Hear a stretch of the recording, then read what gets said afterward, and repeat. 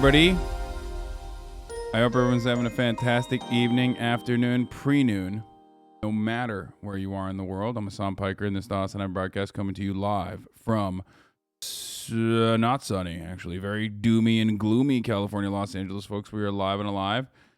And I hope all the boys, I hope all the girls, and I hope all the NBs are having a fantastic one, because it is Saturday, June 4th, 2021, 11:03 a.m. Okay, I got it, dude. Yes, Austin streams in the Discord, and he did a secret raid on me. You guys are all in on it, okay? It's very cute. Please stop spamming it in the chat. I understand, okay? I get it. I got it. It's Saturday.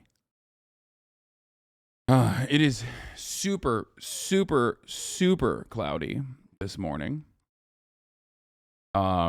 Here in otherwise normally sunny California, Los Angeles. Did I say 2021? Yeah, I'm in 2021, boys. You may have noticed that I'm feeling a little tired. That's because I was a big boy last night. My mom has left. My mom has officially left. She's going back home. House is empty. I got empty nest syndrome. And also last night I went and I watched a movie. I went to the movies last night, so I'm a little tired. First I went and hung out with Uncle Jank and my cousins. Played a little bit of Fortnite, got a couple kills, you know, victory royale type shit. And then I went and I watched Top Gun, which is interesting because I have not watched the first Top Gun. I've only watched like bits and pieces of the first Top Gun.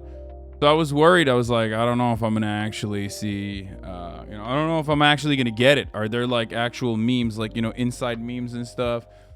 Is this even, should I watch the first one? And honestly, no, you don't need to watch the first one. The right is saying it's anti-woke. How true is that? Wait, what? What? What does that even mean? Dude, people are so brain diseased. Like, it's an old school movie. It's the closest you can get to like an old school, just popcorn eating ass movie, okay? They straight watch Top Gun. I mean, honestly, yeah, from what I understand, from what I've seen thus far, from what I've seen of the old Top Gun, that shit was gay as fuck, okay? Perhaps the absolute fucking gayest movie. I don't know if it's just because it's like that's how it was in the 80s or what it is, you know what I mean? But that shit was hella gay. From all the clips and stuff that I saw, it's like always, dudes sweating, glistening in the fucking sun, okay? And now this new Top Gun, not a lot of homosexuality. Like, there's really not, you really don't, they straightified it. Like, they fucking straightified. Myth was saying you were when they were actually acting and not flying. KW, the acting was so bad. Oh yeah, no. There were parts that I was, Myth and I definitely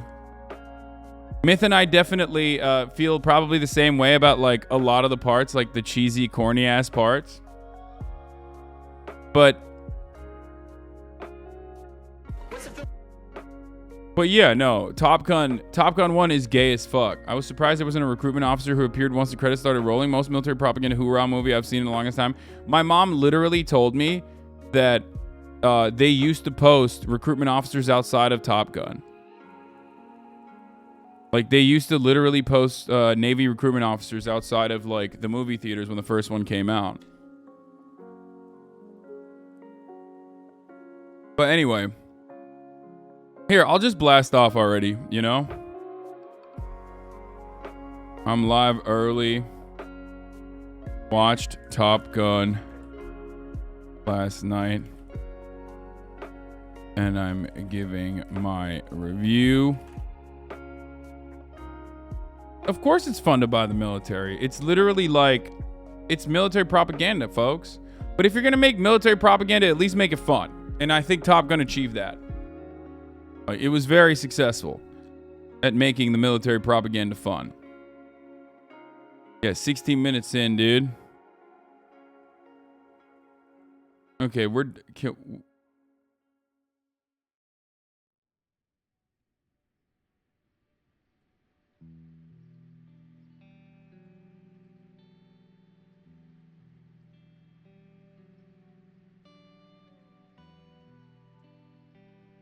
at that. Fun little pride meme. They always talk about Top Gun, but never about Bottom Gun. I agree, it's fucked up. It's anti-pride. Unlike the first one. What else? Uvalde PD tries to threaten pro mom they apprehended, and some more news for getting stuff might. The football on the beach scene is still pretty gay. No, dude. Football is like significantly less gay than volleyball.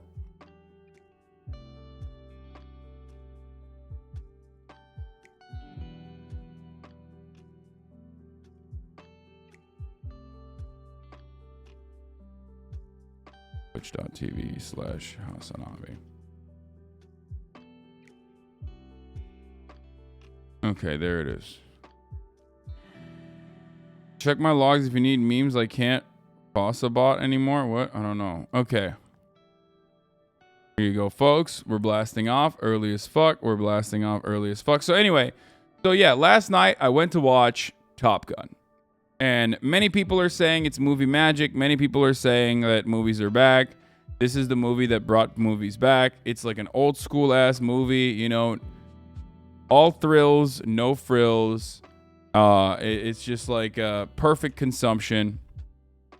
And I personally think, and maybe people are going to get mad at me for saying this, but I personally think Top Gun is a Marvel Cinematic Universe movie for people that were born in like the 80s and 90s. Like, I personally think that Top Gun is the Marvel Cinematic Universe for boomers who think that they're above the Marvel Cinematic Universe while still consuming the exact same thing.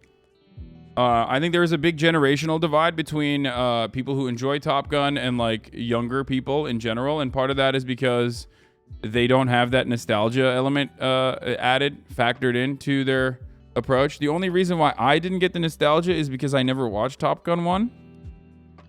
I only know about Top Gun from the memes and, you know, all the gay shit. But ultimately, it was good. Like, it was not bad. It was not like, it was a good movie. There were definitely parts of it that were drawn out a little too long. Like when they try to get Tom Cruise to be a convincing human being. Tom Cruise is not a convincing human being. Tom Cruise is at his best when he's running. When he's sprinting, Tom Cruise is at his best. Tom Cruise is at his best when he's like, you know, trying to kill himself on camera. Tom Cruise is at his best when he's like jumping off of airplanes. shit like that, right? Tom Cruise, not his best. When he's like 700 years old, they Botox the shit out of his face, and he's trying to emote with all the Botox. Especially when they like zoom in directly on his face.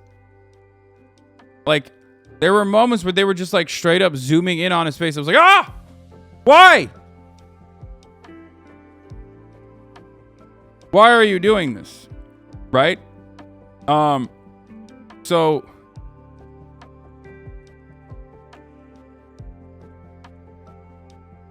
if someone stole IP from Marvel, would that be less of a big deal than stealing our IP from starving artists for the memes? What?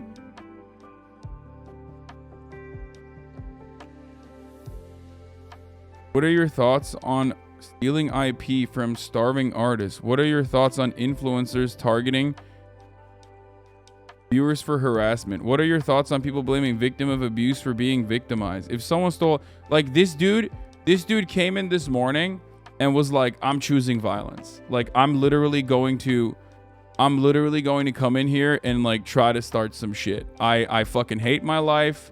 It's been 21 minutes since he started. I'm going to literally use everything I can. Like, I'm going to try to do everything I can to just like fucking make my life even more miserable. And I'm going to tackle every avenue I possibly can. Let's see where he goes.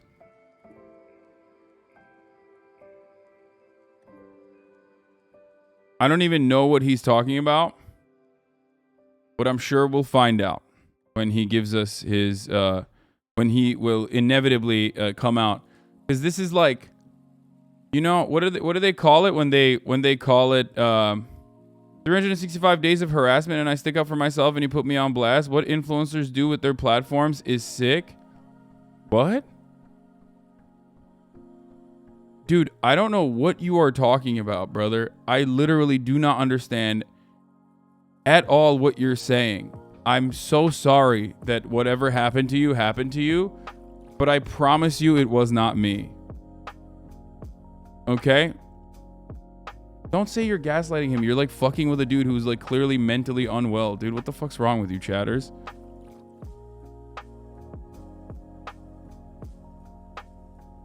Anyway, it's always Hasan's fault, lol.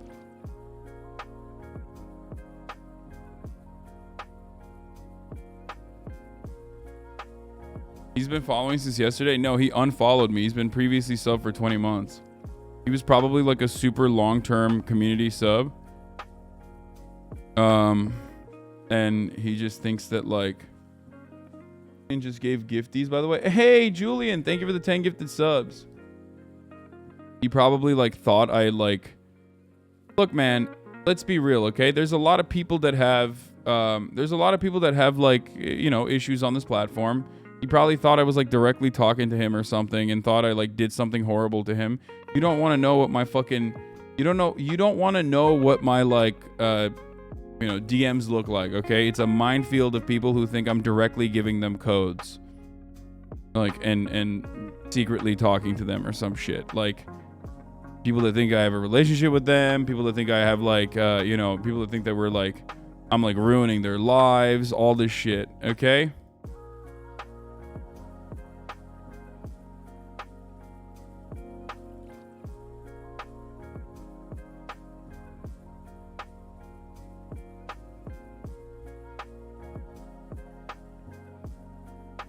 Why are your DMs open, dog? They're not.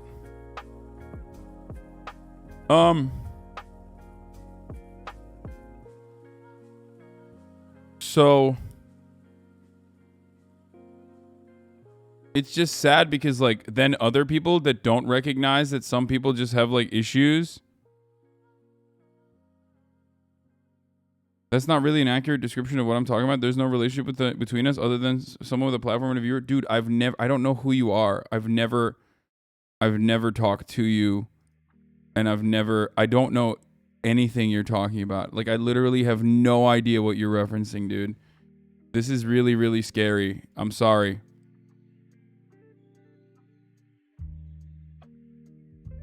Okay, please.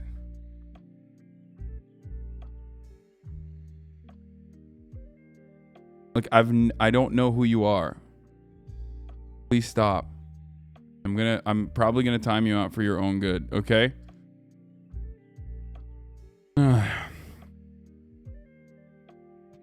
Anyway. Funny how one drone strike makes the entire movie pointless. I love that, yeah. Okay, let's get back to what we were talking about, right? We were talking about Top Gun.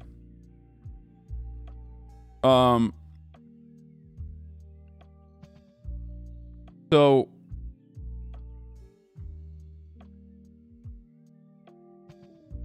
Bill Burr on Uvalde. Okay, we'll talk about it. We'll watch that as well. But let's get back to Top Gun. So the movie obviously is military propaganda. Everybody fucking knows that it's military propaganda. The entire point of the military, like the entire point of Top Gun is to, like, you know, boost recruitment for the Navy or for the Air Force or for the military in general, obviously.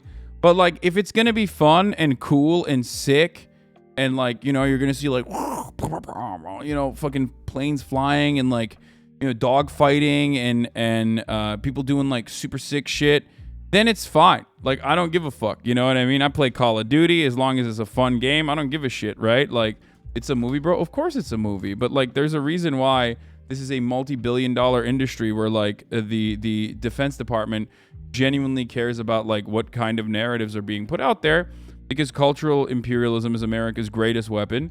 And part of it is to also justify and make it seem like, you know how we talk about cops domestically, about how cops are like fucking protectors and heroes and serve and protect and all that stuff. It's the same shit for like the military as well. But ultimately, I don't care. It's a movie. Like, it's fun. If it's good, then yeah, fuck yeah. I love that shit. You know what I mean? I'll watch it. I don't give a fuck. Everything has like imperialist and pro-capitalist narratives interwoven into it. It's unavoidable, and it's a product of the actual base, the base material realities that we exist under, right? Like, culture in and of itself is just basically the superstructure that feeds off of that. It's this never-ending cycle, certainly, but like, it's still ultimately the material realities being reflected back to us. Okay? And I love military movies. Like, I was a fucking huge fan of like Black Hawk Down when I was growing up. I thought that movie was fucking sick. I watched it like multiple times. Do you think I think that America needs to intervene in Somalia? No. Was it in Somalia? Was Black Hawk Down even in Somalia? Or was it Sudan? I don't fucking know. Where the fuck was Black Hawk Down? Yeah, it was Somalia. Okay, yeah. But yeah, I mean, of course. The Pentagon loves shit like that.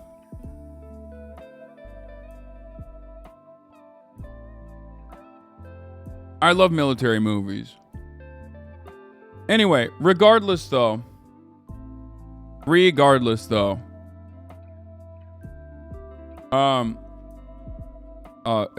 There were moments that, I mean, ultimately I'll say this much, and I gave my take on Twitter on my alt.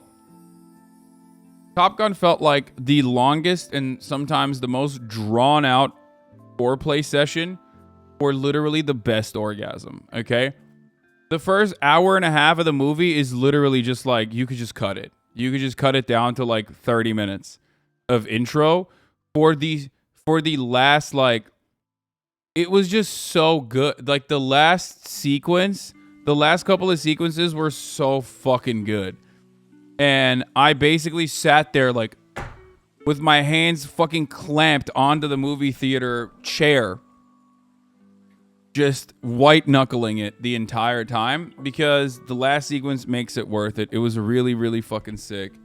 It was really awesome. And it made, and immediately, as soon as I walked out, I was like, fuck the Iranian Royal Guard, you know what I mean? I was like, yo, we should literally bomb the uranium development facilities. Like, that's how I felt. I was like, unilateral denuclearization deal. No, thank you. Time to send in the motherfucking boys, dude. Okay. The bomb shit. Let's do it. What the fuck? Are you serious, bro? Of course I'm not serious, man. What's wrong with you? I'm fucking joking.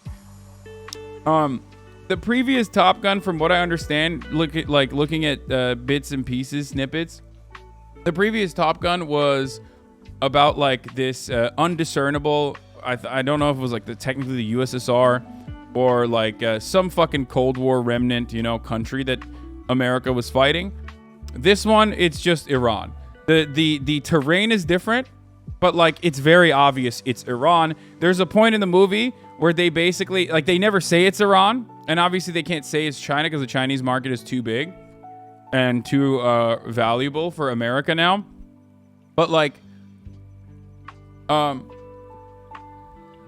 so basically, they straight up say there's a couple really funny moments in it, but basically they straight up say, this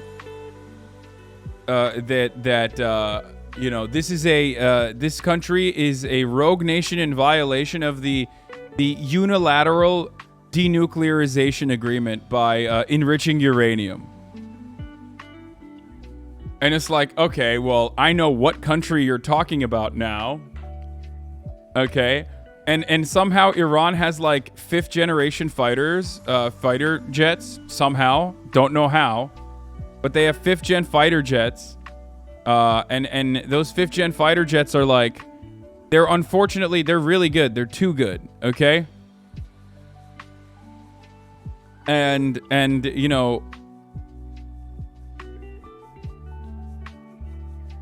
the enemy planes and helicopters were Russian. Yeah, the planes and helicopters were Russian, but it was supposed to be Iran, I'm pretty sure. The terrain didn't look like Iran, but it was supposed to be Iran. Like, that's what they were pointing to. Did you feel like you were watching an action movie or a propaganda piece? All action movies are propaganda pieces, but like, if it's fun, I don't give a shit. Anyway.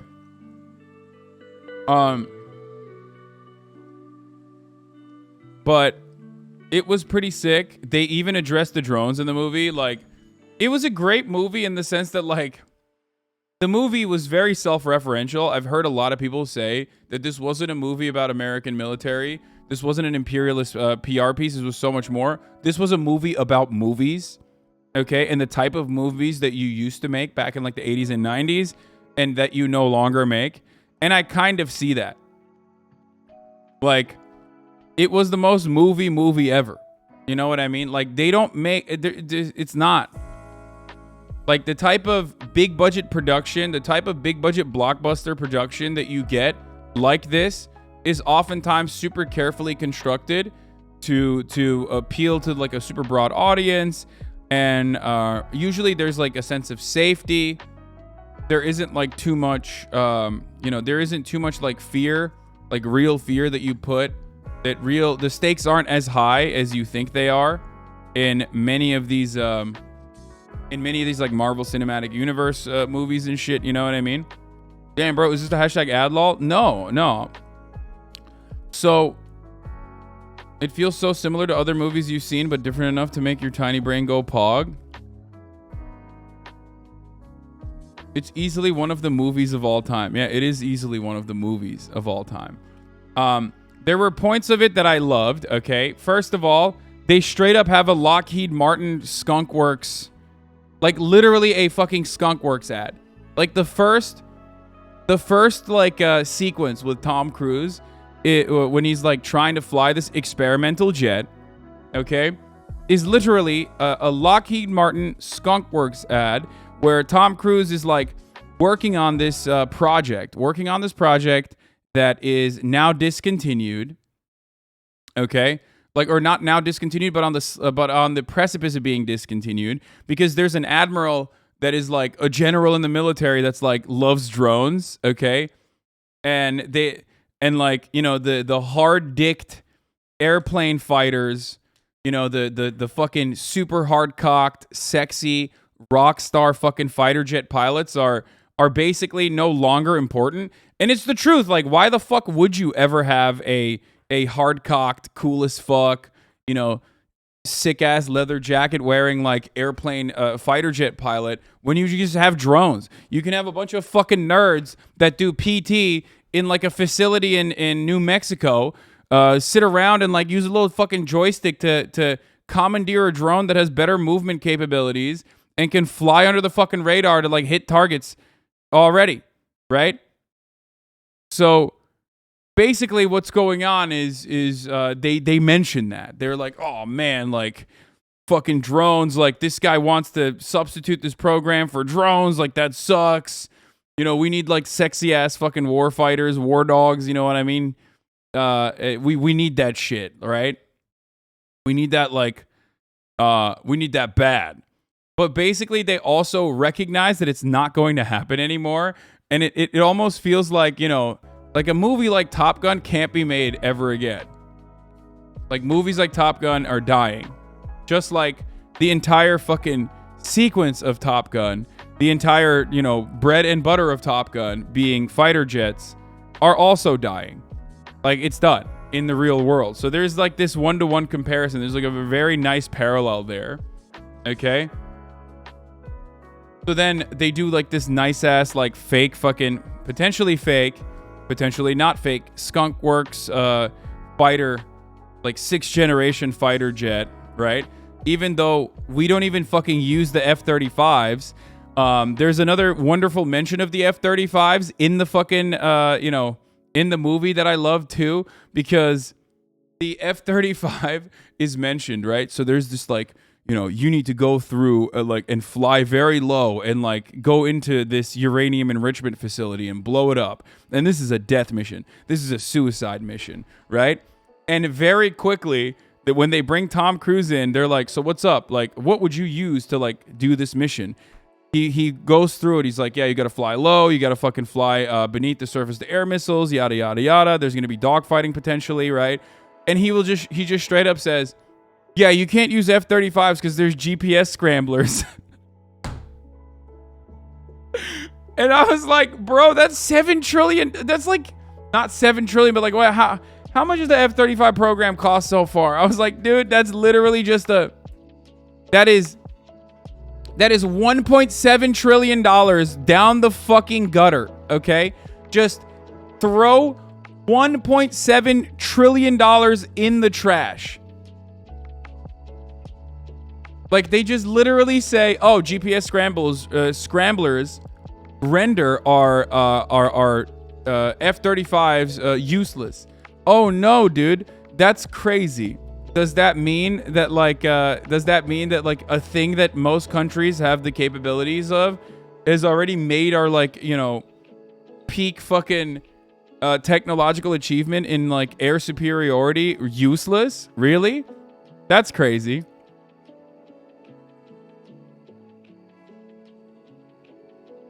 That's awesome. Great to that's like cool to admit that, I think. In a movie that is literally about Pentagon propaganda. In a movie that is supposed to do Department of Defense propaganda, they just straight up are like, yeah, we got owned. GPS scramblers aren't real, bro.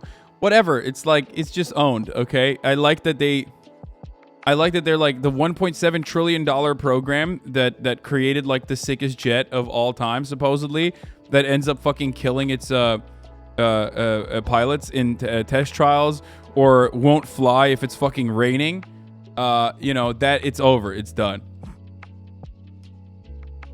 It's literally referred to the flying coffin in the Air Force. Yeah, it's awesome. So, no, I haven't started the Boys season 3 yet. Spoiler still unlocked. This is not a fucking spoiler, dude. You can't spoil a movie like Top Gun, brother.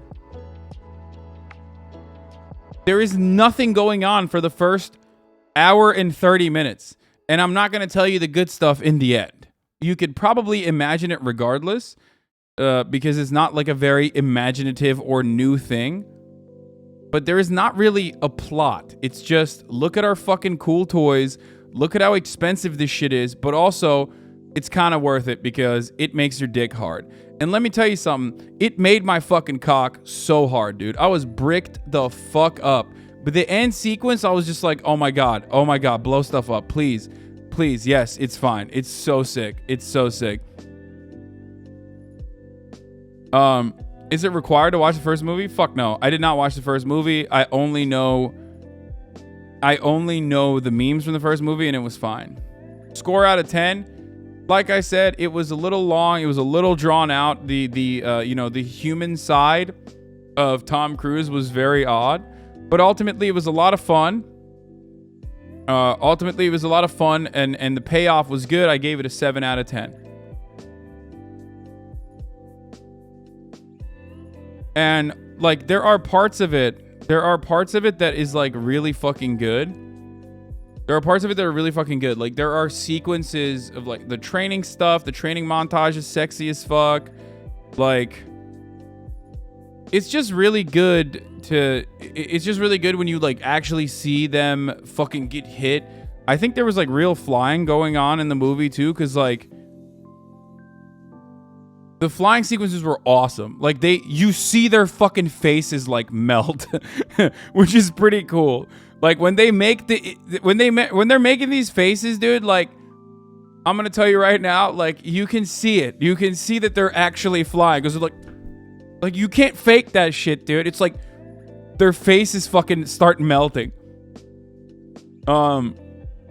Actors were in the back seats of the F-18 Super Hornets and not flying, but still experience the G-forces. Yeah, you can see you can see them experience the G-forces, which was awesome. Like, that was sick as fuck. And also the stunts that they do with the real fighter jets, which Tom Cruise stressed before the movie even started. Okay? The fighting sequences were fucking insane. Like, actually sick. Like, the dog fighting, the stunts, the air fighting was like so tight. I mean, dude, there's a point when they're like using the 5th generation. Like, I'll just say this much. There was a couple moves that they pull off where you're just like, that is fucking fire. That's actually fire. We should literally just render the drone program useless so we can only fucking keep spending endless amounts of money on fighter jets. And you know, we should bring back dog fighting. Like, it was fire. So I really did. What? Paramount reveals Top Gun Maverick features Tom Cruise actually bombing a Yemeni village. Roro, like a real one? Yeah, they let him fly on an operational mission for the film. That's pretty cool. 18 civilians died, 6 were children. Oh, fuck. What the fuck, dude? It's The Onion, man. Chill.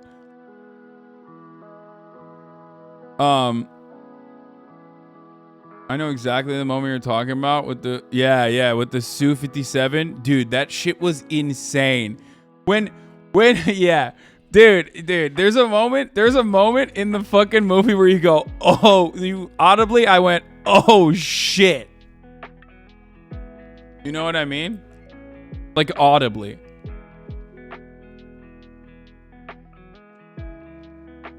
Oh man. Audibly. Play Ace Combat 7 is literally like this movie? No.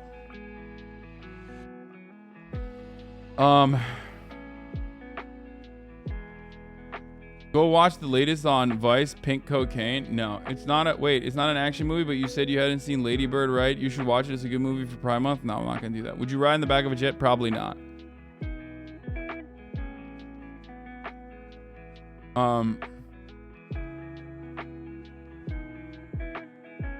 Yeah, we're going to talk about the Uvalde mom who saved kids from school shooting, saying the police threatened her. Yes, don't worry. Yeah, I soy-faced a little bit. The plane backflip was fucking insanely stupid. Like, I mean, in a good way. In the best way possible, honestly.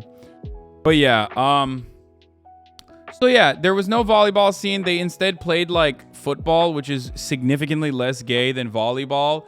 And they did not look wet at all. They did not look moist at all. Like, the first Top Gun I watched, like I watched like bits and pieces of the first Top Gun before, like I've seen it, and like when you look at the original Top Gun, like even when they're sitting in the fucking command panel, like they're literally wet. Like you can see sweat beads coming off of them. I don't know why. Matt Christman has talked about this a lot, where he says like, you know, old movies in the 80s, if I'm not mistaken, like he used to say like 80s movies were just like really wet.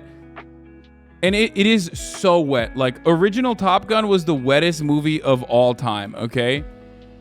I mean, here, I'll just show you. I'll just show you, like, the original Top Gun opening scene, and you'll understand, okay? When they show, like, the Where is it? Like Top Gun. What can I original? Not trailer, but like command center, maybe. Like how can I find like a snippet from the original Top Gun?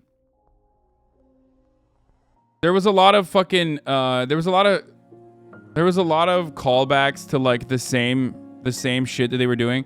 I also really like Miles Teller. I think Miles Teller is great. And Glenn Powell was like a very good antagonist. He just has no, not the volleyball scene. No, I want to show you. I mean, but the volleyball scene is gay as fuck too. I mean, look at this, dude. Look. Okay, it's like it is very wet. But that's not what I'm talking about. What I'm talking about is specifically like when they're in the fucking tower and shit. Like, look at how fucking wet they are, dude. My tower at over 400 knots. I want somebody's butt. I want it now. I've had it. Oh, God damn it! Heck, twice. I want some butts. Well, that'll just about cover the flybys. Follow me. Look at how sweaty they are in the control room. Yeah, look. Like, here, I'll just show you a snippet of the control room real quick. Like, dude, they used to be like this. Like, this is just fucking insane. This is the old one, so chill. No spoilers. Launch Maverick on alert 5. Like, they would just, like, straight up sweat, dude. Gentlemen. Glistening. 10 continuations of your performance, you're gonna meet a different challenge. And although we're not at war...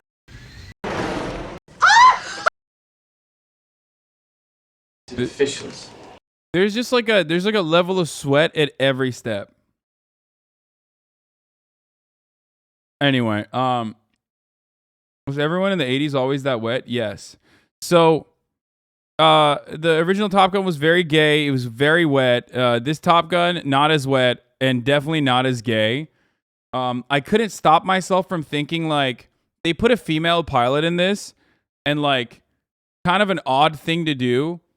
Kind of an odd thing to do when you think about like literally like immediately, maybe my brain is super broken, but when I see female pilot or female in the fucking military, I think like sexual assault happening and all of the times and like the numerous investigations that were not conducted, surprisingly, on things of that matter. It's just true though. Like it's literally, it is a gigantic fucking issue.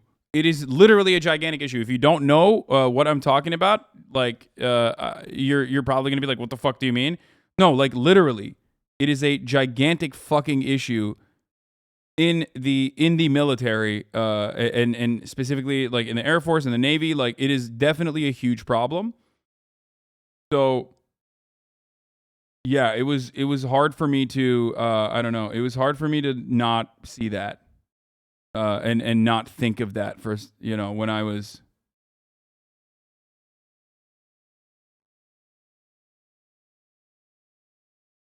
when I saw the female pilot during the new Top Gun, the characters kept making haha women jokes a little bit. More women were assaulted than soldiers killed in Afghanistan. I'm a vet from the army and every woman I know served experienced sexual assault. Yeah.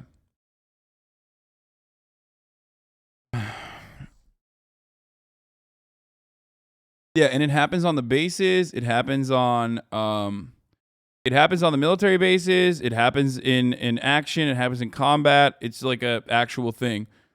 But yeah. The fact that I'm not surprised by it is so sad. Like,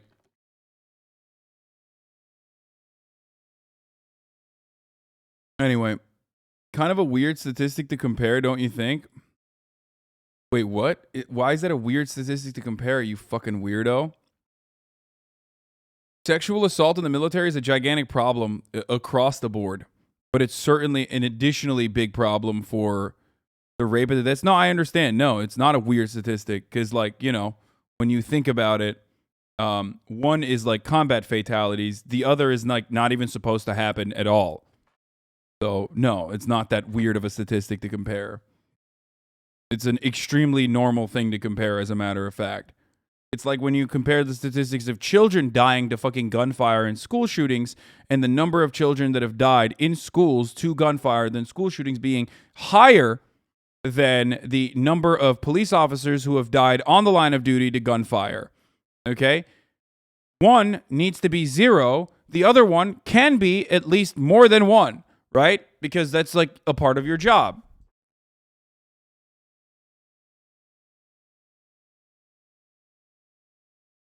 So yes. But so you thought this because you saw a woman? My immediate mind went to, what kind of fucking propaganda are they doing about like the military being so habitable and hospitable and great for women without making it like even reference to it whatsoever, especially considering that there was someone in a fucking military base that literally got raped and murdered, and then their body was hidden by a presiding like officer. I forget the name of the, you know, I forget the name of the fucking I forget the name of the victim, but like that happened not that long ago. Also, it continues to happen. So yeah. And then they'll just like fucking turn around and say it was a suicide and shit.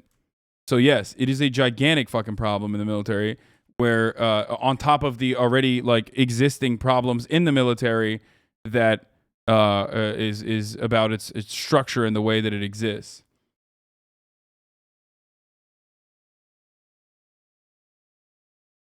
So yes, I did think about that. Yeah, Vanessa Guillen was murdered, banished from Fort Hood, where she was stationed and worked as a small arms and artillery repairer. Her burned and dismembered remains were found on June 30th, 2020, about 26 miles away near Belton, Texas, on the Leon River. So, lots of murders end up suspiciously happening at Fort Hood in Texas. So yeah.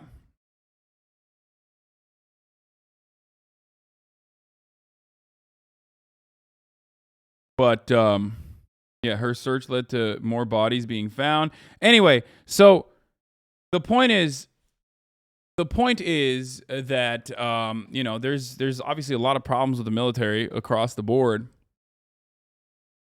And this is one of those things. This is one of the things that they are like kind of whitewashing.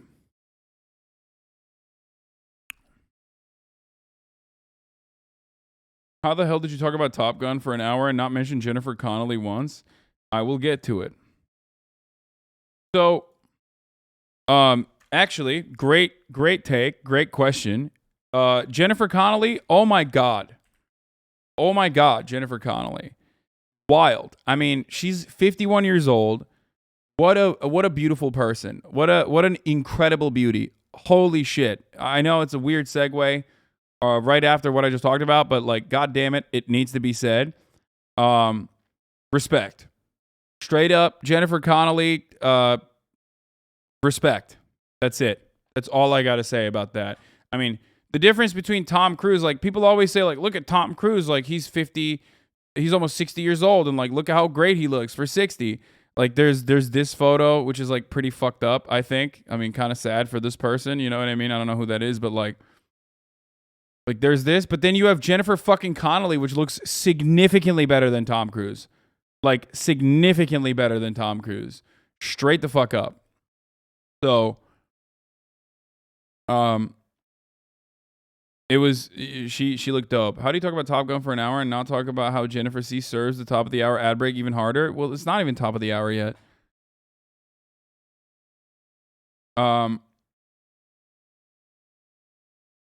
Dude, it's Pride. Why aren't you mentioning Lady Gaga's song she wrote for the movie? That's literally all I know about it. I don't know. What did she write for the movie? I didn't see that part. I don't remember that. Anyway, so So yeah, that was my take on Top Gun. First movie was like way gayer. There's this like weird thing where they're just like making things not as gay anymore, like the Riddler. They de-yassified the Riddler, and they basically de-yassified Top Gun as well. Why would you show me this? Do you want me to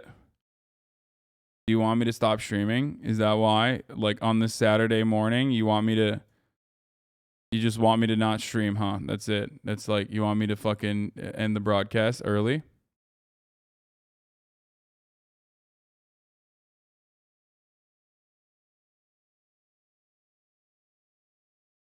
Who the fuck is Aaron Piper, dude? Who the fuck is Aaron Piper, bro? Aaron Julio Manuel Piper Barbero is a Spanish actor known in the Netflix teenage drama Elite. 25 years old. That dude. It's done. It's over. The dream is dead, boys. The dream is dead.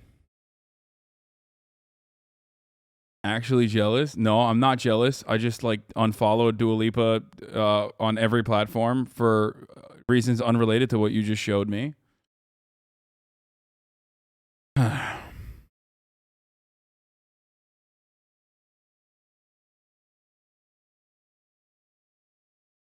Incel arc begins. Yeah.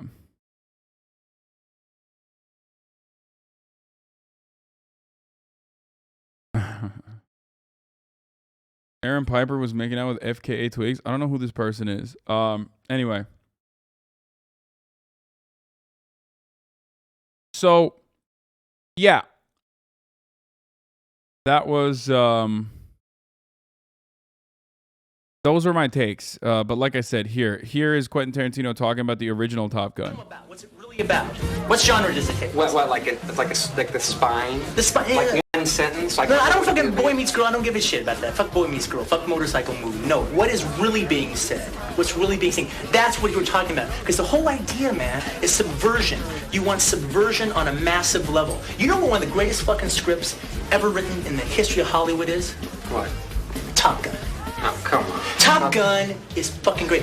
What is Top Gun? You think it's a story about a bunch of fighter pilots? Yeah, it's about a bunch of guys waving their dicks around. It is a story about a man's struggle with his own homosexuality. That's serious. That is what Top Gun is about, man. You've got Maverick, all right? He's on the edge, man. He's right on the fucking line, all right? And you've got Iceman and all his crew. Right. They're gay. And they represent the gay man, right. All right? And they're saying, go the gay way, go the gay way. He could go both ways. What about Kelly McGillis? Right? Kelly McGillis, she's heterosexuality. She's saying, no. Go the normal way. Play by the rules, go the normal way. And they're saying, no, go the gay way. Be the gay way. Go for the gay way. All right? That is what's going on throughout that whole movie. What is this party? Who are these people? They make me sick. What is that? Who are you? Who are you? What is he wearing? It's some kind of like dance jumpsuit, freakish little gaucho. Let's go to Spain and dance with our arms over our heads. And he goes to her house, right? My main dual source has told me there's nothing to worry about with this Aaron guy. It's over. It's done, dude. The dream is dead. All right, it looks like they're gonna have sex. You know, they're just kind of sitting back. He's taking a shower and everything. They don't have sex. He gets on the motorcycle, drives away. She's like, what the fuck? What the fuck is going on here? Right. Next scene you see her. She is in the elevator. She is dressed like a guy. She's got the cap on. She's got the aviator glasses. She's wearing the same jacket that the Iceman wears. She is, okay, this is how I gotta get this guy. This guy's going towards the gay way. So I gotta bring him back. I gotta bring him back from the gay way. So I'm gonna do that through subterfuge. I'm gonna dress like a man.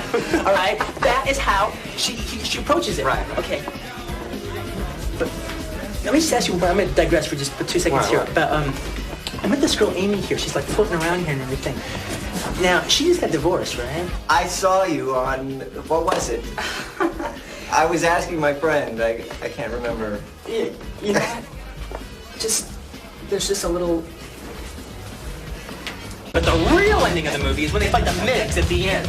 All right, because he has passed over into the gay way. They are this gay fighting fucking force, all right? And they're beating the Russians. The gays are beating beating the Russians, all right? And it's over, and they fucking land, and Iceman has been trying to get Maverick the entire time. Finally, he's got him, all right? And what is the last fucking line that they have together? They're all hugging and kissing and happy with each other.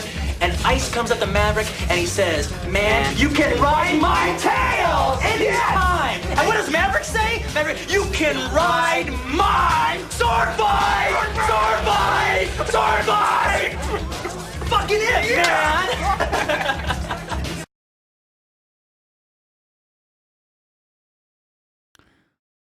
This is so fucking dog shit, Lamau. Like that video from yesterday. Dooley said Aaron and HasanAbi said you dua. What?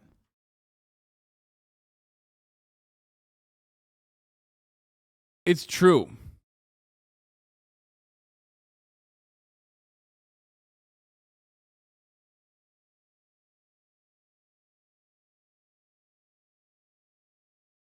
The 90s was crazy. Go back. You missed the ending. No, I did see it. The sword fight part. Yeah. No, but look at this. It's important. Stop, dude. I don't want to see this. Why are you doing this? Why are you showing me this? Will you be playing Mario Strikers, mate? Well, let me tell you something, mate. I've been playing Mario Strikers.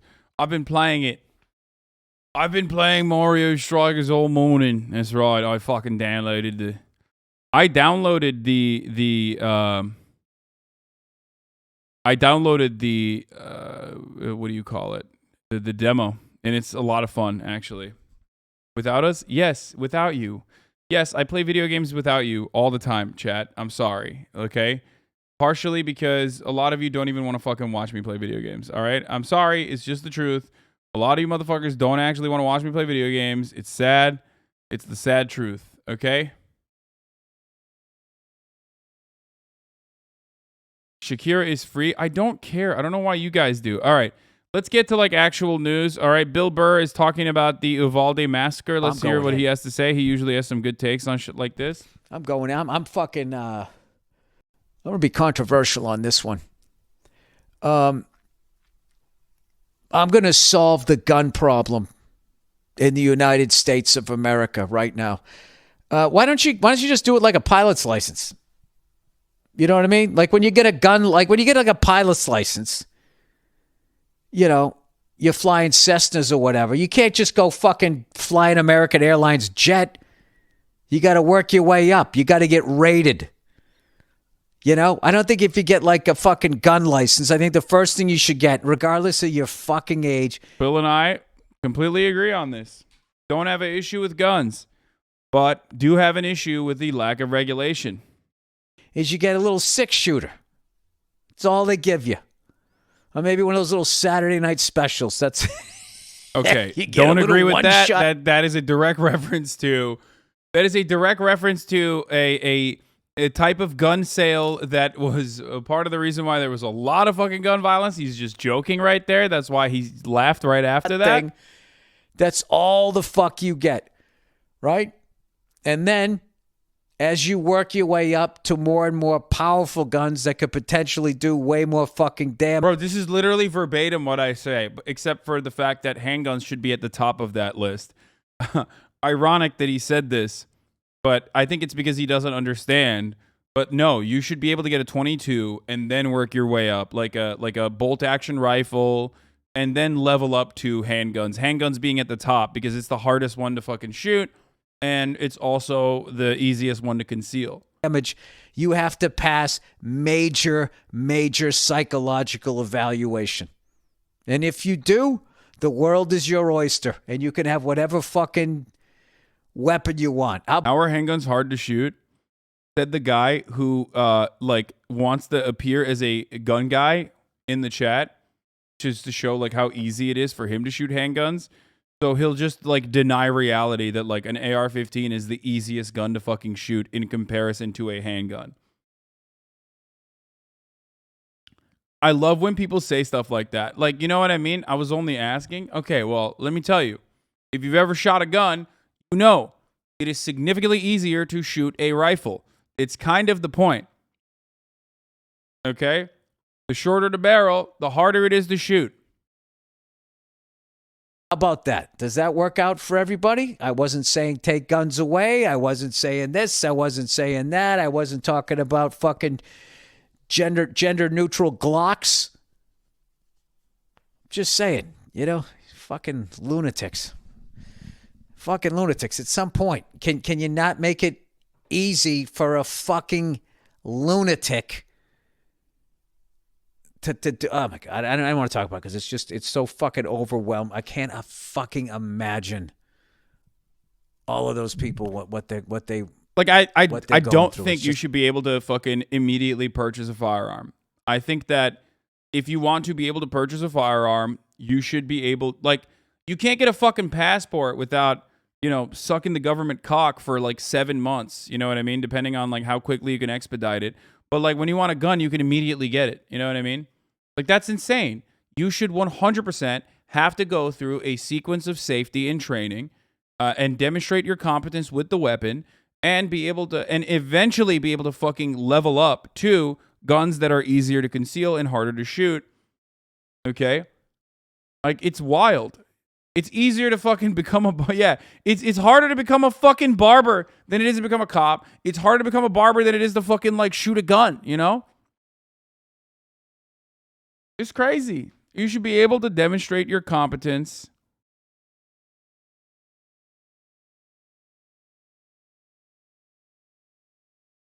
And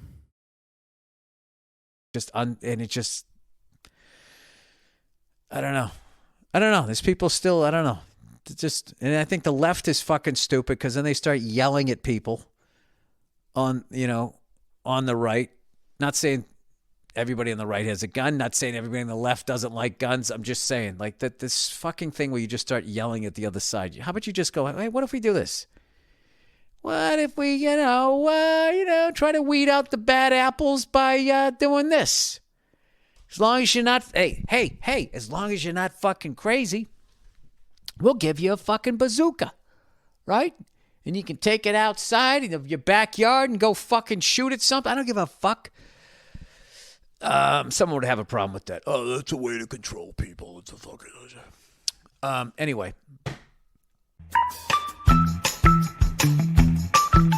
Is the SRA as cringe as the NRA? Some of the branches are, yes, but not all of them. But yeah, okay. Bill's take on gun control is like a little weird, a little odd, but it's all good. I think overall, good energy on there. I do agree with what he is saying. It's so important to be civil with the people who value their consumer goods over the lives of children. Yeah, never forget that this conversation is not really about like the constitutional, the constitutionally protected God-given rights or anything like that. This conversation isn't actually about. This conversation isn't actually about like, standing up to tyranny with your weapon. This conversation exclusively is around inconveniencing people who want to fuck and suck their guns. They're gun perverts. They want to fuck their guns. They want to suck their guns. And they want to be able to buy as many guns as possible and as many rounds of ammo as possible. They can fantasize about like how this commodity that they're consuming is actually allowing them to stand up to a tyrannical government. They can fantasize about how this is going to, make them sicker and sexier and cooler. They can fantasize about all that shit, but ultimately it's just about inconveniencing them. And they would rather have more babies murdered in schools than be inconvenienced when they're purchasing their 11th fucking rifle, okay? That's it. That's straight up the fucking real reason.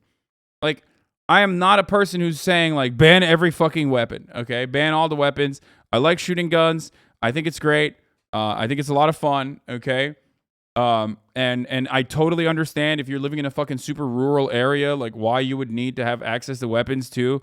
Like, I understand why you would need to have access to weapons if you want to go hunting, okay? I understand, like, thinking that competitive shooting is fun and going to the gun range and shooting guns. I get all of that. But you can do all of that while also advocating for common sense gun regulation, okay? That's it. Common sense gun regulation can go hand in hand with all that. You're a fucking freak. And you just don't want to be inconvenienced. Like, there's no part of the Constitution that's like, you should be able to get a fucking AR-15 in a week without, like, any sort of significant fucking checks.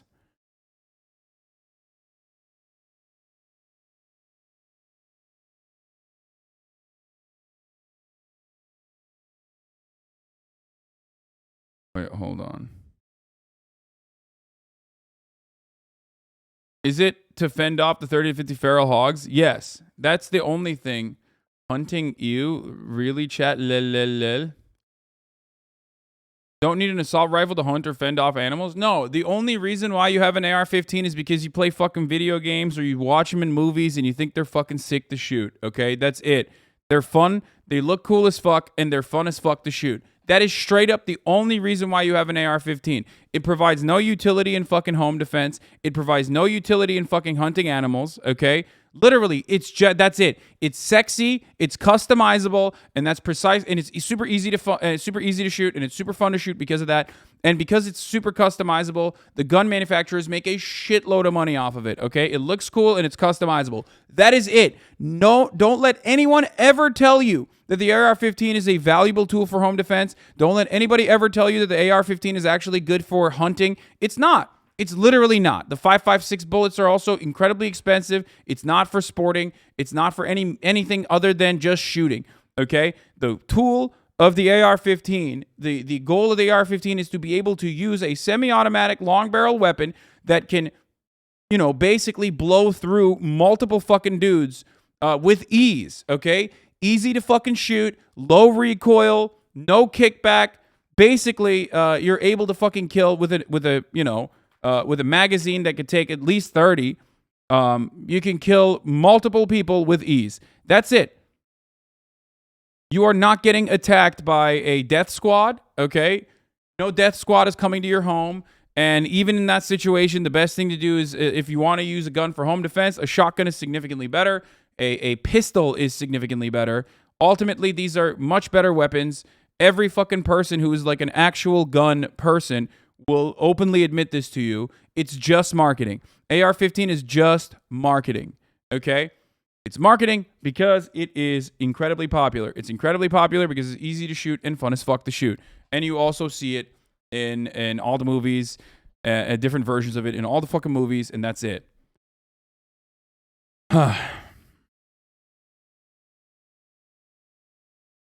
As a biologist and hunter, the AR is only good for killing. Invasive species like hogs are one of the only small reasons to have it, but even then it doesn't need to be privately owned.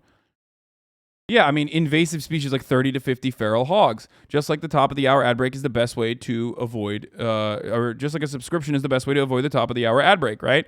Like, if you want to avoid the feral hogs, you got to get on your fucking, you got to get on your helicopter with your AR-15 like Pigman and Ted Nugent and shoot down as many fucking feral hogs as possible. These are invasive species, okay? Just like conflating. Oh, dude, I love this take. Big fan of yours, but all those statements are wrong, man. What about Ukraine? People don't think they need weapons of war until they actually do. What's up, dude? Are you going to fucking kill cops? Are you going to murder cops, brother? Is that what you're saying? Are you going to murder military members? When the tyrannical government comes for you, who do you think is going to come for you? It's the cops. Are you saying that right now? Is that what your take is? That you're going to go out with your AR-15 and murder cops and military members when the tyrannical government's coming for you? Is that your take? What about Ukraine? That's what you're saying.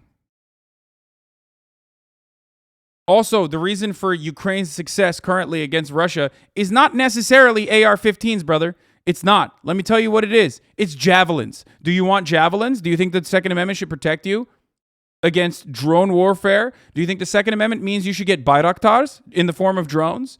Is that what you think? Because that's what's helping Ukraine right now. It's not the fucking small arms that's helping Ukraine. It's the javelins. It's the Bayraktars. It is the artillery that Canada is sending. It's the artillery that America is sending.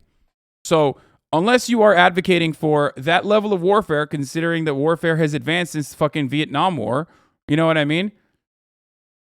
And unless you are openly stating that you are interested in murdering police officers and murdering fucking, soldiers when they come knocking down your door, as it is like literally a fucking, as it is a tyrannical government now, then don't talk to me about that shit.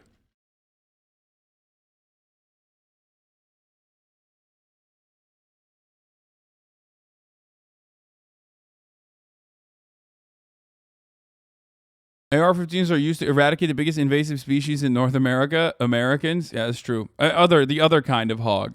Anyway, but the top of the hour subscription, or the $5 a month, or the free subscription in the form of a Twitch Prime, is used to eradicate the other invasive species, the top of the hour ad break. Thank you, Selton MacLeod, for the 8 gifted subs, which will allow 8 people to no longer see the ads as well. Here's the 1 minute ad break now.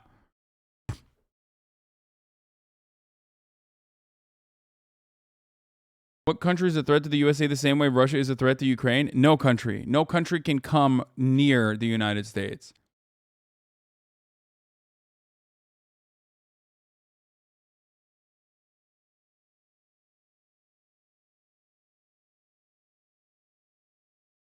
Anyway, do you have any further takes? I want to hear your takes now. Now that I mentioned, you said, what about Ukraine? Do you understand? Or do you recognize the flaw in your way of thinking? I wonder. Anyway.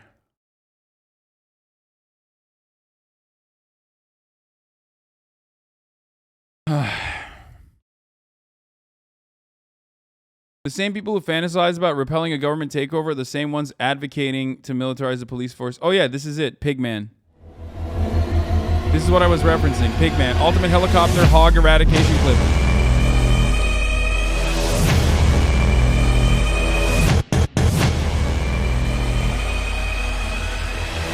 Hey guys, Pigman here. Thank you for watching my YouTube. Don't forget to hit the subscribe down, but they can't hide forever.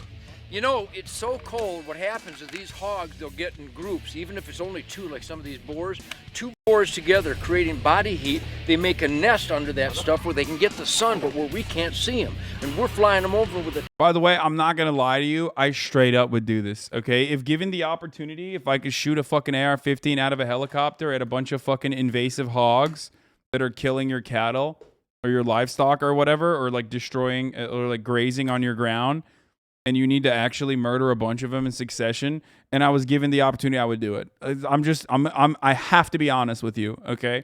Like, if I sat here and told you I don't think that that's fun, and I think that that is completely unacceptable, I would be lying to you.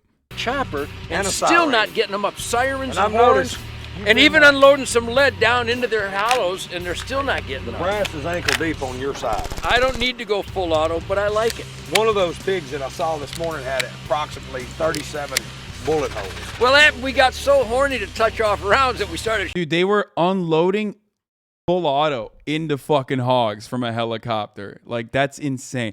Americans are psychotic, dude. I mean, would I do it? Probably. But also, you know, it is still psychotic. Shooting cadavers. Yeah, we was cadaver hunting. Abracadaver. Well, obviously, I'm on the right side of the helicopter, so that means I'm shooting left-handed, and I told you it don't matter. You can put me wherever, on the skid head. I don't care. I know these pigs are going to eventually get pushed into one spot, and we're going to just... Can you disprove / argue against the main anti-gun control talking points so I can learn more / how I can help others learn more? Also, I grew up with and live with Pigman's son, Lamau. Did you forget you're also American now? Dude, I've given...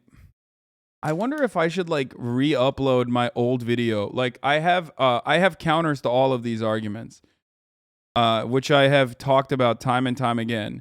I have had to repeat myself since I, you know, started writing articles and shooting scripts. I mean, writing scripts and shooting videos about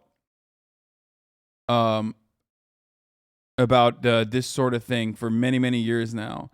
And I have already done it. I've talked about it.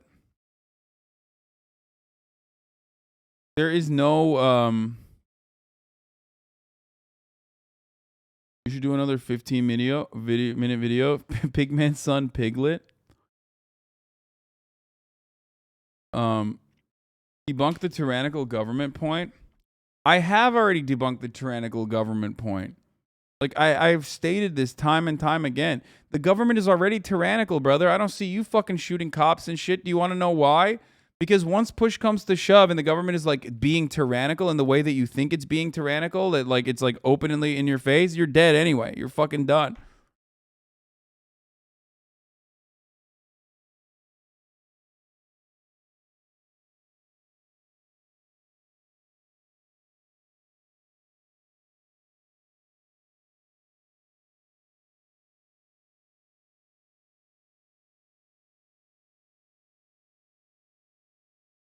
Anyway.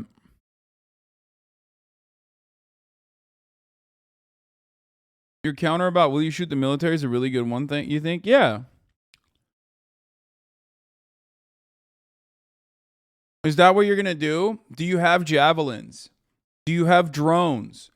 Will you strike at military targets? Are you going to be able to shoot cops and fucking and military members of the military? Is that how you're going to do it? You're not. Shut the fuck up. You're just not going to do that. Be like Hasan, be like Uvalde PD sucks meme day. I mean, this is we are doing memes and Uvalde PD. I am feeling deprived. I should already have killed 300 hogs.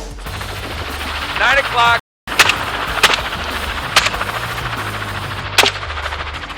Good going, Brian. Thank you. Raj. We appreciate the port cleansing you provide. Right here, right here, right here, right here. Stand by. Go hot. I'm hot.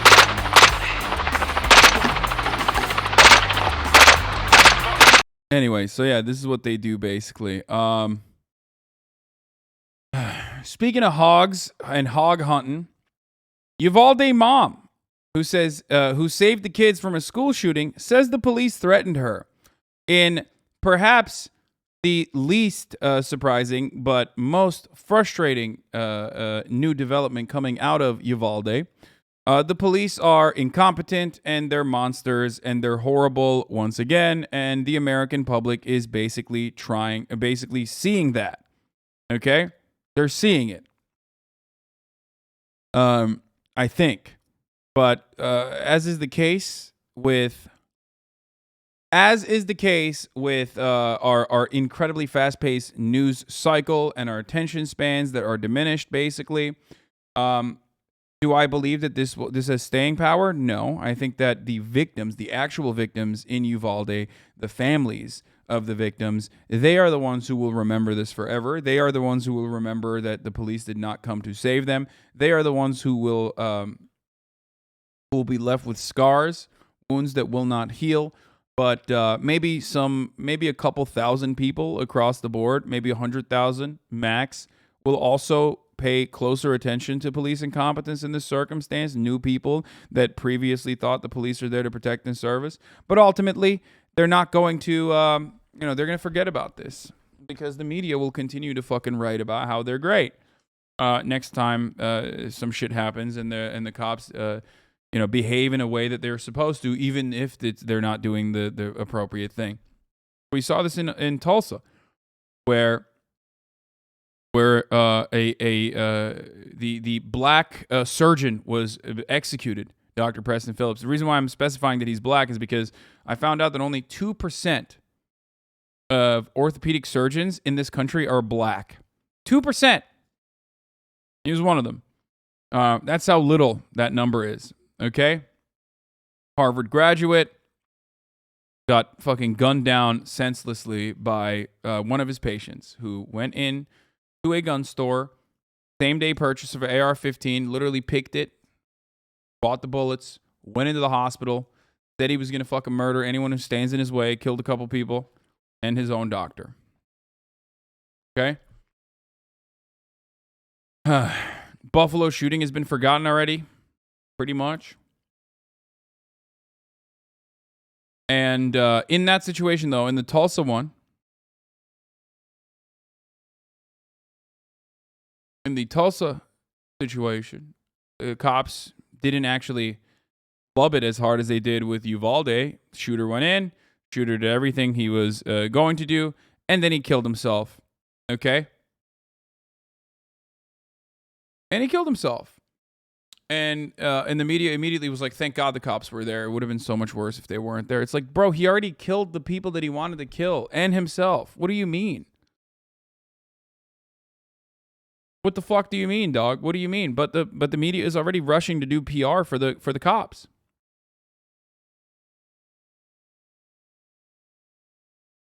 Anyway.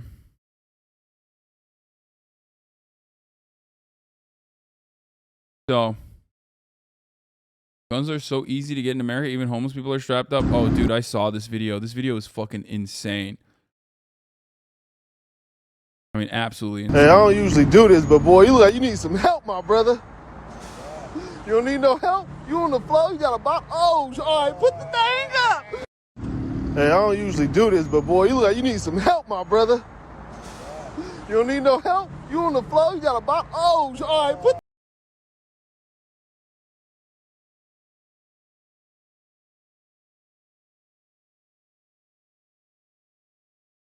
Not to mention the 20 plus other shootings that took place in the week that followed that we didn't even hear about. Yeah. Just strap the fuck up, baby.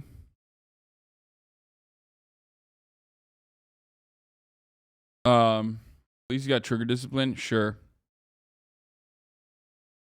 Funny because he pulled it out so politely. Look at this. You don't need no help? You on the floor? You got a box? Look at that. Look at the way he pulls it out. It's like I'd never seen someone pull it out like this.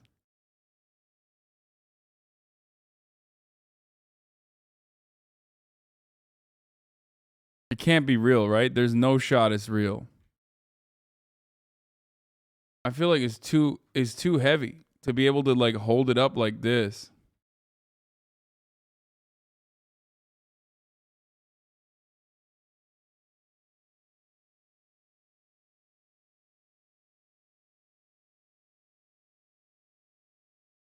It's like the fucking, call the hospital, but not for me. You know what I mean? Or call the ambulance, but not for me meme, you know? That's what this reminds me of.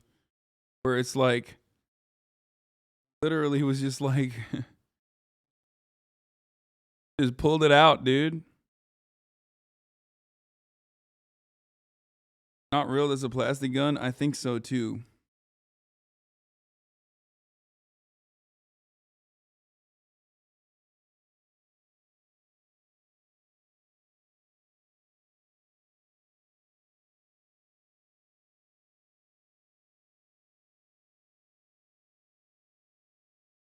Hasan, I genuinely want to know. I cannot help feel bad that I own guns as a leftist. Is something to reasonably feel bad about. I want stricter gun control, but I also enjoy firing guns and think they are cool. Why do you fucking feel bad about owning a gun if you are literally a fucking outspoken gun owner that is an advocate for gun control? I wish more fucking gun control. I wish more gun owners were like outspoken gun control advocates. Okay, why would you fucking feel bad, dude? Just support gun control, brother, and do that. And don't do the LARPy shit. Don't bring your gun to a protest. Like, don't do any of that dumb shit that actually puts people in direct danger. There's no reason to feel bad. I don't know.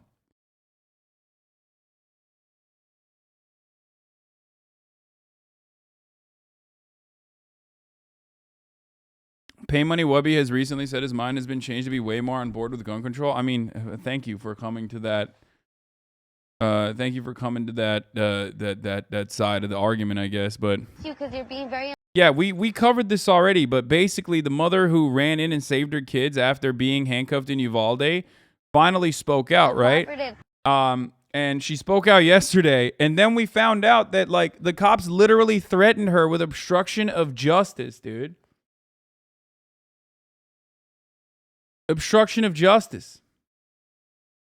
Hasan, you have a very privileged take about guns. Dude, that's my favorite guy. My favorite guy in the chat is the guy who made an account. Oh, immediately banned. All right. My favorite guy in the chat is like a guy who made his like 700th sock account, clearly schizophrenic, okay? To be like, no, actually as a schizophrenic person, like I need to have a gun. I need to, when I'm not making like 1,000 sock accounts, I need to fucking come in here and tell you how you are speaking to me through your memes that you post on the internet. And also, you're very privileged. I'm a leftist and you're privileged. Motherfuckers really think like it's peak liberalism and it's peak liberal aestheticism when you think you can just like drop the word fucking privilege in an argument to think that you like won shit. You know what I mean? Like, oh dude, fuck, I'm a leftist. You just dismantled my argument. Fuck. It's the same weirdo behavior that you see from leftists when they're like, well, Hasan, if we have gun control, then like black and brown people and poor people won't have access to weapons. It's like, what? Okay. Like what? You think I think gun control is a bad thing? Like you think? No, I think it's a good thing. Okay. I think that like yeah, black and brown people should not also have access to a fuckload of weapons in an arsenal that they are mishandling that then will end up killing them when their fucking children blow their faces off. That's not privilege. That's just like reasonable. You would have to ultimately assume that like gun control is a bad thing for that argument to work.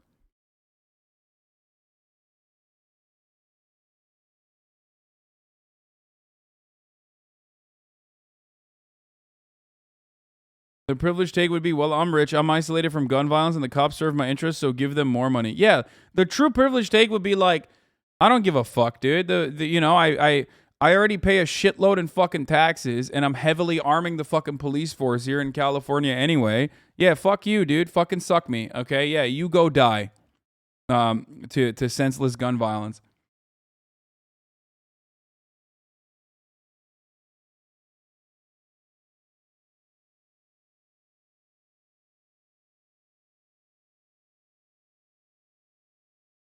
Grieving great-grandfather asked police in Uvalde why they didn't do anything to help his great-granddaughter who was murdered. A random white man tells him to stop living in the past. So on brand. Fuck yeah, dude. Tell me. I don't work in this town. Sir, I know, fine. You work in this town. But the ones that work here. We are all waiting for this, sir. But there's no reason to live in the past. There's nothing we can do. Hell yeah, dude.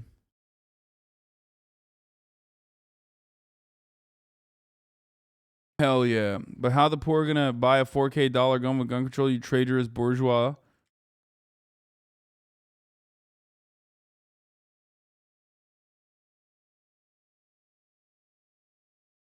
The full video.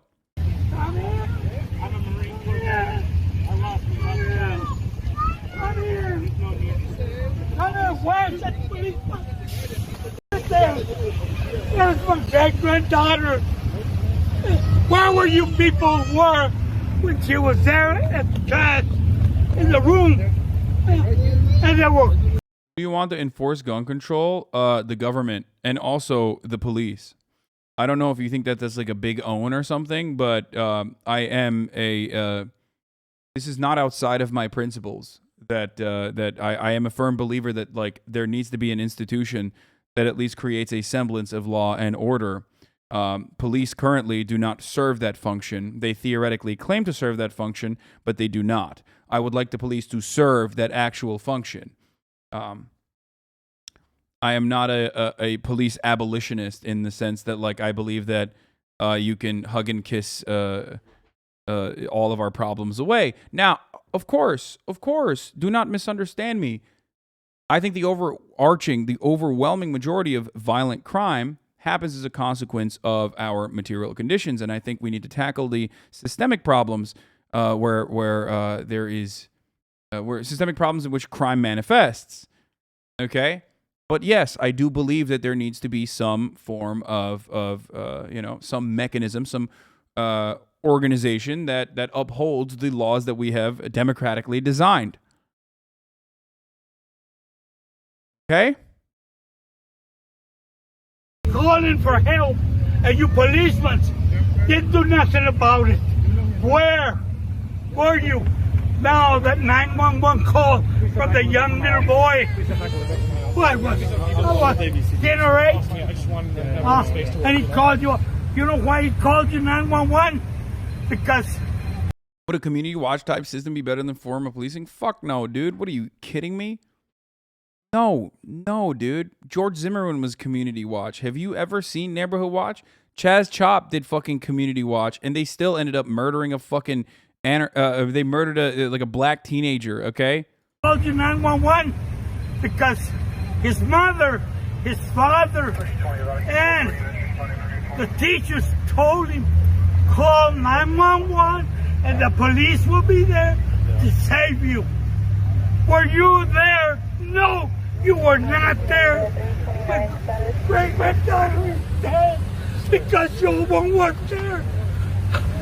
Put me in jail, kill me, do whatever the hell you want.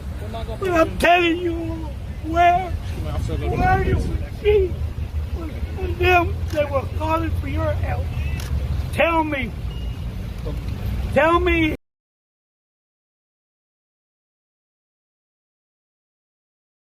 Cops want to make him an excuse to arrest him so bad, but they know it would just make them look worse. Well, clearly they don't really care about looking as bad as humanly fucking possible. Because, like I said, the mom that ran in and saved her kids after being handcuffed in Uvalde finally spoke out. And guess what? The police fucking threatened her. A mother who ran into the Robb Elementary School to rescue her 2 children. We watched her video yesterday. Last week says the police threatened to violate her probation for speaking out about the incident to the reporters. Angelique Gomez told CBS News on Thursday that she was forced to rush into the school after watching police fail to quickly respond to the deadly shooting.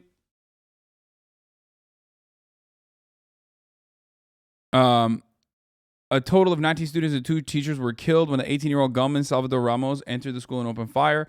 After speaking critically about the incident to media outlets, Gomez said an officer threatened to charge her for violating probation on an unrelated charge for obstruction of justice. However, she added, first of all, this is pretty funny. Obstruction of justice? Bro, what obstruction? What justice? You know what I mean? Like, if anything, she actually did your job for you, so shut the fuck up. Cops be like, wow, you're going to run into the fire in my stead? You're going to run into this fucking school and put your life on the line to save your children instead of me? Well, you're obstructing my justice. Justice what? You eating Rice Krispie treats on the fucking sidelines as like kids are being fucking slaughtered inside? That's the justice that people are obstructing? If that's the case, like, good. They should obstruct more of that, okay? Because that's not justice. However, she added that she spoke to a local judge who assured her that she was brave and that she would not face legal repercussions for sharing her story. It is mind-boggling how fucking fragile these limp dick, hot dog skinned pieces of shit are, okay? They are so incredibly fucking thin-skinned because they are so used to being babied by the local media. They're so used to being babied by the criminal justice system. They're so used to being babied by the fraternal order of the police that they can unironically engage in this like mafia-style tactic to stop people from openly stating their disdain in a moment where they fucked up so dramatically that they should perhaps sit this one out, okay? This is a time for them to just sit the fuck down, you know? Just take a little bit of accountability. Just shut the fuck up. Eat it. Just eat it. That's the best thing you can do. Okay?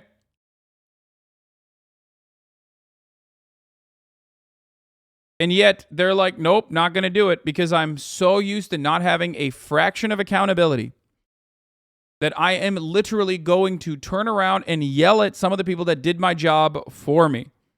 How incredible. How brilliant, dude. That's great.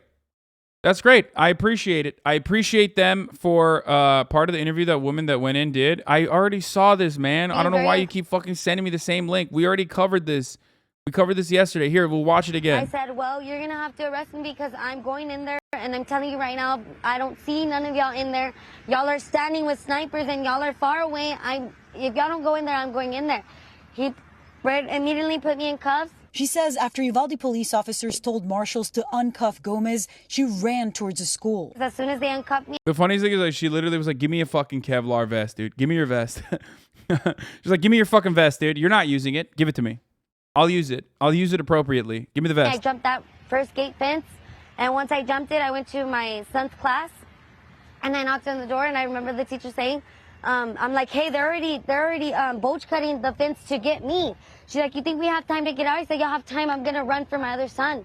Once she was assured her son was okay, Gomez ran to get her other child, encountering more officers who tried to stop her. We did see this yesterday, but some chatters have I'm like, well, y'all aren't doing what are y'all doing? Y'all ain't doing y'all need to be in here. Give me your vest. Somebody give me a vest.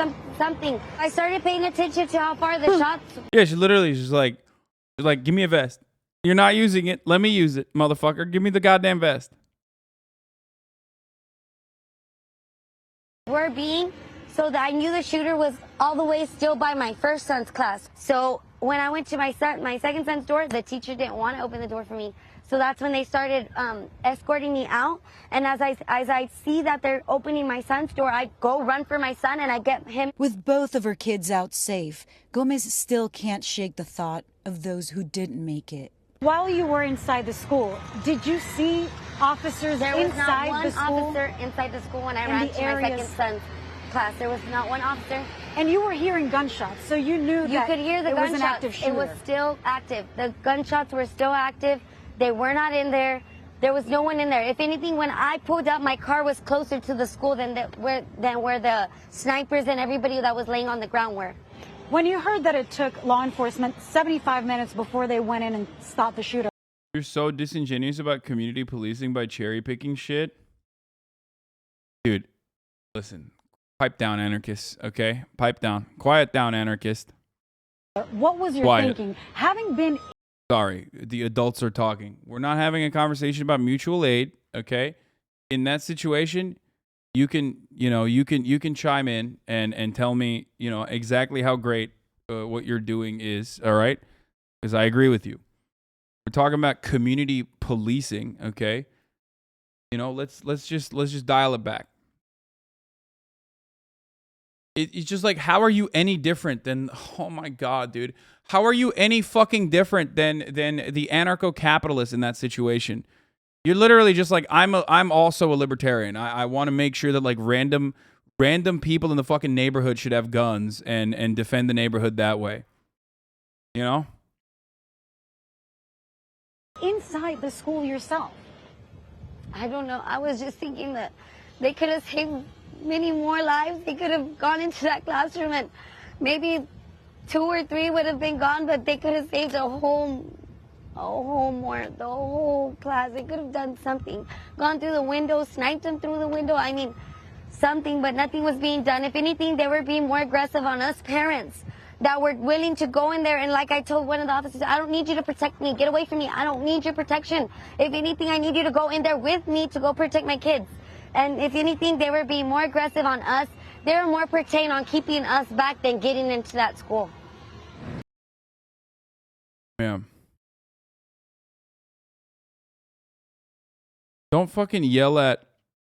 Do not yell at. Check out ELZN. Oh my God.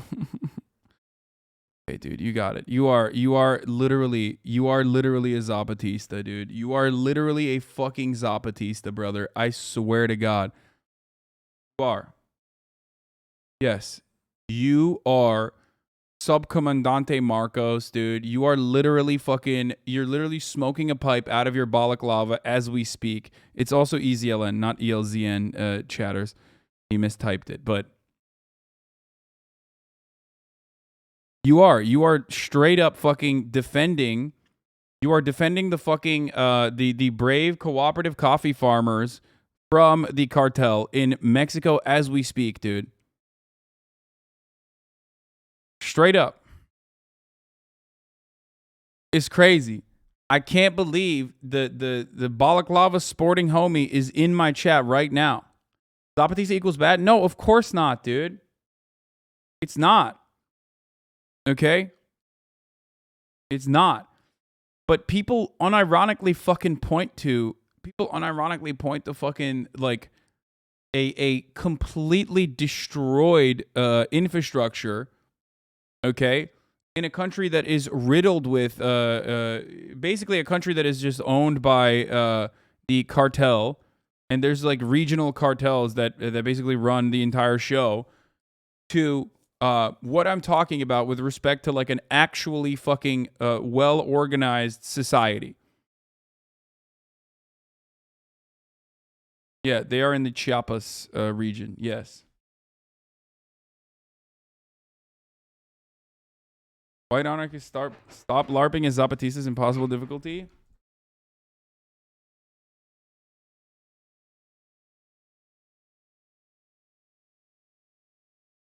Surely that's better than whatever this is? No, it's not better than whatever this is. That is brought about by the conditions that those people are subjected to. Okay?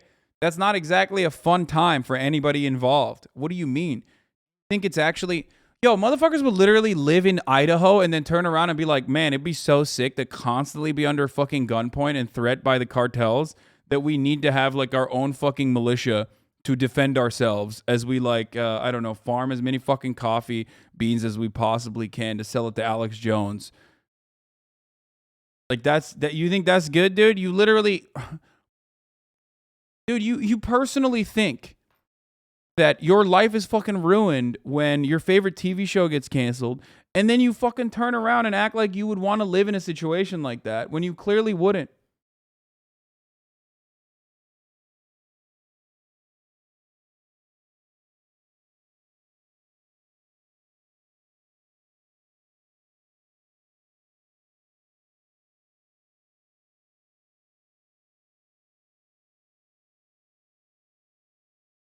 Corrido music has glamorized narco culture, kind of how hip-hop supposedly did in the USA.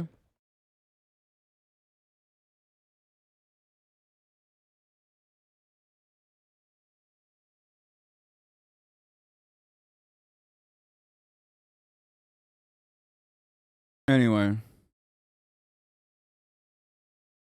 Like how your show got canceled a few days later when you tweeted about it. Yo, my friend, you have to understand, like, I recognize my privilege. Like, that's the difference, okay? I recognize my privilege. A lot of these motherfuckers don't. They act like they fantasize and romanticize about militia movements that were created out of necessity without analyzing the material conditions that went into said militia movements and the catastrophic societal collapse that led to the necessity of said militia movements, okay? That's insane to me. We're not at that point, and I never want to get to that point. It's kind of like the Ukraine take, right? Everybody loves fantasizing about Ukraine, like they're fucking fighting against a militant invading force, a brutal fucking occupying force. Isn't that sick? It's like they're just doing the same thing as like Afghanistan. It's like, bro, do you think it's good? Do you think Afghanistan is good 20 years later? No, it's not. It's not good at all. So if you truly care about fucking the people of Ukraine, you should recognize that the continuation of said war is only bad for the actual fucking Ukrainian civilians, the Ukrainian citizens. It's terrible. It's a terrible situation that they're faced with now.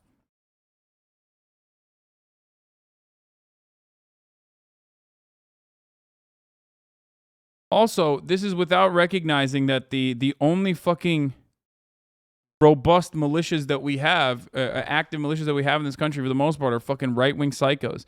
LARPing like that is doing the same shit that gun fuckers do when they patrol Chipotle, but with the reassurance that your politics are the correct ones. Exactly, Michael. You are 100% correct on that. It's just LARPing, but from a leftist point of view. And it's even less realistic than a fascist militia actually taking some semblance of power, because a right-wing fascist militia is at least backed by the reactionary government. A left-wing militia is not. You will get fucking vaporized, okay? And then everyone will make fun of you.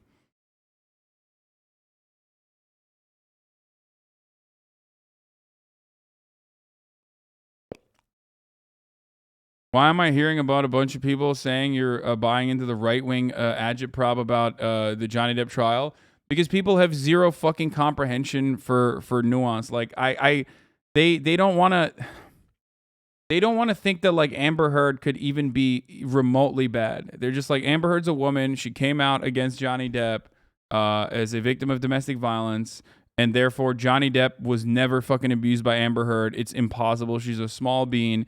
Like, do I think Johnny Depp's a piece of shit? Yes. Okay. And that's what fucking riles up the incels. Like, I don't think Johnny Depp is like a perfect person. He is also a piece of shit. Do I think that Johnny Depp hit Amber Heard? As I said already, according to the conflicting testimony from his own fucking team with respect to like what Johnny Depp has personally said about his actions in the past, yes, Johnny Depp did hit Amber Heard. But do I also think that Amber Heard lied about being bruised and being brutalized by Johnny Depp? Yes, I do think that. But people think that I only acquired that information by looking at like right-wing agitprop or whatever the fuck. No, I think Johnny Depp personally was also abused by Amber Heard. holy shit, why do people bait you into repeating the same shit for the 80th time? I don't know. I've said it so many fucking times. You can find videos where I've talked about this over and over again. I don't know why. I just don't know why people, I mean, I do know why. People want to fucking make it about someone that is accessible. That's it. That's the only reason. You're never going to fucking get to Asmongold. You're never going to get to XQC. They don't give a fuck about you. They don't care about you.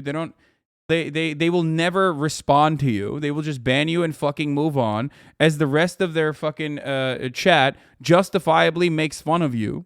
Okay? And because you know you can't say that shit there, you come in here and you take advantage of my good nature. You come in here and you take advantage of me being a leftist to come in here and have me repeat the same take over and over again so you can maybe fucking cut a soundbite and turn around and be like, oh yeah, look at this fucking piece of shit.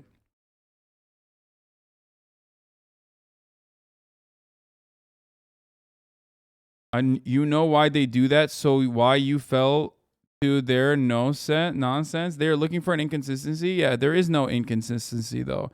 So let's take a look at what the LegalEagle had to say about this verdict. We have a verdict in the Johnny Depp Amber Heard case. Now, I'll just say this much straight up. As a content creator on the internet, my analysis on the situation is going to revolve around the negative feedback and the backlash that you receive. Even if you go against the grain being that like Johnny Depp is a infallible, perfect human being who was abused by the tyrant and abusive psycho Amber Heard, obviously. Like, if you don't say that, people will come up your ass and destroy you, okay?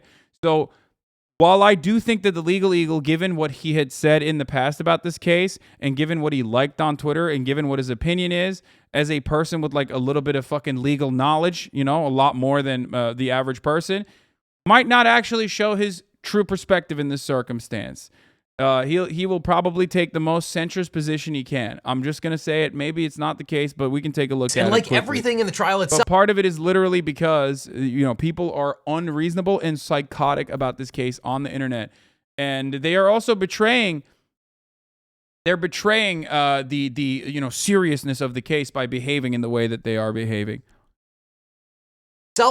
It's controversial. The jury ruled in favor of Johnny Depp in his libel suit against Amber Heard. Depp sued his former wife for writing about being a domestic abuse victim because he said he never abused her. The jury awarded Depp $15 million in damages, $10 million in compensatory damages, and $5 million in punitive damages.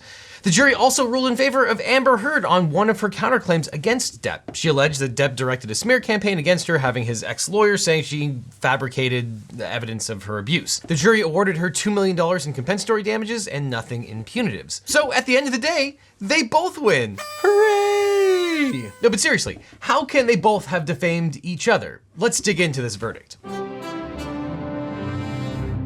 Now, first of all, and I hate that I have to say this, no one is going to jail. This is a civil case, and no one is guilty. People are liable in a civil case. They are not guilty or not guilty, despite what some putative law professor has said. This is a civil trial. There's no guilt. Wait, what?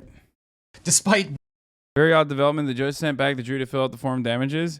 It is not clear why that would be the case unless they found defamation. Otherwise, it seems odd to force a jury to state damages without finding of guilt. What some putative law professor has said. Depp was only found guilty for the statement of his agent. The jury also received any punitive award for that agent with the reduction. Depp can walk away with $10,300,000.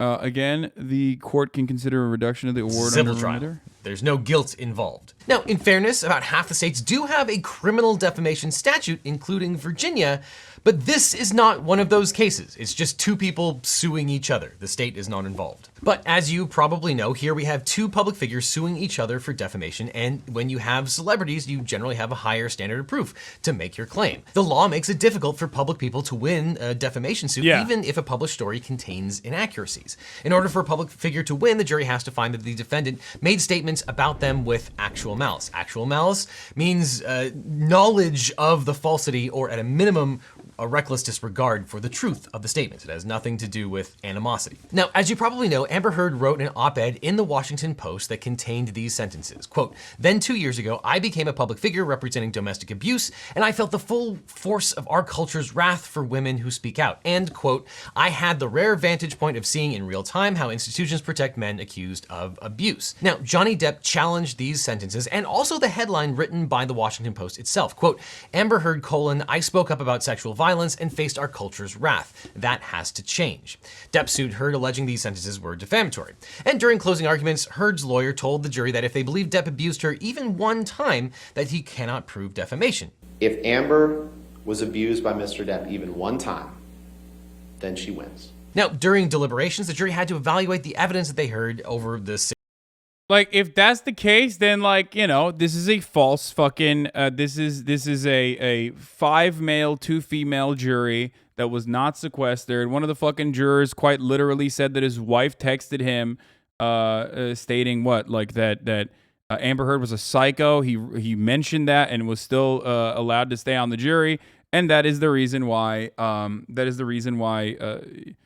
The deliberation went the way it did, right? The verdict in and of itself, considering that there was mutual abuse from my point of view, okay, and not just my point of view, but my point of view that is backed by the marriage counselor that was one of the most reliable fucking expert witnesses that offered expert testimony, plus also their professional analysis on the situation, implies that Johnny Depp also fucking hit Amber Heard. His own words imply that he hit Amber Heard, which is why it was part of the reason why this was a shocking fucking verdict. Do I think that Johnny Depp was still the primary victim of abuse in this circumstance? Yes, I do. That's why I always said 30-70, 30-70, 30% Johnny Depp, 70% Amber Heard. Now, implication does not equal proof. Dog, it's not the implication. It is quite literally Johnny Depp's own words of him being a monster and admitting it and apologizing for it. If you can recognize that Amber Heard admitted on a phone conversation to Johnny Depp that he hit him, but like didn't hit him that hard and he was a pussy, then you should be able to understand the exact same fucking thing, okay? You should be able to understand the exact same thing on the other side, unless there's some other motivating reasons. You're just scared to say it's 50-50? No, because I don't think it's 50-50. Because the reason why I don't think it's 50-50 is because there was only one party that according to, again, their marriage counselor, according to their couples counselor who testified on the fucking stand, was trying to routinely keep the arguments going and would escalate to a form of physical violence. Did not shy away from that escalation, okay? He never said he hit her, though. Saying he was a monster doesn't mean equals I hit her. No, the people that were there were apologizing for his behavior. Come on, guys. You're huffing on fucking copium. Like, you're literally huffing on fucking copium, okay? If you think that Johnny Depp didn't hit Amber Heard, didn't kick Amber Heard on the fucking private jet. Like, Jesus Christ, dude.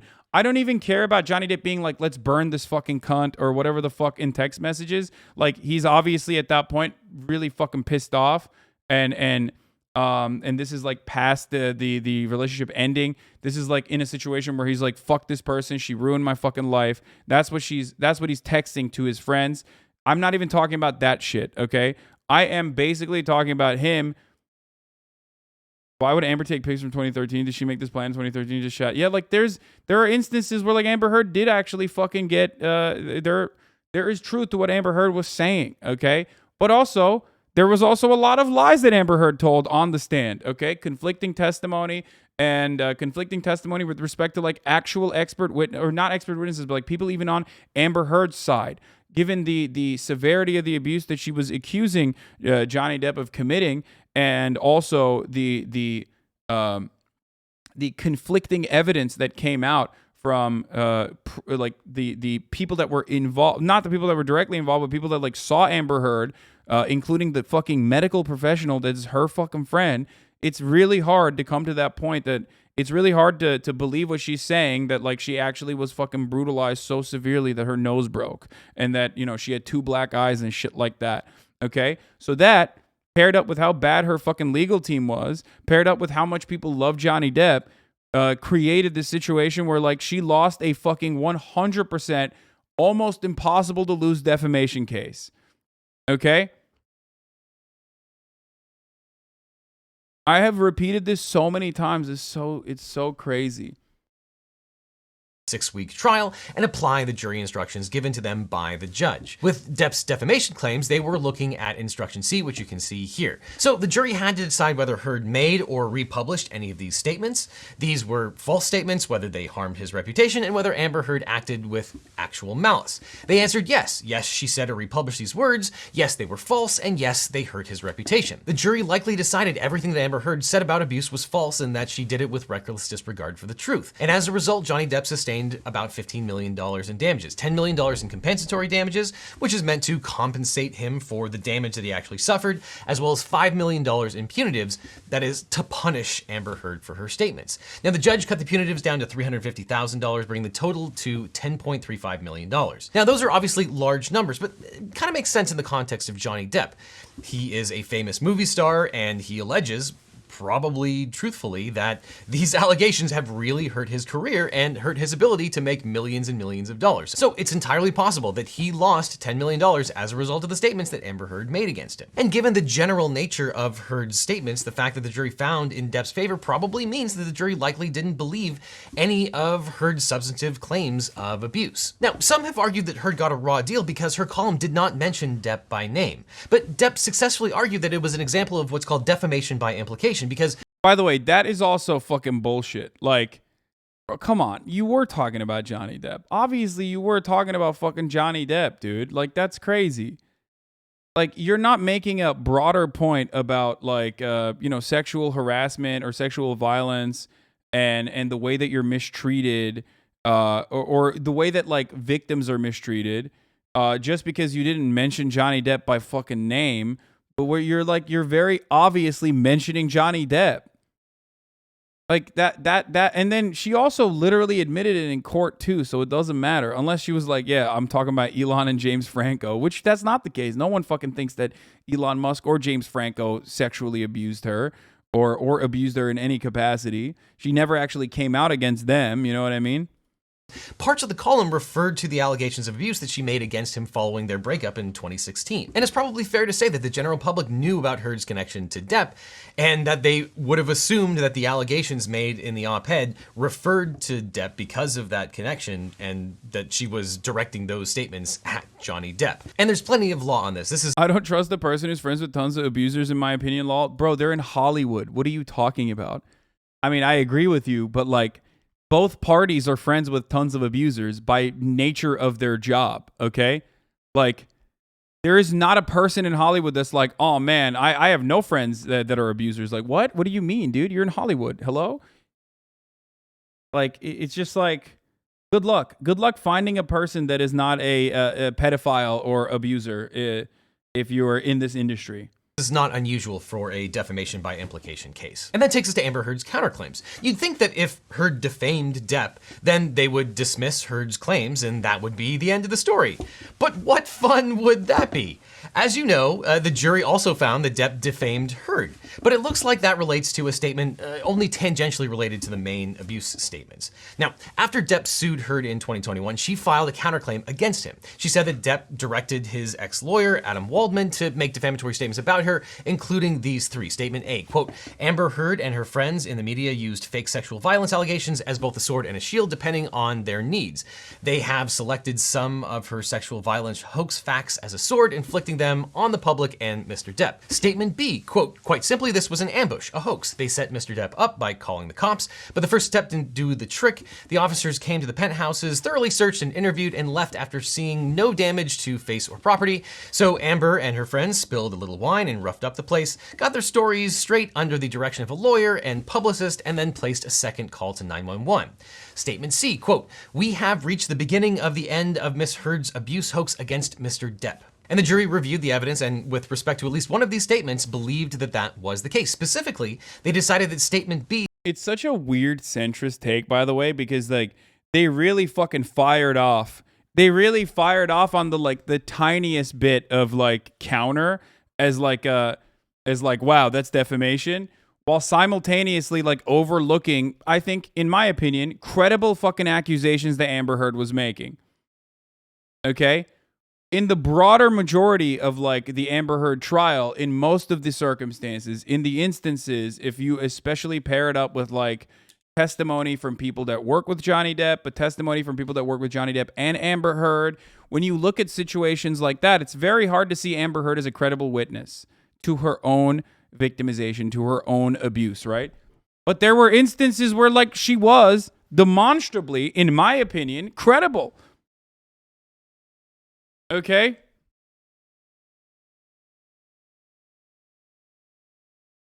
Like, come on. Especially the private jet incident, okay? But when you are so bad at I'm not talking about the sexual abuse. I'm talking about physical. Okay?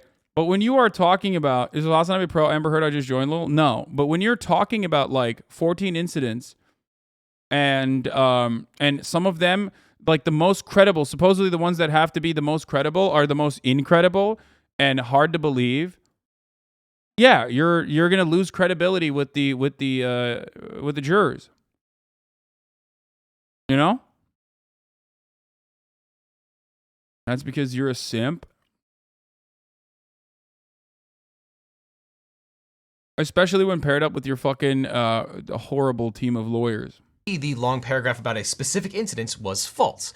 The main facts about that incident were relayed to the jury by Heard and her friends, the very same people that the jury found had completely made up things in order to hurt Depp.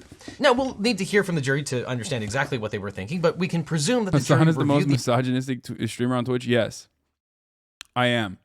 Evidence and concluded that Amber Heard and her friends didn't orchestrate an abuse hoax on that occasion. Maybe they didn't spill wine or rough up the place. They didn't work with a lawyer or publicist. They might not have gotten their stories straight. If this is what the jury meant, then they could be claiming that the underlying incident is still based on a lie, but that Heard orchestrated the lie in a different way, or that she was lying about other things and not this thing. But at the end of the day, the jury awarded $2 million to Heard for this particular falsity. These same jurors probably found that she acted with actual malice in concocting a hoax that included fake bruises and fake tears and fake claims, and thus statements A and C were therefore not defamatory, only statement B, which referred to a very specific tangential incident. So both Depp and Heard were awarded compensatory damages. These are things that are meant to compensate a plaintiff to be in the same position that they would be if they weren't injured. Things like financial losses, medical bills, lost income, and reduced earning potential. And a damage award can also consider non-monetary losses as well, like emotional pain or physical pain, loss of companionship. All of those would be considered compensatory damages. But Johnny Depp was awarded punitive damages as well, which are designed to warn others and punish this particular defendant. They are assessed when a jury wants to punish someone who acted totally outside the bounds of appropriate conduct.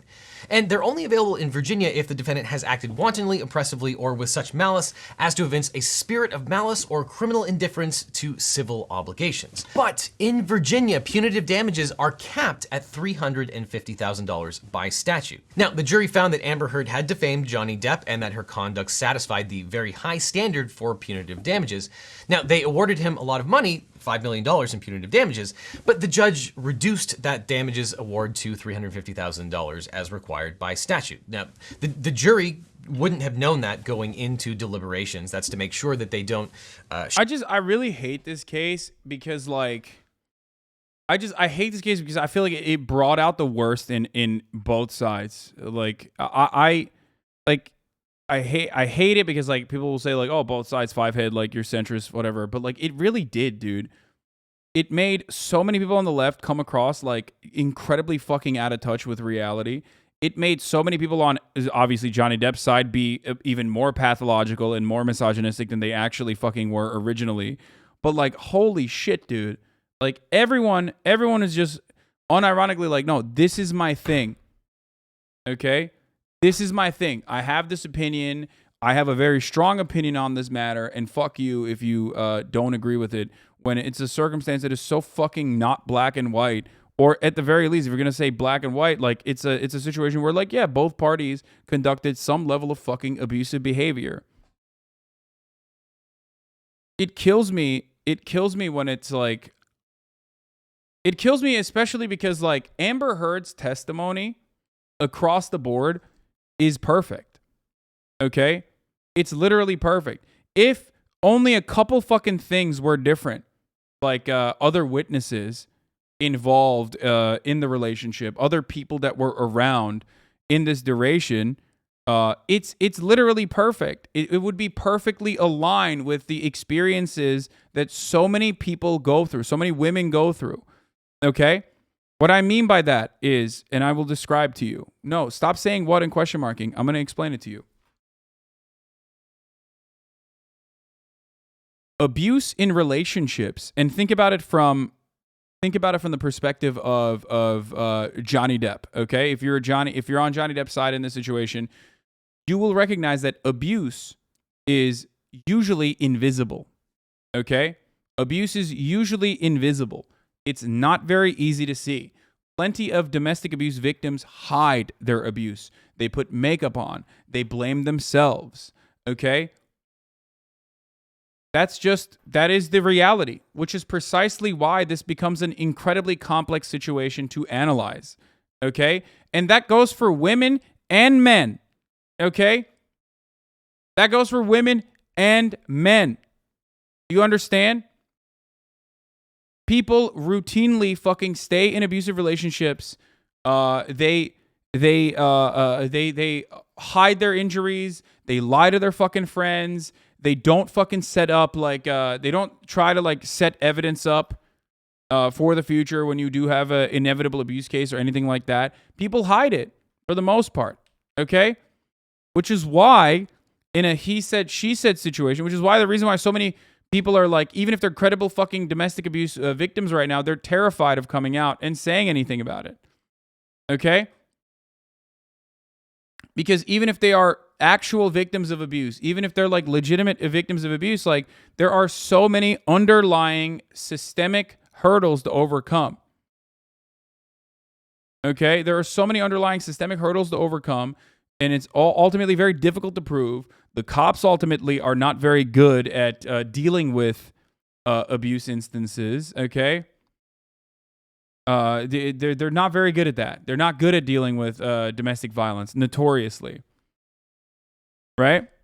Which is why I say, for so many people who are victims of abuse or so many people who are woke, they look at Amber Heard and refuse to see anything but a victim. They refuse to see Amber Heard as anyone but a victim because it corresponds so perfectly with real victims and everything we've learned about the Me Too movement and everything we've tried to push for to unlearn with respect to the Me Too movement. The believe women concept revolves around not immediately believing women across the board in the way that reactionaries say. It doesn't mean that women are incapable of telling a lie. It just means don't reflexively disbelieve women. Why was this a necessity? Why was there this kind of attitude shift? Why were people pushing for this? Because automatically people would reflexively disbelieve women. And they still do. There are plenty of people who still do.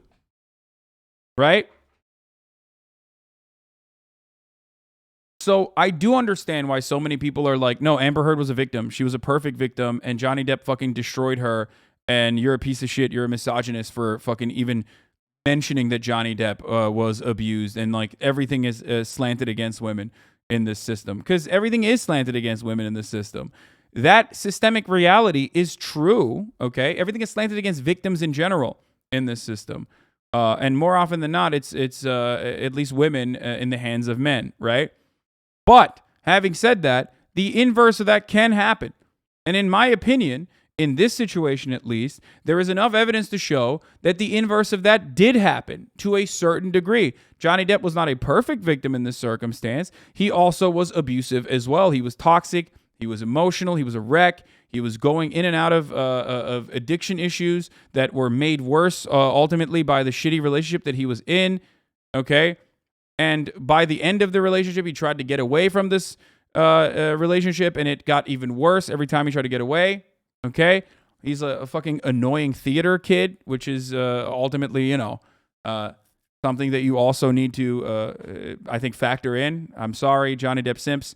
I don't think he's very cool guy, but that doesn't change the reality that I do believe he was a victim of domestic abuse and domestic violence in the hands of Amber Heard. Okay?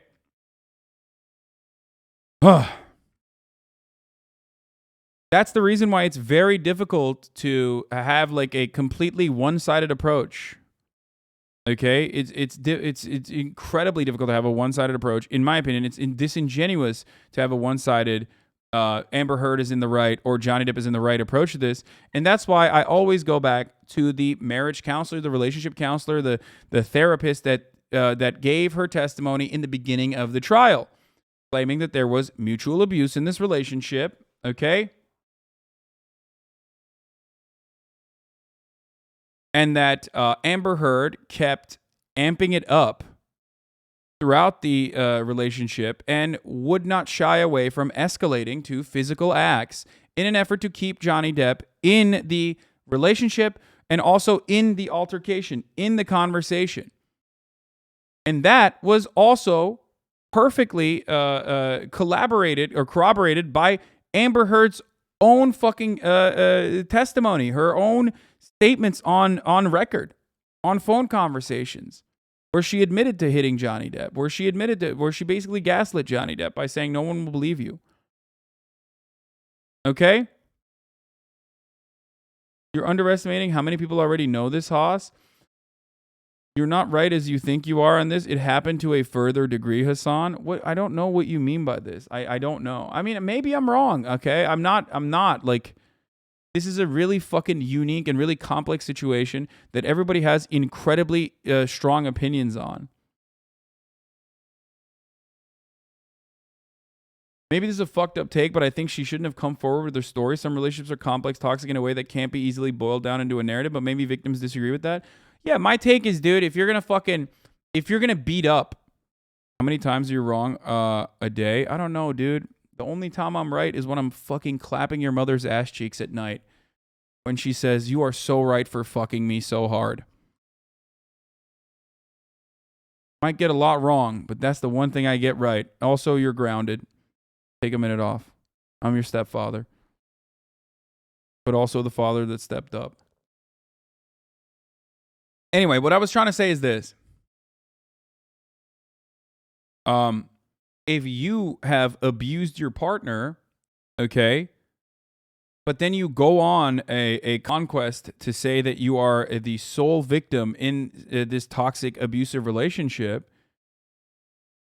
and you unload into, you use the media and you write fucking articles and shit, like you basically get ahead of the narrative, you get ahead of the curve and be like, yo, you are literally like, my partner was the abusive one. I was not, certainly.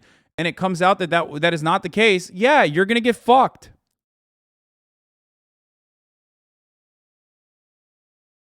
You know what I mean?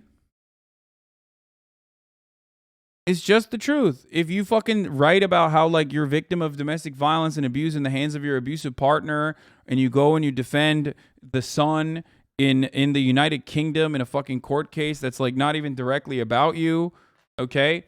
And you do all of that, and then you turn around and write an article for the fucking Guardian about how you're like a victim, your sole victim of domestic abuse. And then there's plenty of people who are like, hold on, that's not the case, actually. Like, you were pretty fucking shitty. You were pretty shitty, and you did all this shit. And then even people on your side who were supposed to be on your side are like, well, I didn't actually see any bruises in this circumstance. Like, I'm a medical professional. Then yeah, you're going to not look credible on the stand. What the fuck are you doing? And people don't actually want to, I don't know. People don't actually want to see that. But of course, there's a lot of turfs and swerfs involved in the Amber Heard side too. I'm sorry to say this. Maybe some people are male feminists, female feminists, like people who are just like really overboard with the narrative that like completely have been like, there's no way in any case that like a man as cringy and as toxic and as fucking silly as Johnny Depp could not be an abuser. He's friends with fucking Marilyn Manson after all, who is also an abuser, right? Like, there's no way. It sounds great. And then on the other hand, you have like someone like Amber Heard, who is a woman. Okay, she's a bisexual woman. She probably did get fucking abused. Like, come on, it's very, very real. I mean, look. And then you jump on this fucking bandwagon, or you jump on this narrative, and you're just like, yeah, no, I'm totally 100% on the side of Amber Heard. And anyone who's like even questioning this main narrative, questioning this media narrative, is like actually a fucking violent, meninist, misogynist piece of shit, are forgetting the fact that like Amber Heard is literally friends with Barry Weiss and is dating like Eve Barlow and some of the worst fucking weirdos on the internet. Like, the fuck are you doing?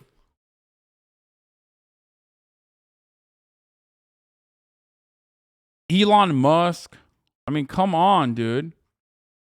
Anyway, let's continue. Shift all of the punitive damages into the compensatory James damages Franco. award. But after the verdict was reached, the judge capped the amount that was required by law. Tangentially, you might also hear lawyers referring to the State Farm standard, where punitive damages are capped as a matter of constitutional law. That's a Supreme Court case. That doesn't apply here. There was a specific statute in Virginia that limited punitive damages to $350,000. That doesn't really implicate the State Farm Supreme Court case. That being said, after the Johnny Depp's text calling her a whore and slut lines up with her claims that he constantly accused her of cheating. Oh, dude, I agree with that. Wait, what do you mean? I never said that. I don't think Johnny Depp like fucking thought that she was a whore and like accused her of cheating on him and stuff. No, I'm not saying Johnny Depp's a good guy, dude. What the fuck? No, he's a fucking freak, dude. Shut up. But you don't have to be a fucking good guy to also be domestically abused, okay? Well, what the fuck? Oh my lord, dude. Y'all are fucking crazy. I swear to God. He's not a good person. He's not. Johnny Depp is not a good person, okay? He's not. I know a lot of you want to believe that because, you know, Captain Jack Sparrow. I don't think Johnny Depp thinks he's a good person, okay? Like, I don't think Johnny Depp agrees with you. When you can turn around and be like, oh man, I love Sauvage or whatever fucking cologne company for like staying along with Johnny Depp because he's such a good person. Oh my God, whatever. But like, no, I don't think even Johnny Depp believes he's a fucking good person. I think he's a piece of shit and he recognizes that he's a piece of shit. Okay? Anyway, I don't know. I just like I'm the biggest piece of shit ultimately because I'm giving you the top of the hour ad break 13 minutes into the top of the hour and telling you that if you no longer want to see those ads, all you need to do is subscribe for $5 or for free with a Twitch Prime. Right as a hype train is happening too. Now, of course, you can also avoid those ads by subscribing or by getting gifted a sub if you're lucky. But if you're not lucky, then you can make your own luck. By connecting your Amazon Prime account to your Twitch account. That way you can get one free Prime subscription a month. Here's the 1 minute ad break now. He is not a good person. Have you seen how many Make-A-Wish visits he has made or how he treats his fans? Dude, you are so fucking delirious and delusional, dude. What the fuck, dude? What the fuck? Half of those Make-A-Wish things are literally just so you feel this way, you fucking dumbass. Also, you can be like a nice person to fucking cancer kids who love you and your fans who love you, okay? And then still be a piece of shit in your personal life. Oh my fucking lord.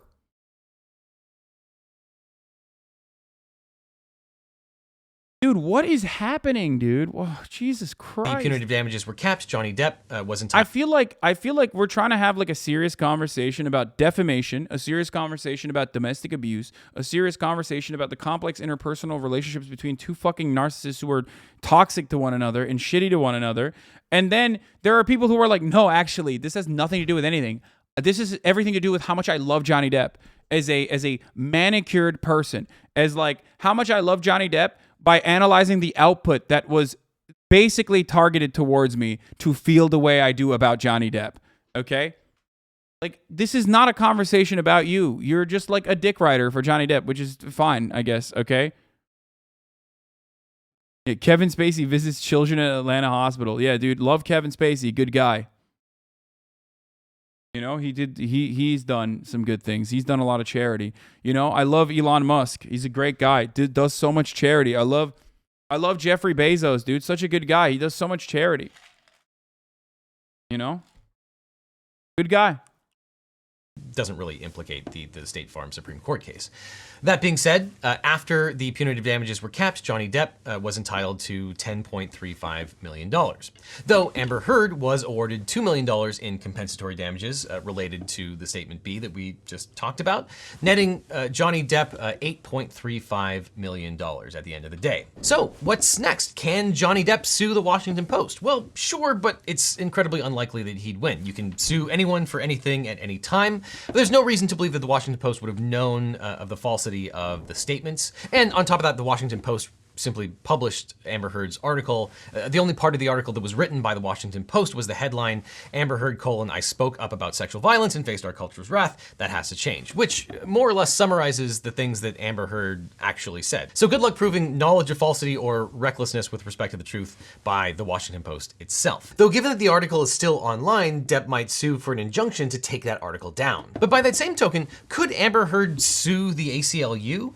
The Washington Post published Heard's op-ed, but the ACLU helped her write it. Heard had promised to I think one of the sussiest parts about this is the ACLU. And I say this as like someone who's donated to them a lot. Like, what the fuck are they doing? Like, what are you doing? You're the ACLU and you're like helping someone write a fucking op-ed like this? You're not even doing your due diligence. Like, what the fuck is wrong with you, dude? What are you doing? Donate $7 million from her divorce settlement to two charities, including the ACLU, and so far, she's only paid the ACLU part of that money.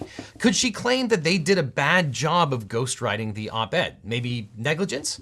Well, again, you can sue anyone for anything at any time. Sure, this is theoretically possible, but it would be extremely complicated and probably doomed, though more tenuous arguments have been made. Maybe Heard will use it to try and claw back some of her donation. Who knows? Complete speculation. But what about an appeal of the jury's verdict? Amber Heard has vowed to appeal, and even though Depp was also found to have defamed Heard, Depp was not surprisingly very pleased with the verdict. Depp said that Heard's op-ed changed his whole life in the blink of an eye, but that the jury had given his life back. Now, Heard was not pleased with the verdict and said that she was heartbroken that the mountain of evidence still was not enough to stand up to the disproportionate power, influence, and sway of my ex-husband. However, there is a really interesting wrinkle with respect to Amber Heard's potential appeal. Virginia law section 16.1-107 states, quote, no appeals shall be allowed unless and until the party applying for the same or someone for him shall give bond in an amount and with sufficient surety approved by the judge or by his clerk, if there is one, or in an amount sufficient to satisfy the judgment of the court. So in other words,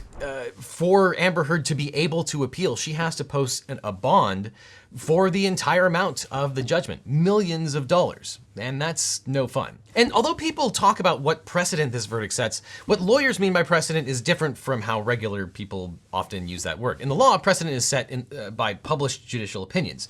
Legally speaking, jury verdicts don't set any precedent whatsoever. You can't cite to the Amber Heard case and hope that some other jury or judge will follow it. But if the case goes up on appeal and there is a written opinion, that opinion would have precedential effect, which is one reason I'll be back. Potentially the parties might settle before the appeal is completed. They might just do it to get rid of uncertainty with what the Court of Appeal might or might not do.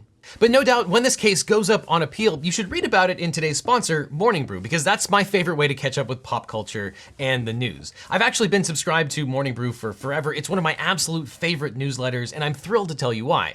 Because Morning Brew, if you didn't already know, is a free daily newsletter delivered Monday through Sunday. It gets you up to speed on business, finance, tech, and law in just 5 minutes. And it provides a fantastic quick survey of the most important issues while being witty, irreverent, and informative. And did I mention it's completely free? This week, I learned all about why my stocks are going down. And then I learned more about why my stocks are going down. And oh my God, why are my stocks going down so much? But I also learned about NFT insider trading at OpenSea, US inflation, and the Great American Lifeguard shortage. It's basically exactly the mix of news that I'm actually interested in and stuff I didn't even know that I wanted to know about. And it's all written in a hilarious style. Morning Brew is one of the few emails that I actually open every day. So Legal Eagles, this one is a complete no-brainer. Morning Brew is completely free and it takes less than 15 seconds to subscribe. Just click on the link that's on screen right now or in the description to get Morning Brew for free. And not only will you get a newsletter that you'll actually read, you'll actually help this channel too. So click on the link below to get Morning Brew right away. And while you're at it, click on this link with all of my other legal videos. So click on this link or I'll see you in court. The fuck? Is he threatening to sue us, dude? I just missed the ad. Streamer avoided the ads. Yeah, whatever, dude. You can avoid the ads by subscribing. Is that what he says at the end of all of his videos? Oh, I'll see you in court. You sat through an entire ad? Okay, well, it happens. Okay? Suck me.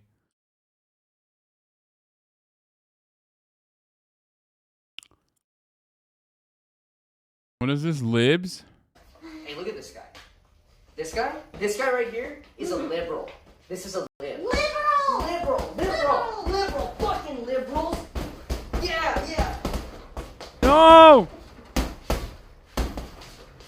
Dude, look at how good he fights, dude. It's so crazy. Michael Reeves is a fucking beast, dude. He's beast mode.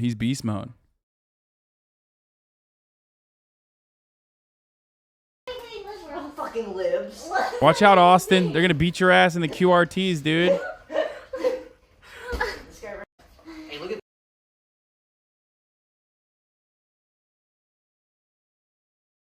Got fucking hands, dude. No, Austin's gonna be like, I'm not a liberal anymore. I'm a conservative now. That's what he says. That's what Austin's been saying.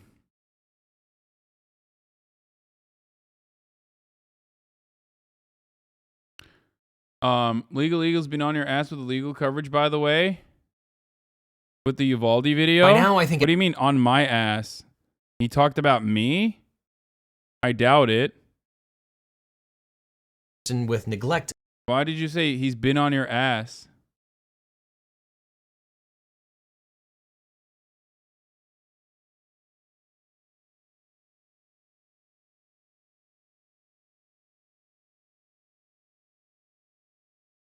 Exes look through each other's phones. Should we do that? I thought you were the largest conservative streamer on the internet. I am. You gotta watch this edit of the dad fight. No, I'm not gonna. I don't want to watch this.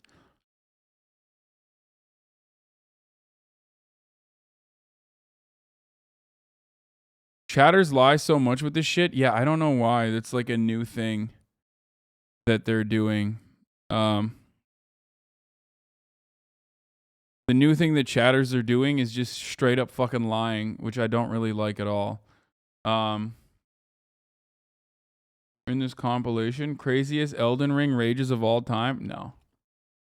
Are you fighting Steven Crowder in the new Creator Clash? No, I'm not. All right, let's get to let's do some fun shit, dude. Will you do anything to not play video games? Dude, if I even mention video games right now, we're literally going to go down to like 15K. I'm going to tell you right now. You want me to start playing a video game right now? Right at this moment. We haven't even built the fucking normal numbers that we're at. I'm going to fucking start playing a video game. It's going to go down to like 10K from 23K immediately. Okay, we're going to half the audience. And then I'm going to stop streaming in like an hour. Is that what you want? Because if that's what you want, I can give it to you. I will start playing video games right now. I love playing video games. People do not want to watch me play video games. If that's the fucking case, if that's what you want, if you want me to end the stream like in a couple hours, I can do that. You talk about the sniper game over 5 days ago, although, Dad. Okay, fuck it. Let's do it. Let's play video games. All right, come on. Let's play the Sniper Elite game. I already downloaded it. I'm down to play it. Let's take a look. Let's play it. Let's enjoy it. Oh fuck! I have to install Easy Anti-Cheat service. The fuck? No, let's do it. Let's do it. Oh no! And if you guys leave, and it will happen, I'm gonna fucking end the stream at an unreasonable time. Yeah, go ahead. Let's do it. Gaming will once again kill the stream. Like I feel like the best thing that my haters could do is just like constantly fucking come into chat and be like, dude, let's play a video game. You promised to play video games. View count, Andy. It's my job, man. It's my job. It's my job. Is that your job too? It's my job. I don't know why you act like this is not my job. You know what I mean? I don't know why people just straight up act like this is not my literal job. You know? This is so passive aggressive. That's funny. No, it's just.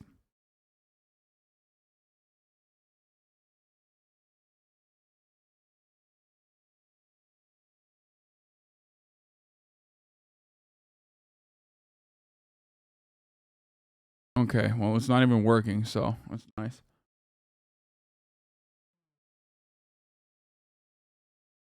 Haters spent days on end crafting of it to cancel you, but all they needed to do was be a gaming frog. Yeah.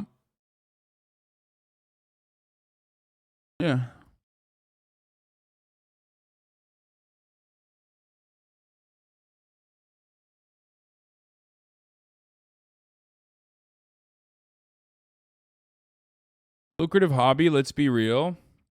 Dude, I love when people say this is a lucrative hobby, let's be real. Dog, yes, I love my job, okay? But like, you know, this is professionally what I do. I think after a certain point you got to be like, yeah, if he's like, you know, if you're making the amount of money that you're making and you have stability and security, like this is just your job. Your job as an entertainer to do this on the internet. Like, you know, I wish for everyone to also be able to have a vested interest in whatever they do and enjoy whatever they do. But like,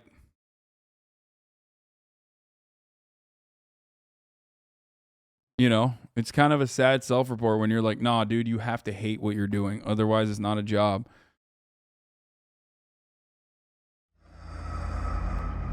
But viewer count doesn't income directly? Yeah, no, of course it does. But it's not even the income itself. It just like, it just makes me feel like I'm not doing good content. But it's just the truth. When it's when people leave, and they do all the time, okay? It just is a reminder that people are not enjoying this content. They're just not a fan of this content. There's nothing I can do about it.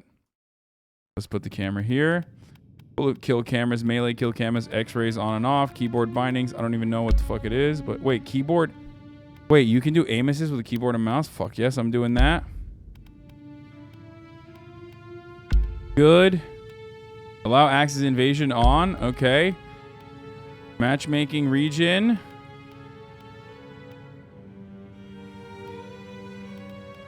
I personally think it's fun. Like, I think I think my demon content is fun as fuck, but the tide of war has turned. The Axis is on the run. Forced out of North Africa, losing ground in Italy. Everyone knows what the next step is. Nazis. An invasion of mainland Europe, mounted from England. But nobody knows when or where the blow will fall. Agents from SOE work alongside the resistance, always chasing rumors, trying to stay one step ahead of the Germans' efforts to turn the tide back in their favor. An animal is always most dangerous when it's cornered, and the Reich is baring its teeth. Since '42, they have been fortifying the coast, building their great Atlantic Wall. Special units of Allied commandos attack points along the coast, making the Germans look this way, then that, keeping them guessing, hunting for gaps in the armor, cracks in the wall.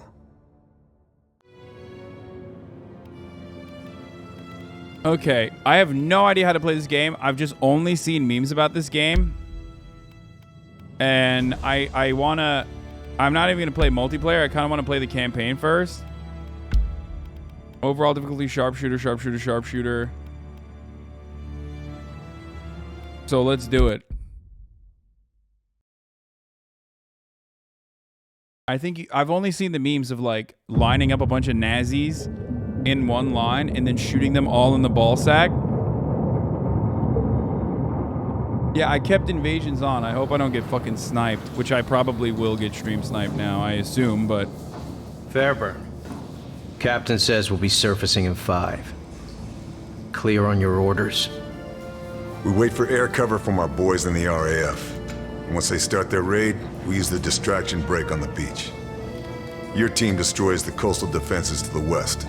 I neutralize the defenses here, then proceed inland to rendezvous with Blue Viper at the safe house in town. As quietly as possible. I don't want to come back to the beach and find the place crawling with Germans. If they spot the sub before you blow those guns, me and my team will be stuck here. I can do quiet. You'd better. I have no idea what I'm supposed to be doing. Am I like a one-man saboteur sniper guy who like goes behind enemy lines single-handedly and kills everybody? Is that what I'm doing?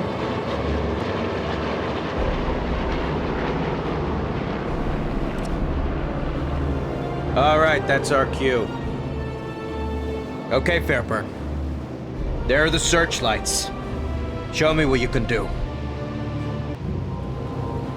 We aren't landing with those searchlights up. Take them out. Won't be a problem. Should scout the shoreline with binoculars. Spot my targets.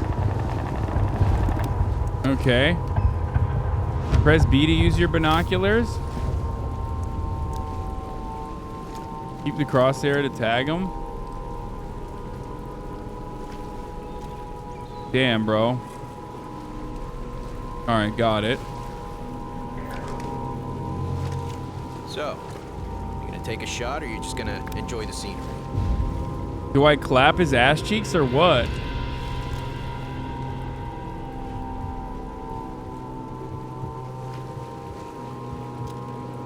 How do I,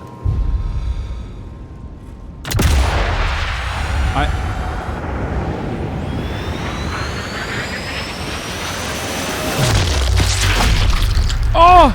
It hit him in the arm. It didn't kill him. This is why.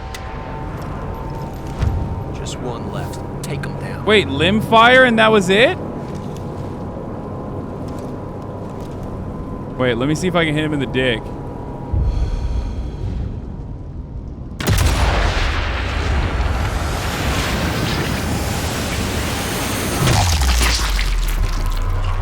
Almost! Not shot! Almost!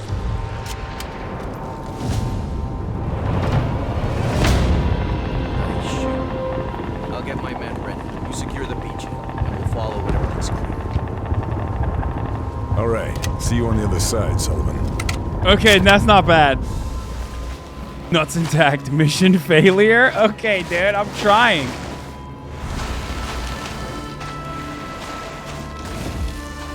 You can do headshots through the fucking, lights? Got to secure the beachhead. Make the landing zone safe for the Rangers. Better get to it.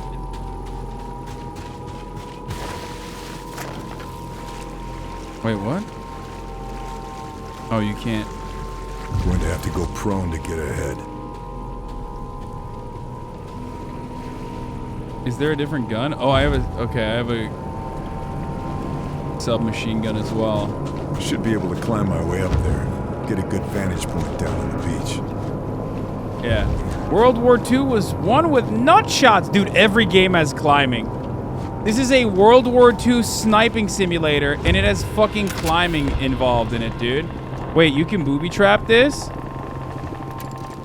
No way.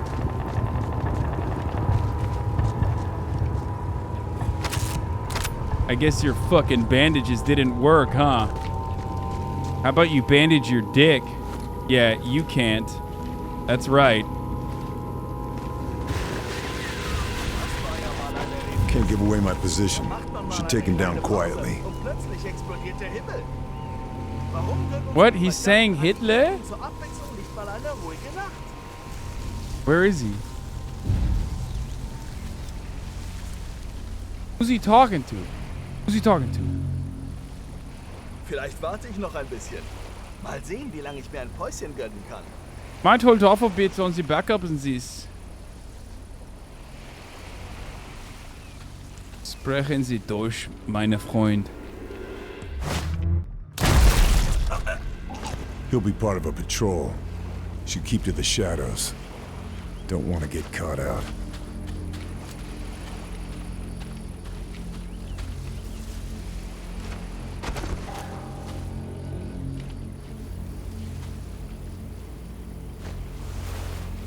See what he's got in there. Nothing else to find. Nazi scum. Bet he's got some mementos for his family. Okay, where am I going now? The Atlantic Wall, backspace, yeah, got it. Here you can see the map of the area you're fighting in. Okay, I'm going to secure the area right now. When crouched near an obstacle, you can use it as a cover. Beckendorf has the right idea. They want something to be mad about. We should give them something. Where is he? Where is the fucking Nazi?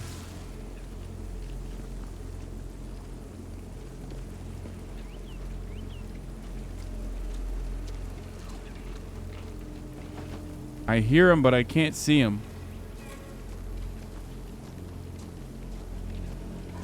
Sie müssen es irgendwo versteckt haben. Bestimmt haben sie es noch nicht über den Kanal transportiert. Wir müssen weitersuchen. Who are they talking to, bro? Where even is he? This is a 100% Antifa stream, yes. I don't even see who the fuck, where he is. And half these motherfuckers are just like talking to themselves, I guess. Beckendorf hatte die richtige Idee. Geben wir ihnen verdammt nochmal was, worüber sie sauer sein I think können. he's over. Oh, he's right there. Welcher Idiot hat zugelassen, dass diese Informationen gestohlen wurden? Der müsste hier eigentlich im Müll wühlen.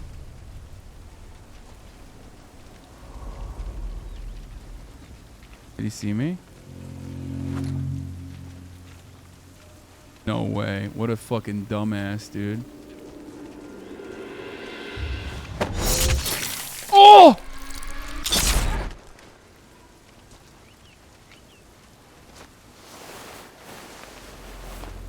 This'll Damn, come in dude. very useful. No wonder we just fucking... Alright, you know what? I'm gonna booby trap this one. Hopefully we can get one of these homies.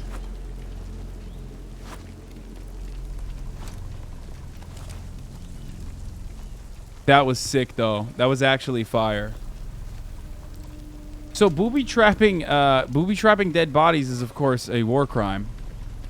And I think, like, a lot of this game is literally just conducting war crimes, which...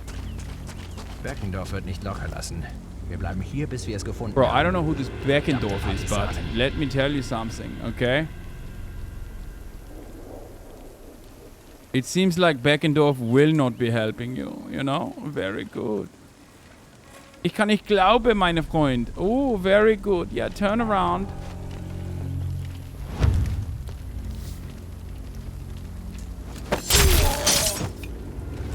Officer's likely to have something important on him. Should check the body. Yes, what did I get from him? No usable items.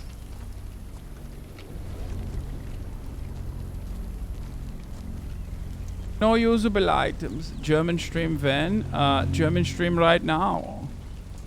I'm doing the German stream currently, you know? It's very good. Unlock the door then with the boathouse key. Very good. Military papers. Should have a look. See what's going on here. Yeah, take a look at the operations, you know? Oh, resistance captured. According to this, the SS captured a resistance cell in the town last week. It must be Blue Viper's network.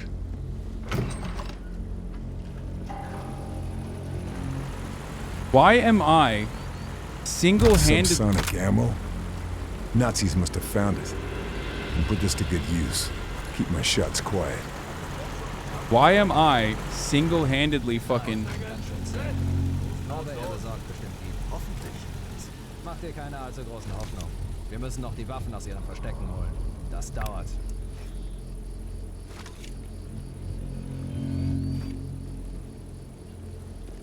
Was wohl daheim gerade los ist?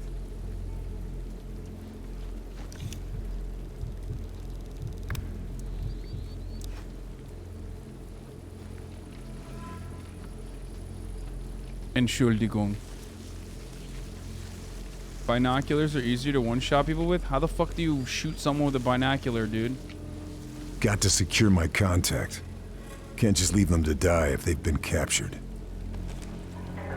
This is just Hitman World War II edition. I mean, you can't, like... First of all, it's not Hitman. Do I have a silenced pistol? No, this is not silenced. This pistol is not silenced. Is it? Is it silenced? Oh, it has a silencer. Oh, that's sick. Okay, well, then let's do it.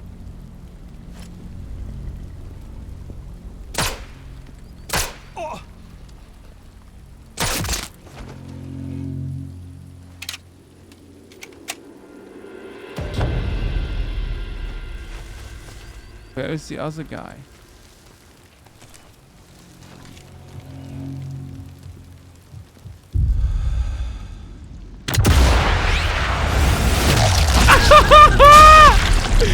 That's so sick.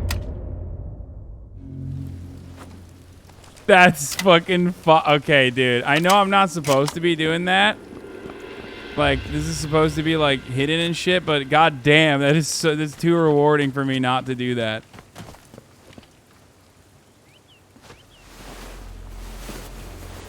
Another victim of communism. Not good. Not good. Nicht good, yeah. Is another victim of communism. Ruining lore? Wait, what lore? Isn't this game like a fucking meme, dude? I don't understand. Yeah, I shot him on top of the target. That's my lore. I literally crafted new lore for him. Nothing else.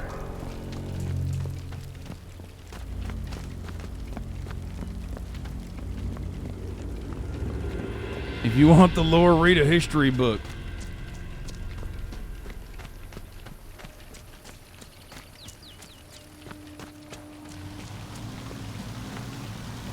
Wait, can I just hide in this bush? That'll be where they're holding the resistance. Got to get past these Nazis and get inside. Hold the Q and select, and hold the Q to select whistle and press F to sound it. No, I want to use this. I want to use this other. Ah, fuck it. I'll just use the. Give him a forehead scar. Does it tell you? Idiot partisans, it could be only over if they just talk. Oh shit. Ah, Ich will früh ins Bett. Klemmt soll endlich die Informationen aus ihnen rausholen, die wir brauchen. Wait, can I actually line them up or something? Like this? Warum machen die das eigentlich nicht selbst? Die sterben doch sowieso. Je eher sie brechen, desto eher ist es vorbei. Die sollen uns doch einfach endlich sagen, was wir wissen wollen.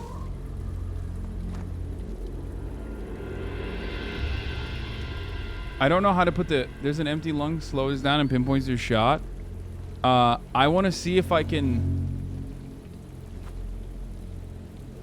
Wie schwer kann es denn sein, die zu brechen und an die Informationen zu kommen? Shit, don't move, don't move. Fuck me. Oh, fuck. He saw me? No, he didn't.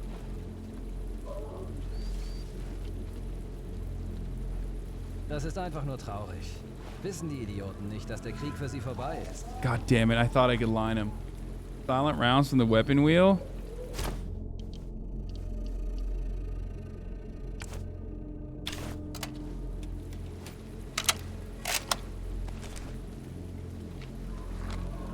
I want to do a trick shot, but I don't think I can. I think I had the shot, but I didn't take it originally, and now I'm fucked. You know what I mean? Like, I don't think I can angle it anymore to take that shot, the kill shot of, like, all three lined up. And I assume the subsonic one doesn't pass through as easily anyway. The binoculars are very helpful. I mean, I already did the... Oh, shit, it tells you what their heart rate is? What the fuck? Has attended the Nuremberg rally. Hopes he can attend the first one in peacetime. Has autograph of all the party leaders except Hitler. What the fuck? It's got like little Nazi fun facts on it, dude. Okay, you were right. The Oh shit! Hold on.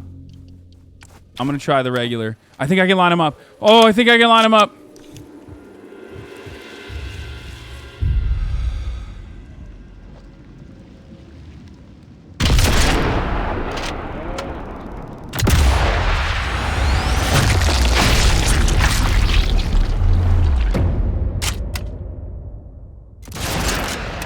Damn it.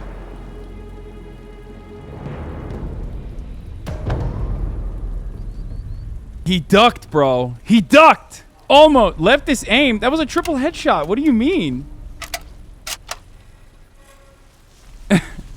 What? How are you gonna say left is aim when it was unless you mean it's good?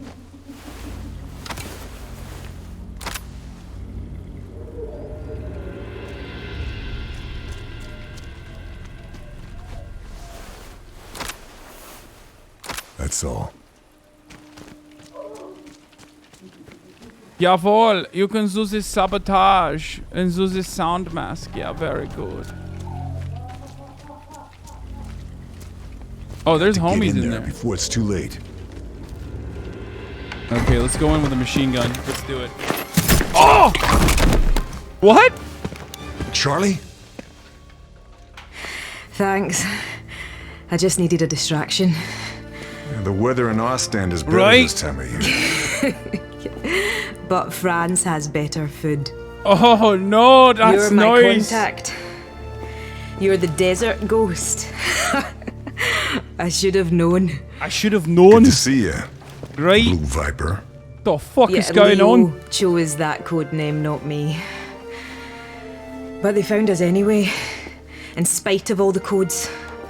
Betrayed? Maybe. I think so. I can't be sure. They tried to make us talk, and when we wouldn't, my God, they killed the whole town, everyone. All thanks to a bastard named Muller. She said, They split us up. Some of my men might still be alive. Somewhere in this place. We have to... I'll find him. You're in no shape to fight. Where can we meet? Why? Because I'm a woman. I'll show you what kind of shape I am in to fight. There's a farmhouse just north of the town. I'll find it. I will fight. I will fight. One of my men, Marcel, he hid information in a loose panel under his bed. The Everybody key knows sewn no into women the have hem of his fought in trousers. World War II, so this is fake, May and it's not political, have found and I him hate yet. this game now. Look for the house with the yellow brickwork. Ugliest thing in the village. You can't miss it. Got it. Also, World War II inherently not It is political. good to see you again. And also, why are we fighting the Nazis instead of debating them? She spat on her. She spat on the corpse. Damn, Not homie much got more to go now. Target's nearly in sight. Search the processing plant. Where's the processing plant? Search the rest of the building. Wait, what the fuck? Very good. All right. Nice, nice, nice. Oh no, he's fucking dead then. Yeah, we should have marched to Berlin and used our words. Dude, that's what I'm saying. That's why I think, like, yeah, the USSR was bad. Stalin was bad, dude, because... Just what I need. Stalin was bad because he didn't want to fucking debate the Nazis, and he wanted to kill them, and it's Can hear fucked up. voices through those walls. Should focus. Get an idea of their position. Bro, okay, from what I understand, Nazis love, I mean love talking and giving away their position for no particular reason other than just for the fun of it. You know what I mean? For the love of the game.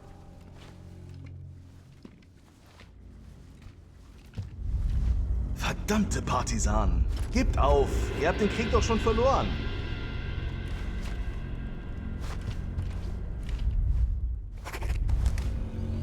Can I shoot him through the wall? Like this?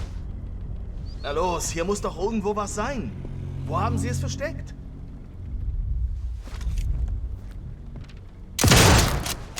Yeah, oh, come on. Why didn't it fucking...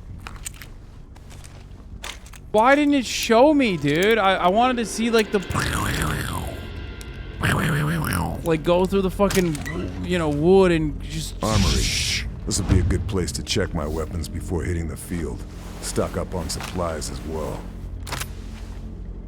I want, like, I mean, I guess it would get boring if you fucking saw it literally non-stop. Like, every single time you killed someone, you ended up seeing it. It would probably get, like, really... Ooh, a powerful M...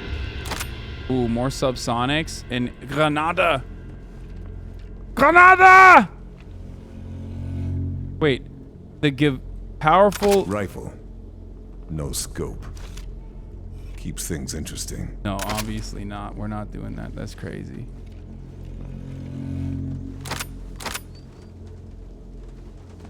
Subsonic pistol rounds. Settings, you can choose how much you get the slow-mo. No, I think it would get like fucking boring after a while. Wait, can I change this? Great visibility, multiple zoom options, single zoom level, no bullet drop, very fast aim speed. Oh, obviously I would not do that. Barrel is the standard. Extended marksman increases damage, reduces bullet drop. Yeah. Increases recoil, slowest sprint speed. Oh no, heavily parkerized. Reduces recoil, but the slower rate of fire. Magazine, standard issue. But these are not like, we're American, goddammit. Give me some goddamn, give me a leather pad, brother. Give me a goddamn leather pad on my goddamn stock. What do I got on the foregrip? Thick grip tape, thin grip tape. Yeet, yeet. This is all I need to kill Nazis. Don't even need an AR-15. Short travel trigger. Faster rate of fire. Reduces spread accuracy. Is there anything that you guys think I should do here, by the way? Ooh, laminated. Just like my pop gave me. Put a cloth wrap on it. Like...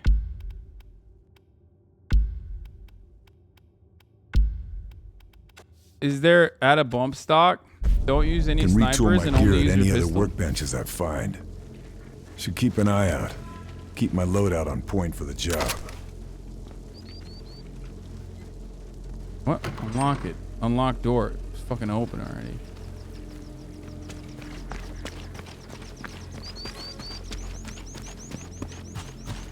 I use my pistol like 70% of the game. And you just sit up and stop fucking up your posture. Oh my god, you're so right. I do need a Punisher decal though, because that gives you 5+ bonus damage. Achtung! Alle Achtung! Alarm! Alarm! A9. Reichweite 380.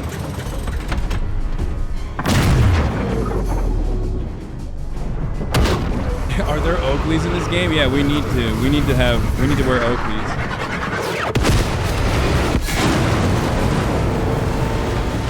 Bro, this is a game about me killing Hitler, dude. This is a real story.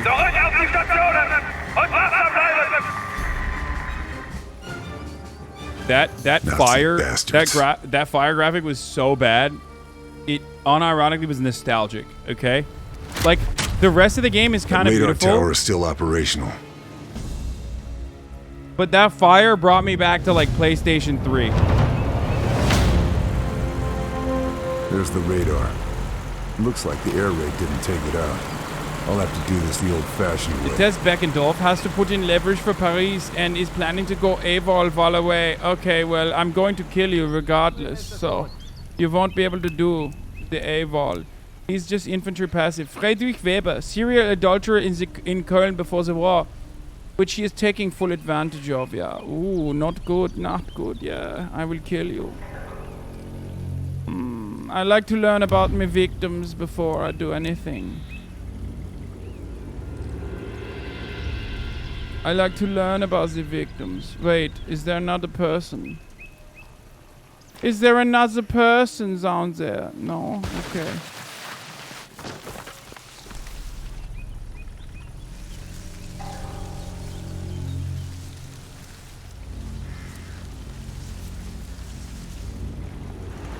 Can I line them up or no? I want to try and line them up one time. Get the double kill. Get the multi-kill, yeah. It's very good, the multi-kill. Wait, why are people saying invasion? Oh, can I get invaded here? Wait, did I just get invaded?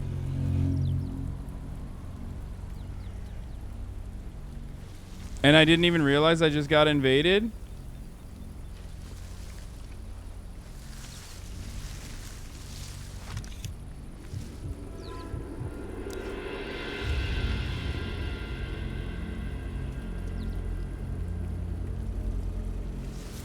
I don't think I can hit him from the fucking... Let me see.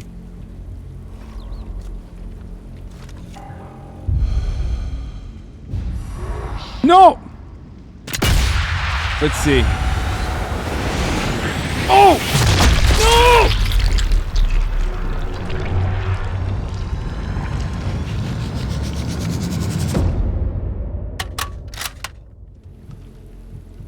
Where is he?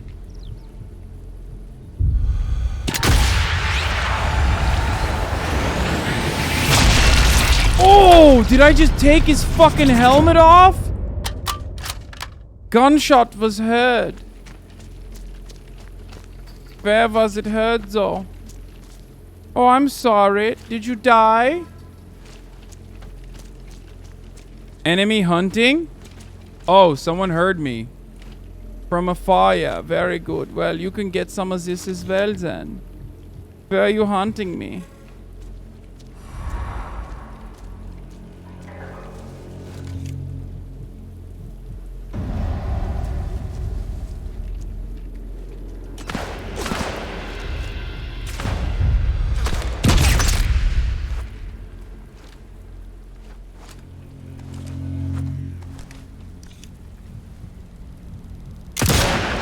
Wait, what the fuck?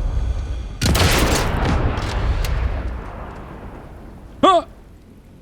That's so fun when they're like, when their head flies off, when their fucking helmet flies off, when you shoot them in the head, it's sick. Wait, what? Oh, there was combat here. So I guess they know there was combat here, right? Let me booby trap this one with a grenade. Maybe someone will go absolutely domed. I mean, I'm kind of a fucking murder machine, right? Like, doesn't seem like anyone presents any kind of threat to me at this moment, but useful. Where's the enemy? You dropped your gun? No, the other gun had no ammo left. I guess this is what happens when you drop in a good guy with a gun and not in Nazi territory, you know what I mean? Wait, is there someone here? Enemy hunting me? Like right here? What the fuck does that mean on the map? I don't... Oh shit, he is right there. What the fuck?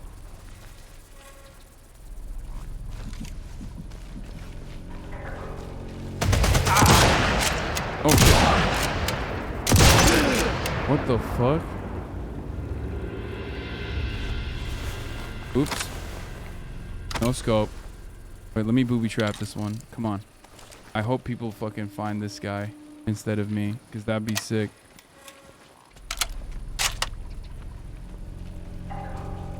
How are you alive? Because I'm the fucking literal best, dude. What do you mean?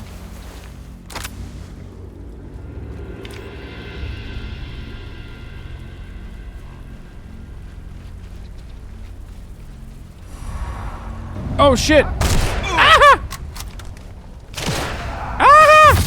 I'm dead! Oh, I got double ganked. I got ganked!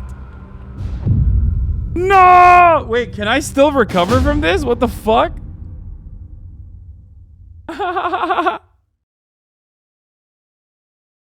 They were on your minimap? Okay, well, I didn't know how to play this game, okay? I'm learning. I'm learning how to play this game. Just like you're learning that at the top of the hour, there's a 60-second ad break. And if you no longer want to see those ads, all you need to do is subscribe, which you can do for $5 or for free with a Twitch Prime. Okay.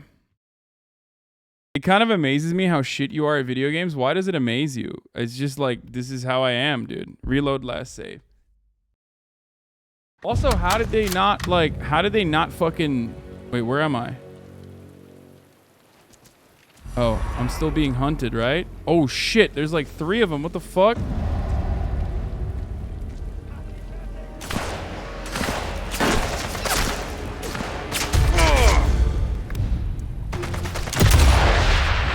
Get him. There's the one in the back. Get him in the back. Hit the other one in the back.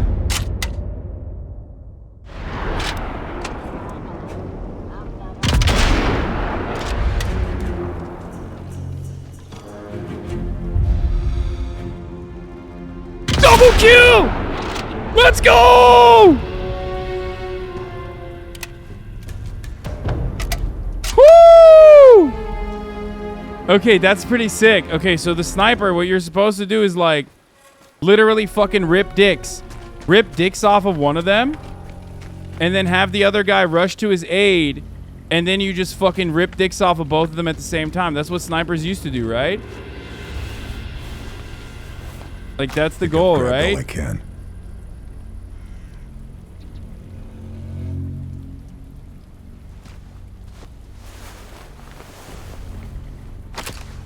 It's literally just like, how many fucking war crimes can you commit, I think. Like, that's the game. That's the name of the game.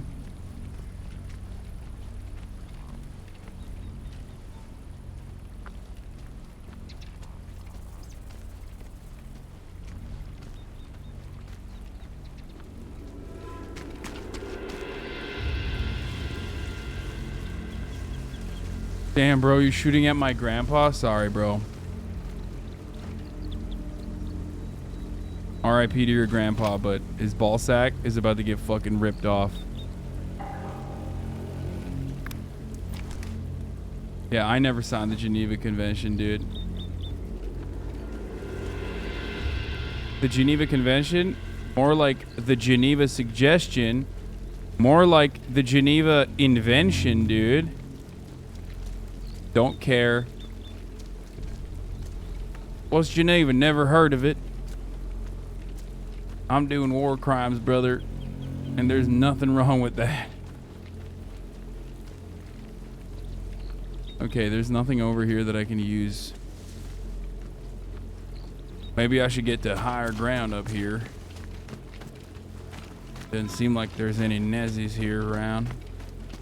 More like an abandoned Nezi campsite. Don't see no Nezis. Except for that one right there. What's his name? Ranulf Esser keeps giving part of his rations to a stray dog that's been following for weeks. Haha. A fellow dog lover. Well, guess what? These dogs are out to bark tonight, brother. Oh, is that a double kill opportunity? Is it?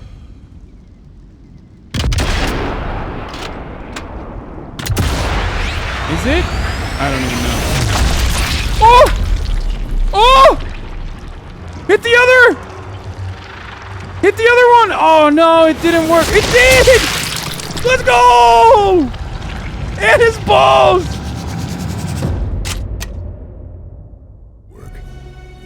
Die Nussnacker Street!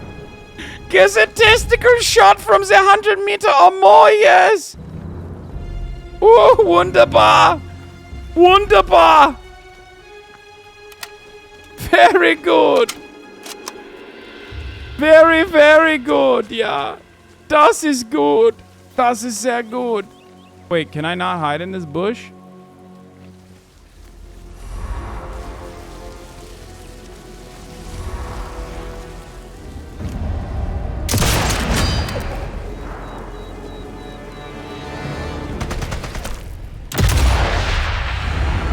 Very good! Ooh, no! No more teeth for you, Nazi! No more teeth for you! No. No teeth.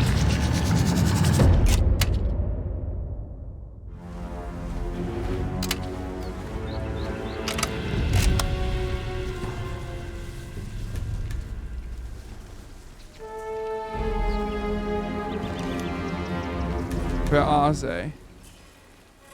The trick for being a good sniper is to see them before they see you. And to shoot them before they shoot you, you know? Like right now. Like right there, you know? Very good. Ooh, another headshot. Not good for you, Nazi, but very good for me. That is the trick, mein Freund. You don't know.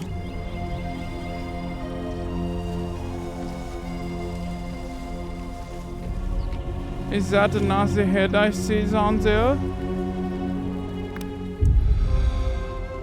Oh, I do not know what that is. It seems like they're seeing me, but I don't know from where.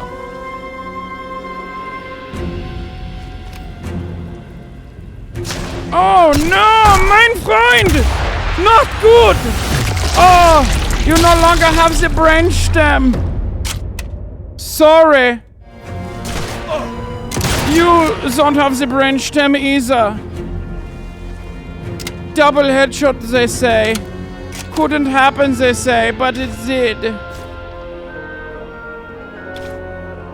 Why can I... How do I put the bandage on, chat? Chat, how do I put it on?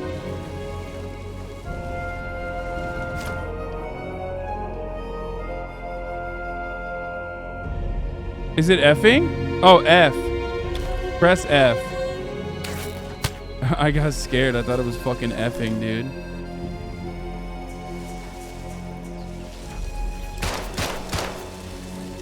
Where are you shooting at me from? I don't like it. I don't like it one bit.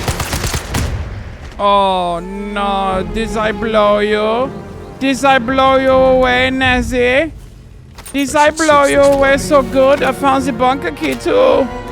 Oh no, not good for you, very good for me. No more to find here.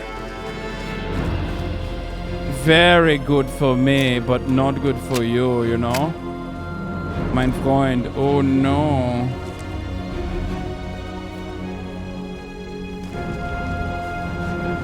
Oh shit, there's hella Nazis up there, huh?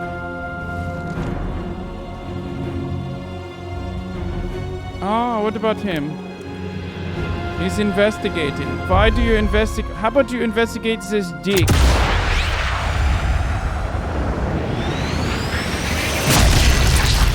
Oh no! What did your investigation find? Inconclusive evidence, no? If I plant explosives on the radar's pillars, I should be able to bring it down. Maybe I can find some in the Germans' ammo crates.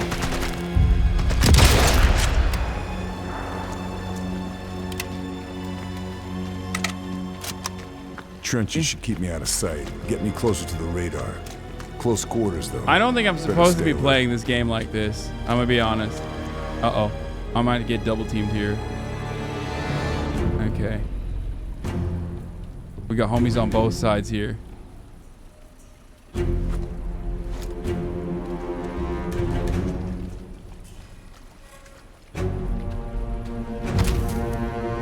Oh, I got the satchel charge. Very good. I'm a naughty boy.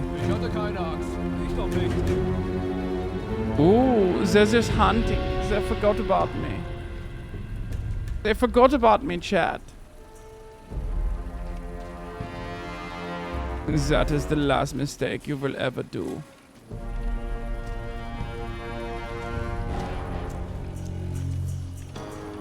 Where is he?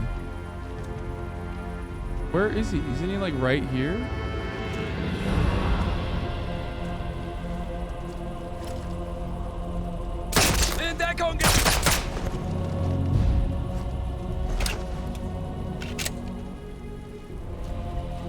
What? Is this a sneaky area? The sneaky link? That's all. Maybe I can do a little bit of havoc. Wreak a little bit of havoc down there with this one. Hold on. What are you looking at, mein Freund, huh? Where are you? Where are you, little one? Where are you, little one? Yes. Oh, the top of your brainstem.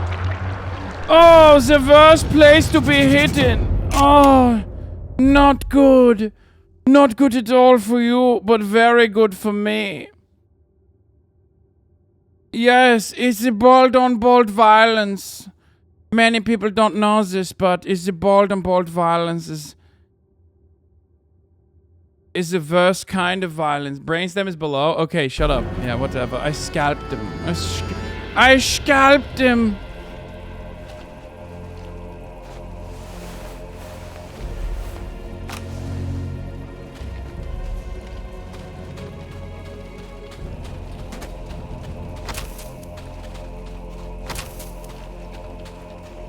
What does this do? Can I go through here? Be a little sneaky man?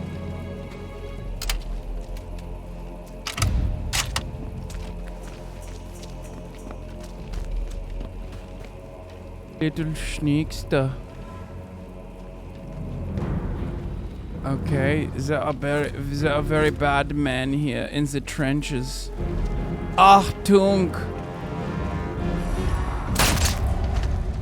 Oh, das ist a headshot. Very good. Very good headshot for you.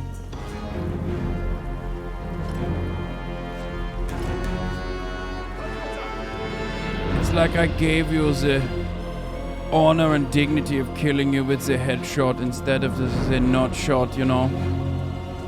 It would have been very disrespectful if I gave you the not shot. Have you considered speaking less? No.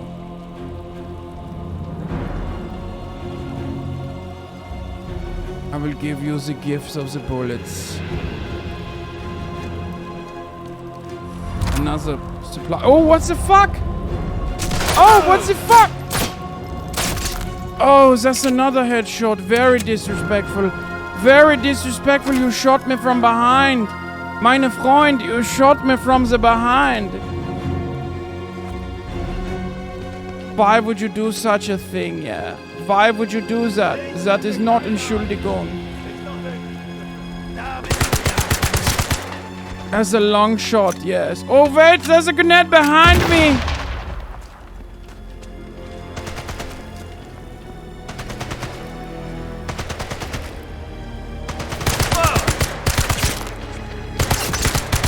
Wait! What are you doing? Why are you wearing the different clothes? I think I've grabbed all I can. Oh no, you can't move, huh? Can you? Well, that's sad. Are you okay, my friend? Do you require further assistance? No? Okay, very good. I'll just move away then. Better check the body. You seem to be doing alright. Wait, can I put the booby trap on him? Can I put the booby trap on him? No. Come on then.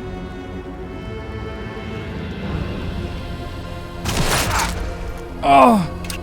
Another headshot. Very good. Hey! You're not doing well. You're not cooperating. Make sure they come to you. Oh no, he's actually unconscious. Oh no. The pain. The pain hurt him too much. The pain hurt him too much. That's why I hit him in the ball sack this time.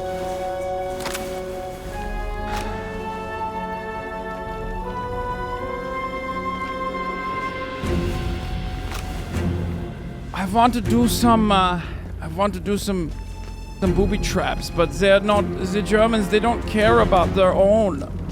They don't care about it. They never go up to their own persons. They never go up to their own friends. They never say, mein Freund, I will save you. They only say, oh no, Achtung, Alarm, Alarm. There is Amerikanisch here. I want them. I want the Nazi balls. I want the Nazi balls. I want to shoot the Nazi balls.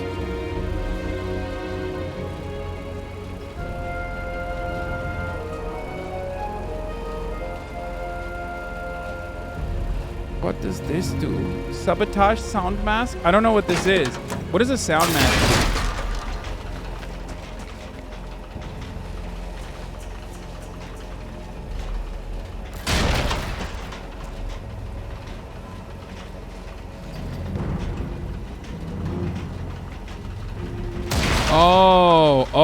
Oh, you can fucking use this to actually shoot at the same time.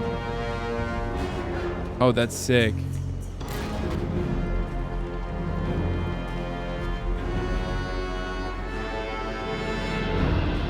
Oh, that's sick. Yeah, get to the cover. Maybe if I can find the generators, I can disable the radar. Where have you gone? He says, oh, where have you gone then?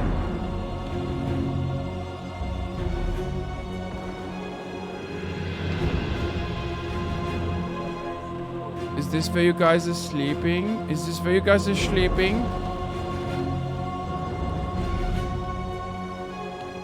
What does this do? A decoy?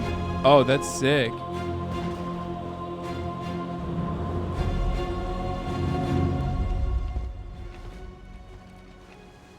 What is this?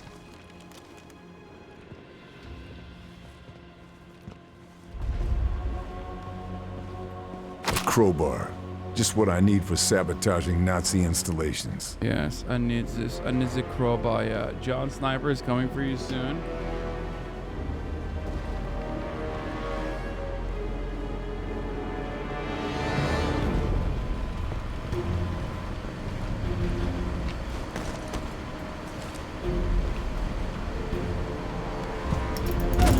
Wait.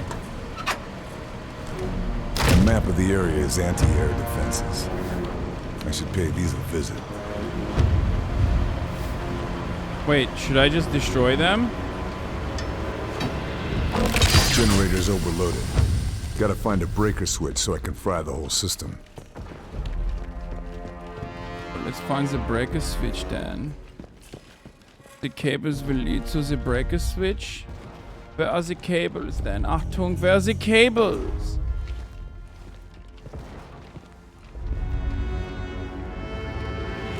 I do not see the cables. Is this it?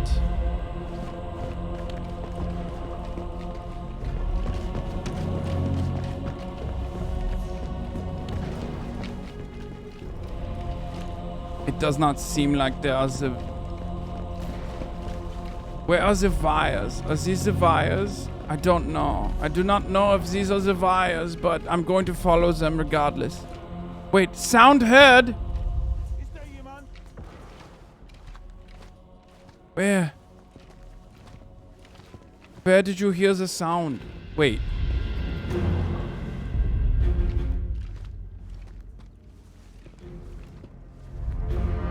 Why can't I hear him?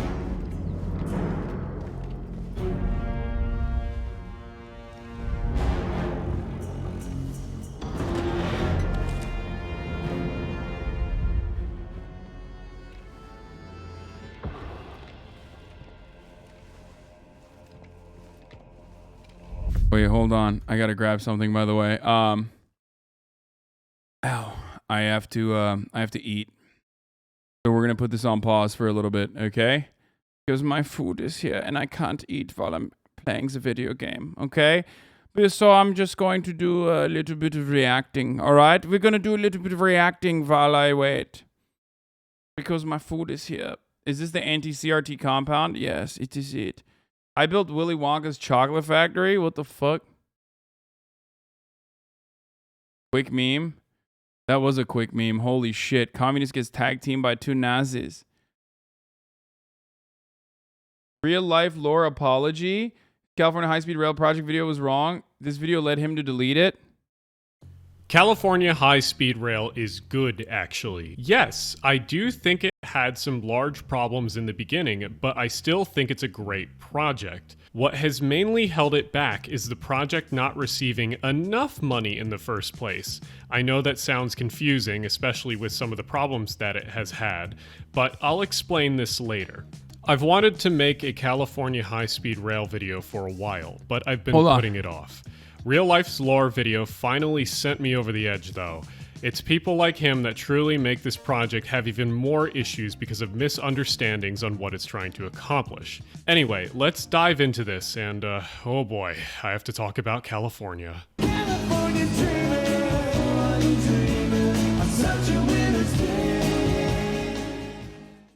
Okay, let's talk about what California high-speed rail is trying to accomplish. The whole idea behind building a high-speed rail system came from the mid-90s when the state of California was reinvesting in its rail infrastructure. You see, the high-speed rail is important, but it was not the primary goal of the state at the time. In the 90s, California took pseudo-control over most of the intrastate Amtrak routes that existed, with the 3 big ones being the Capital Corridor, the Pacific Surfliner, and the San Joaquins.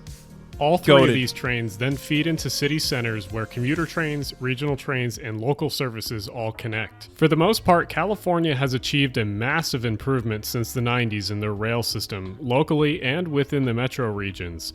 But there's one thing that has always been missing, and it's a core backbone between the north and south metro areas. And that's where California high-speed rail comes in. The high-speed rail route is going to be California's backbone in a future where we need to lessen our hydrocarbon use. But before I address anything, let's move on to correcting this terrible video. I hate the trash on store brand Wendover, RealLifeLore too much, but this type of video where people outright shame California high speed. Dude, this is what happens when you say something about trains that is like not 100% accurate, dude. Reading him to filth, dude. He's literally just trashing him. RealLifeLore isn't even like that bad of a person overall, but he did the one thing that you're never supposed to do, and that is upset the train weebs, okay? Now, as I've said time and time again, I think that we all know what I mean when I'm talking about like train weebs and people who really love trains. Obviously, I think, you know, we have a pretty good understanding of what I'm referencing when I say that. Okay? And I also personally think that it's a significantly healthier hobby for a lot of people and a significantly healthier hyperfixation for a lot of people than, you know, anything else. Like being in my fucking comment section. Developing a unhealthy hatred for what I have to do. Be a train weeb. It's so much better. It's so much better than being a fucking weirdo 4chan like lolcow guy. So, you know, do that instead. But of course, on the other side, the inverse of this is that when you offend the train weebs, they will come after you in a way that you have never seen before. You've never imagined before. But I'm here for it. I love that. I love train drama.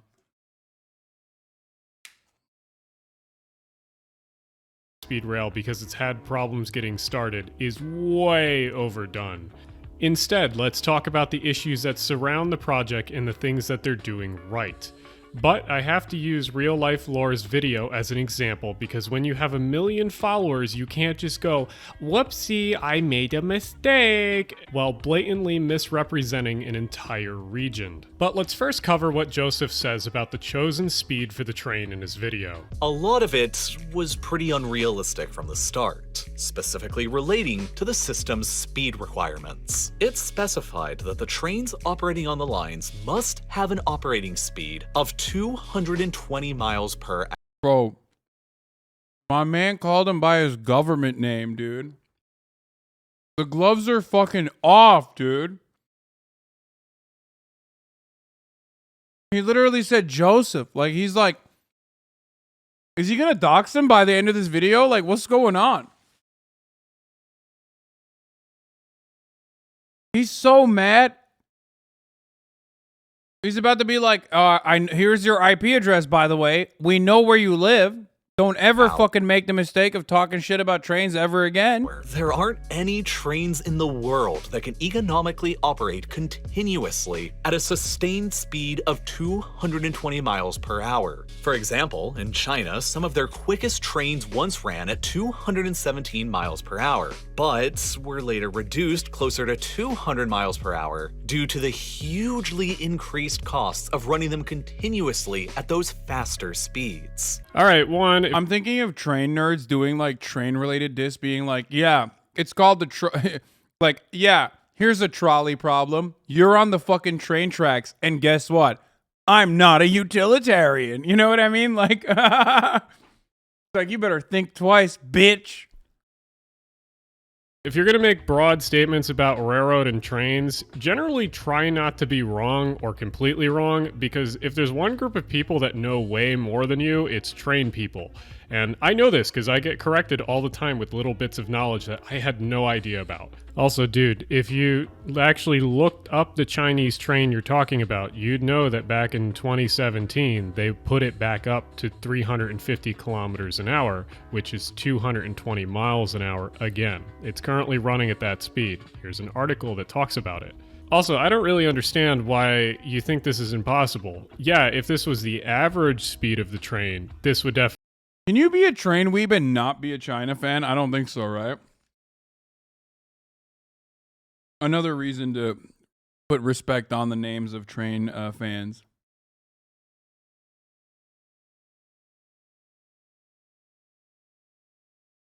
I love that.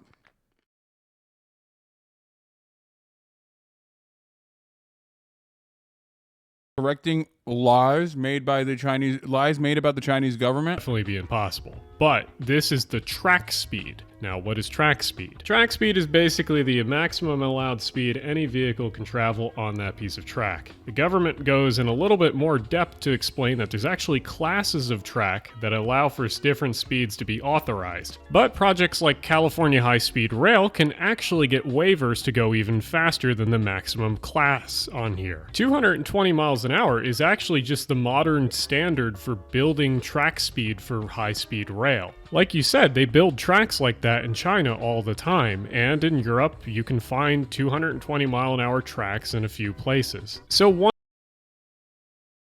Are you enjoying IDF versus World Press Simulator? Why? What is this guy saying?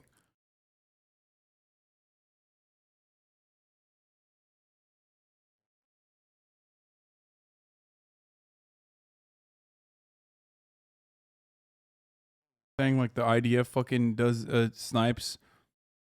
Yeah. No, I understand. He's making a joke. He's saying that the IDF snipes press people. That's what he was saying. Once we actually have to hand it to California for trying to shoot above and go for the actual golden thing, instead of just shooting for above mediocre or above status quo, unlike some other projects. But maybe that's the topic for another video. For the next part of Joseph's video, he starts talking about the route. This included a decision to take a detour from the original plan towards the town of Palmdale, rather than routing the track more directly from Los Angeles to Bakersfield, a detour that cost an extra $5 billion, makes the total journey 12 minutes slower, and all for a town of only 150,000 people. Likewise, further to the north near San Francisco, it was decided to serve San Jose on the new main line with completely new track, rather than utilizing the already built Bay Area Rapid Transit or BART system. Man, I'm tired. Please give me a break. So, anyone from the Bay Area immediately knows what the problem is here. BART is a rapid transit system, and not only is it a third rail running system that has a weird gauge, has broad gauge, meaning it uses wide tracks, so that means that normal rolling stock would not fit on it. But let's give him the benefit of the doubt, because he's a normie, and we'll assume he meant Caltrain. Now, this is what... I love this man. No, he's literally like, you don't have my level of like neurodivergence, dog. Like, he's like real life lore. You have no idea what you've just entered. You're in for a world of pain. I am going to dismantle everything you've said. Fucking normie. He said normie, dude. I love this man. I mean, I love real life lore too. I don't know who Alan Fisher is, but he seems fucking dope. He just absolutely loves, oh my God, he loves trains. Oh, dude. Oh God, he fucking loves trains and urban transportation. Uh-oh. Uh-oh, he's a train and urban... He's a train and urban transportation guy. It could go either way, okay? He could decide I'm like a fucking NIMBY or something and want to kill me. Hello, just wanted to drop in here. First of all, thank you for making this video. A lot of non-facts and misinformation slipped through the cracks in my usual fact-checking process for my video on the subject. Didn't come close to matching my standard of quality, and that's why ultimately I made a decision to take my video down permanently. And I'm working on a follow-up video to go over the errors that you and many others have brought up since it went live. This subject deserved closer attention from my own eyes, and I apologize for ever having released it in the condition that it was in. Damn.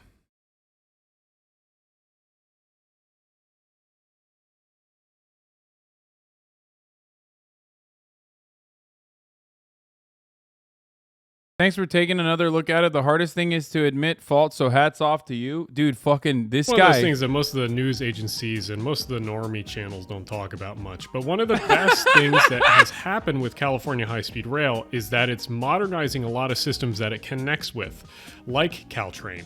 Caltrain recently received overhead electrification at 25 kilovolts, which is the modern standard pretty much around the world. It's nice to see an American commuter rail finally adopting real electrification and good rolling stock that is in line with the 21st century. But I don't know where he got this idea that they're building a whole new main line from San Jose to San Francisco for California High-Speed Rail, because they're just using the Caltrain main line. Yeah, they have upgraded some stuff along it, including that's one of the things like electrification, but they're not building a new main line, nor are they building new tracks adjacent to the Caltrain. They're just using Caltrain and updating the corridor. But again, to reiterate, this is one of the main projects that they wanted to accomplish in the 90s when they set out to do the high-speed rail. It was not only the high-speed rail, it was a regional rail system throughout California that they wanted to integrate into the entire system. So they are achieving their goals. With that out of the way, let's talk about the Burbank to Bakersfield area that he talked about earlier. So we have to ask ourselves, why did the engineers choose that circuitous route? And no, it's not just because they wanted to go to Palmdale. Do you think this guy is just like... Do you think this guy is trolling? Or do you think this guy is like legitimately deaf or something? Like, what do you think is happening?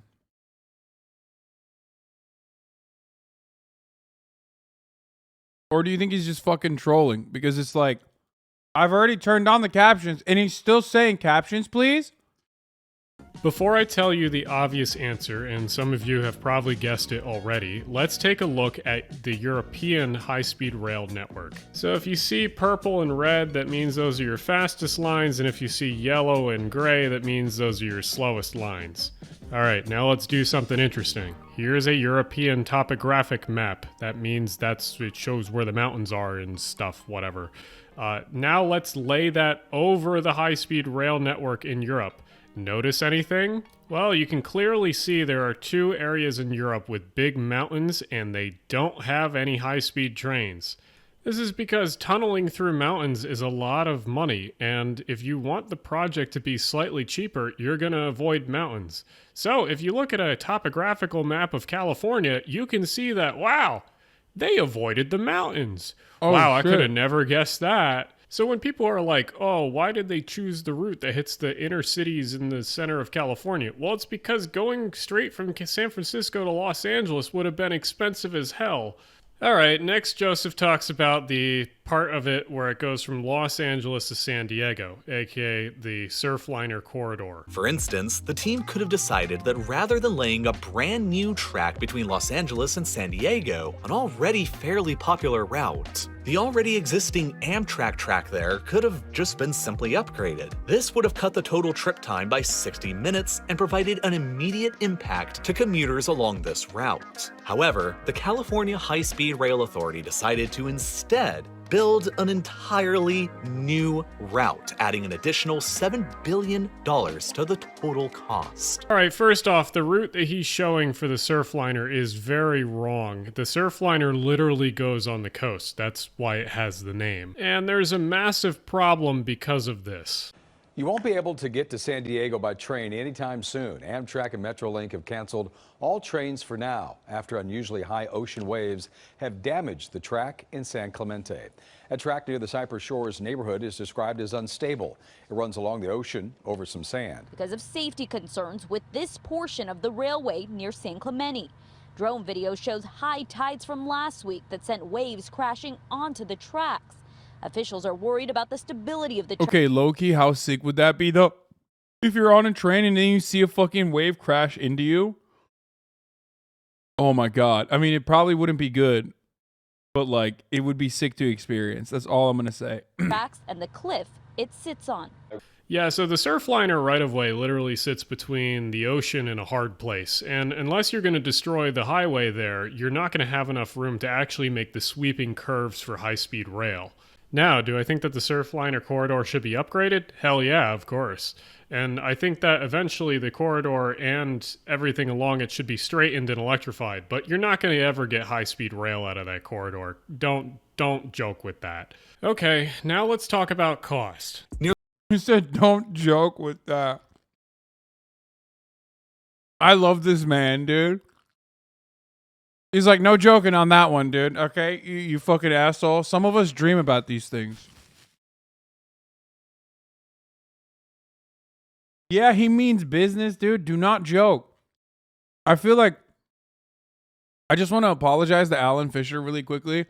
When I said it'd be cool to experience being on the Surfliner, which I love. I think it's great. It's beautiful and a very pleasant experience. I've been on it.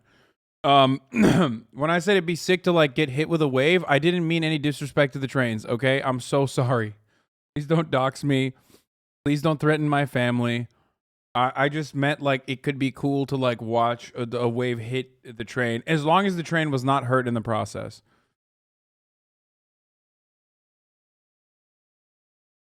Your ability to put stock videos over a script does not mean I have to take you seriously. God damn, dude. He's bouldering, dude.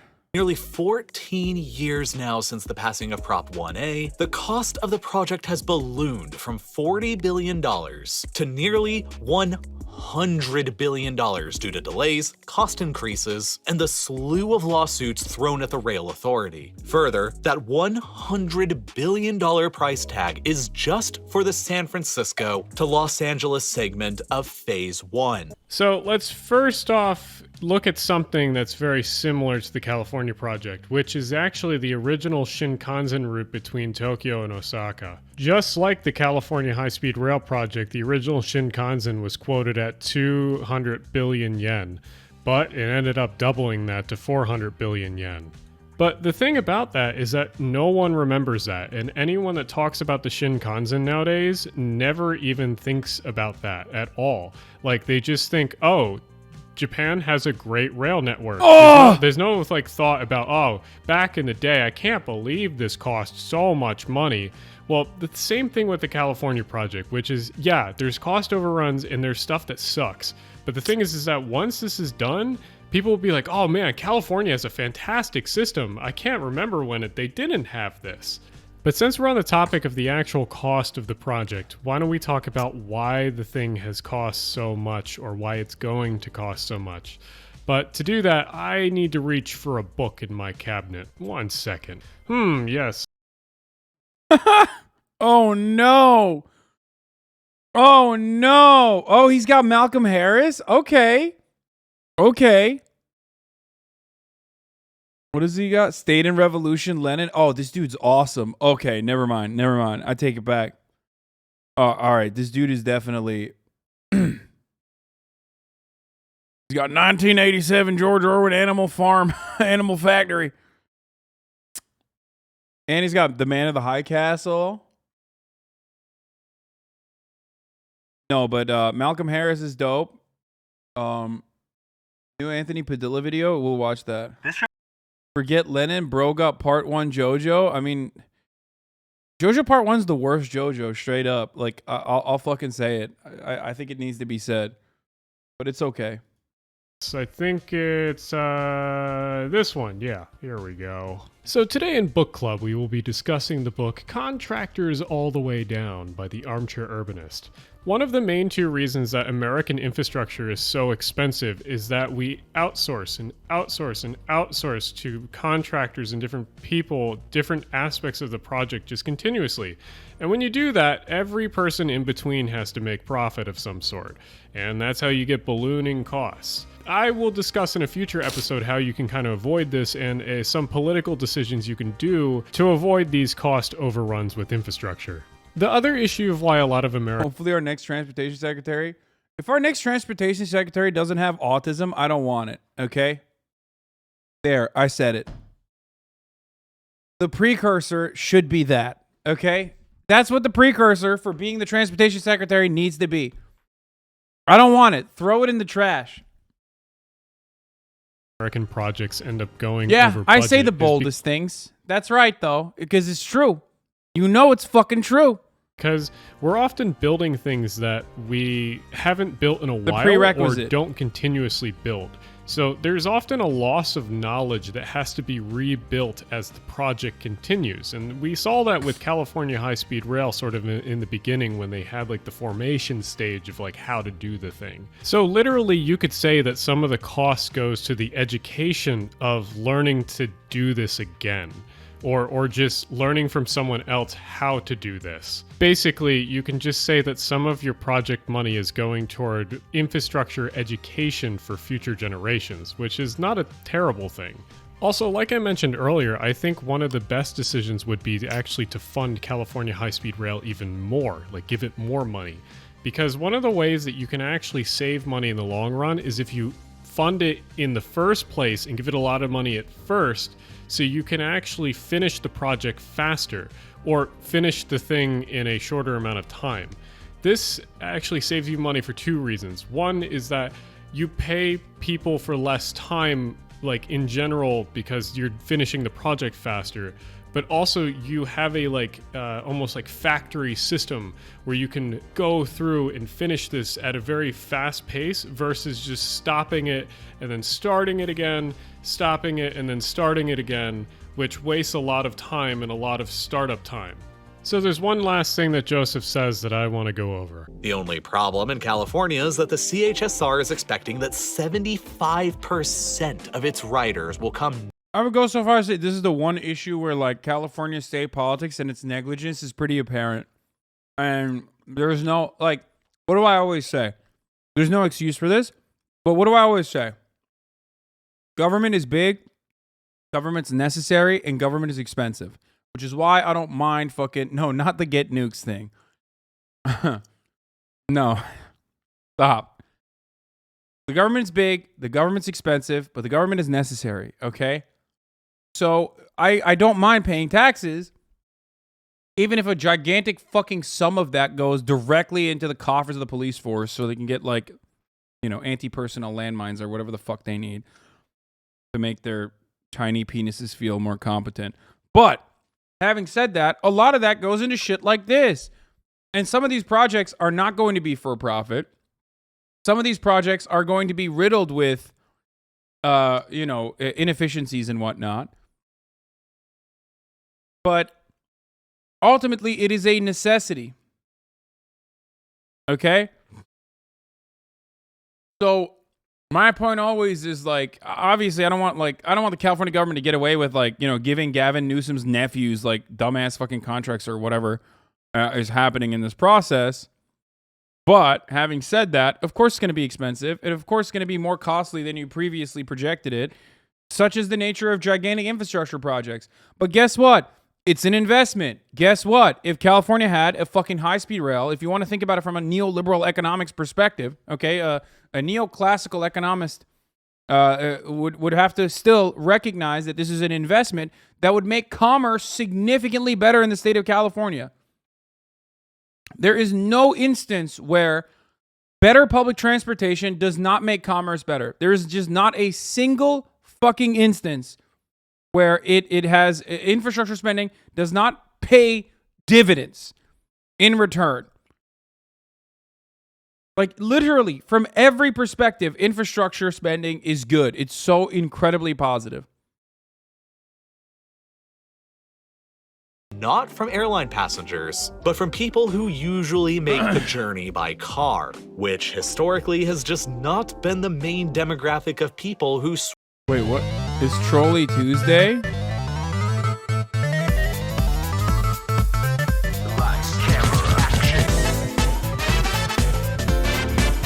I love this guy. Wait, was that a Turkish one? I think he put a Turkish one in there. Oh no, that looks like a Turkish one though. I've been on those before. I've been on trolleys before. They're fucking sick. I think my love for public transit actually comes from growing up in Ankara and Istanbul, where there's like significantly better public transit than, because they're like actual real cities. You know what I mean? In comparison to like the bitch ass, shit ass, dumb ass fucking cities that I... İki öncesi Taksim'de abi. Nerede lan? Görmedim, kaçırdım yine galiba. Yo, hani nerede? Üstü açık, vay anasını, trolliye bak.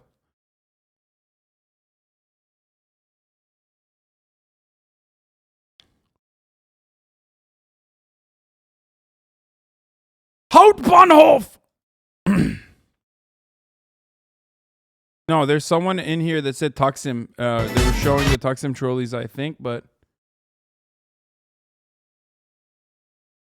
Bu mu lan? Yok.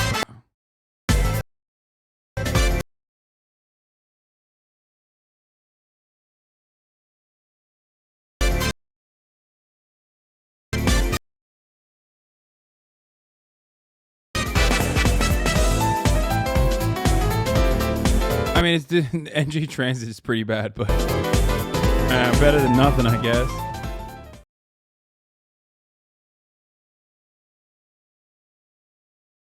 More people would support public transportation if it didn't mean regular encounters with homeless. Dude, what the fuck? That's a crazy ass fucking take, dog. Holy shit. This is the worst self-report I've ever seen in my entire life, dude.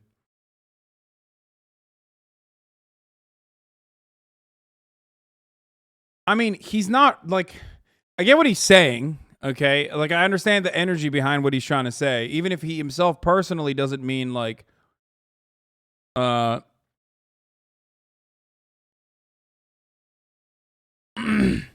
simply isn't true about all spending in all countries when it comes to infrastructure. Sometimes you can have too much, literally just too much. So many videos by RealLifeLore and Polymatter on this exact same thing. Brother, we are currently watching a RealLifeLore video that is been so falsified, so thoroughly dismantled by Alan the train guy here that he like actually ended up taking it down. So maybe you know, think about it twice.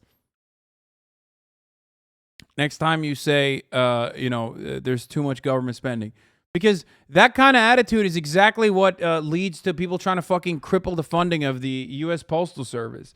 There are certain things that we take for granted that we see as a necessity for survival that we never even consider. That's actually low-key part of the reason why I really loved the Adam Conover government thing, even though it was kind of fucking, there was some cringe moments in it. But like the storytelling is cringe, but like, I love the government, okay? I love the government. It tears me up when I think about like all the fucking brave people working in the government day in, day out through that fucking bureaucracy that go in and like finger fuck all of your goddamn meat inside of a factory that you don't even think about. I love the government in the sense that like there are dudes out there that are making sure that our fucking satellites are operating every fucking day so that you can use your phone, okay? You can use your phone and take advantage of the GPS without any consideration, without ever thinking about who behind the scenes is operating the skeletons of that fucking entire incredibly complex system. Who built that infrastructure? That's the kind of shit that gets me bricked the fuck up, okay? I get horned the fuck up thinking about that shit, okay? And it's awesome. And Americans are fucking disgusting, okay? Americans are disgusting, slimy, hyper-individualistic hogs that never care for that never even for a second give consideration to like people that are inspecting your water, okay? That's why I love when I go to like, you know, different parts of California. Where is that? That fucking, I love going to like the fucking water supply or looking at the goddamn electrical grid that they put on top of a fucking mountain so you can jerk off to whatever kind of weird porn you want to jerk off to without ever worrying about your electricity getting shut down. That's the type of shit that I love. And that shit's very expensive, okay? It's incredibly expensive. And you bet your fucking ass none of these goddamn private corporations care enough to actually build that kind of utility, to actually build that kind of infrastructure, because they're constantly cutting corners. As a matter of fact, when the government's responsibility is outsourced to private corporations, as it often is in the United States of America, you get the PG&E type fucking monopolies that literally cut corners and end up causing wildfires, for example, because they refuse to fucking update their grid. They refuse to actually clean up the lines, for example. There's so much, there's just so much negligence because there's so much corner cutting. There's so much, you know, profit seeking in that circumstance. I would much rather have that be public, and I would much rather have that be expensive as fuck, okay? in order to make sure that it's always in operation.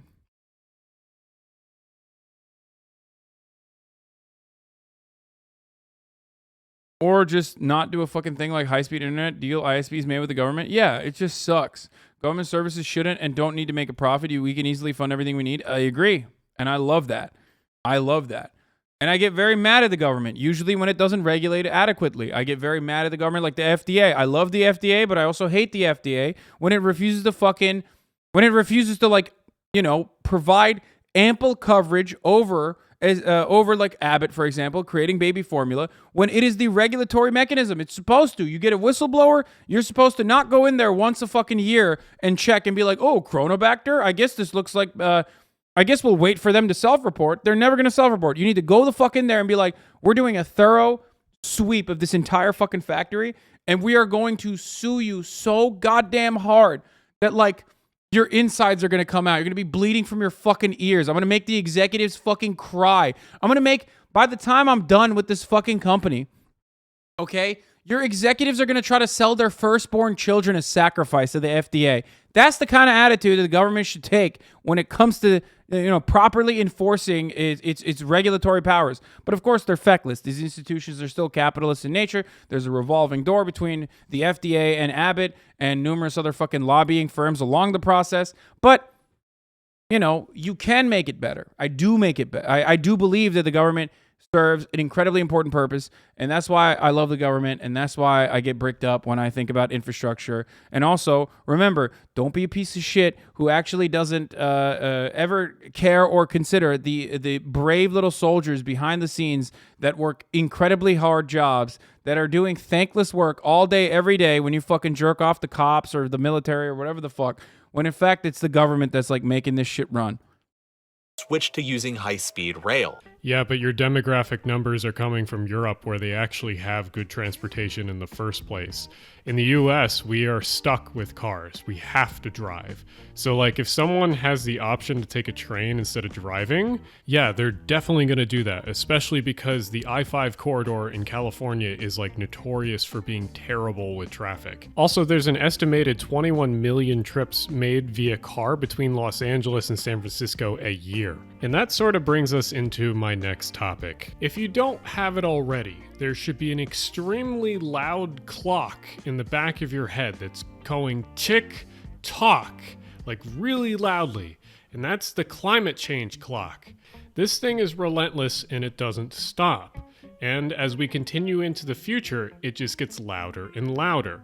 One thing that I really do applaud California is that they actually have a plan on how to go into a sustainable future, and they're already building the infrastructure for this. Now, some of their laws are very much a grift, like the plastic straw thing, whatever, but the California high-speed rail is a great physical, tangible project that is actually really meaningful in the large scale of things. Electric cars will not save us, and I have a whole video on that here, but building sustainable transportation and then building cities around that transportation is the way we're going to save ourselves. Now, California high-speed rail is just one piece of the puzzle. All the other pieces are coming together, hopefully. But another one is like Caltrain and the electrification that comes along with California high-speed rail. And there's no excuse for other states not to do something similar. The state that I'm currently living in, Pennsylvania, could easily electrify from Harrisburg to Pittsburgh. Oh, he fucking follows me. Oh, God, he's a proud New Jersey native. He also makes the Armchair Urbanist series. Oh, that's why he put up New Jersey Transit. I was wondering, because, like, I've never seen anybody be like, I've never seen anybody fucking rep, New Jersey Transit, like.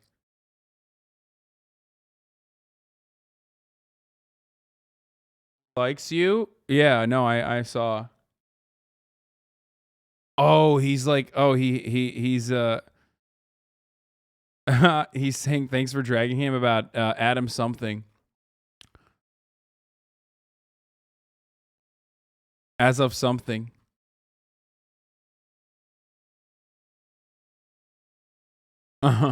Okay, he's like, he's not one of those like fucking, some of the urbanist heads, some of the fucking, urban sprawl heads and public transit heads get a little sock demi for me, for my taste, and then turn into like the Azov something Andes, you know what I mean?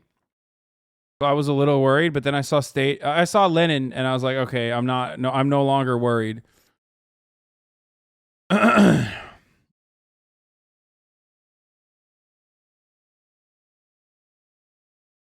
I do want to point out that, like, pumping the fucking pro-Azov Ukraine takes is no different than, like, Asmongold literally doing nonstop coverage over, you know, and turning his channel almost entirely over to, like, a Johnny Depp Amber Heard trial series. That's exactly what Azov something did. Except, like, Asmongold, when he did that, was not actually, like, unironically defending Nazis in the way that, you know, Adam something was.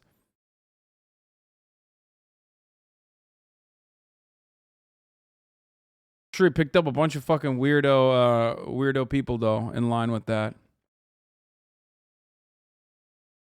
You said there is no Turkish trams on that vid a couple of vids ago, which isn't true. There was a Taksim tram 2 seconds before you said so. As a Turkish Canadian, I really despise you, Lamau. Wait, what the fuck? What do you think? I'm not like. You think I'm unaware of the Taksim tram? Like I've been on it, tramvay.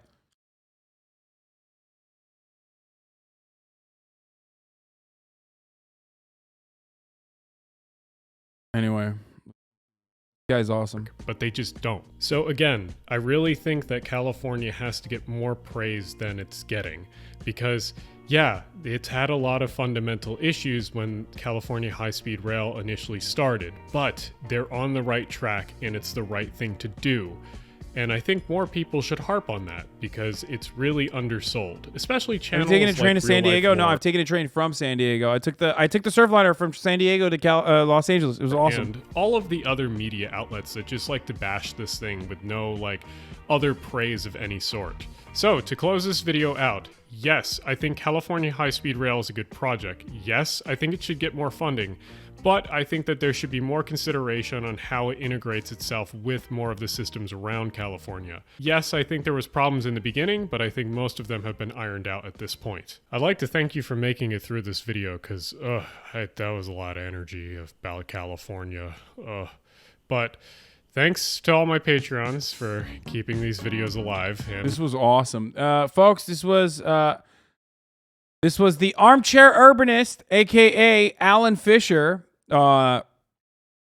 Great. Represent your New Jersey roots. We made you. Dude, no shot, dude. No fucking shot. I don't even know what he's talking about. That's his worst take, is like openly stating he's a proud New Jerseyan.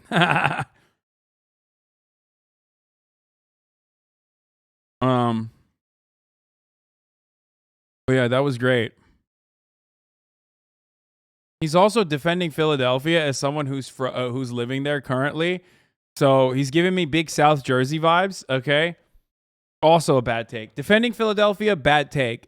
Saying you're a proud New Jerseyan, bad take. Everything else, great. He's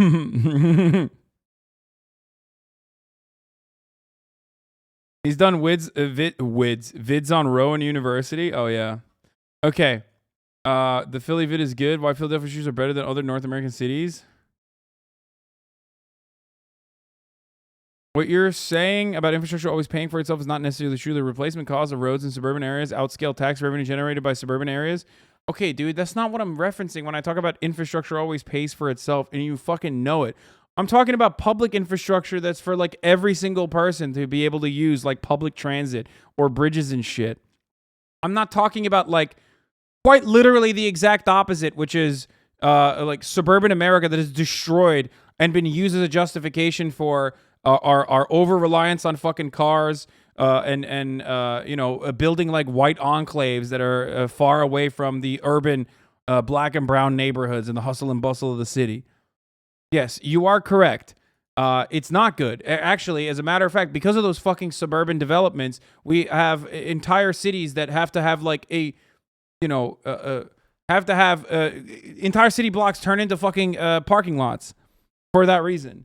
Because, you know, we need spaces for all these cars.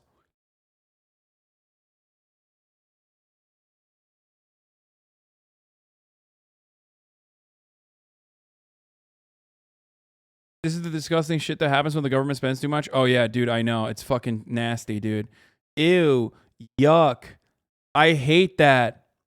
I hate that so much. It makes me so mad. I hate spending money on the government. Okay, let's watch Tina, though.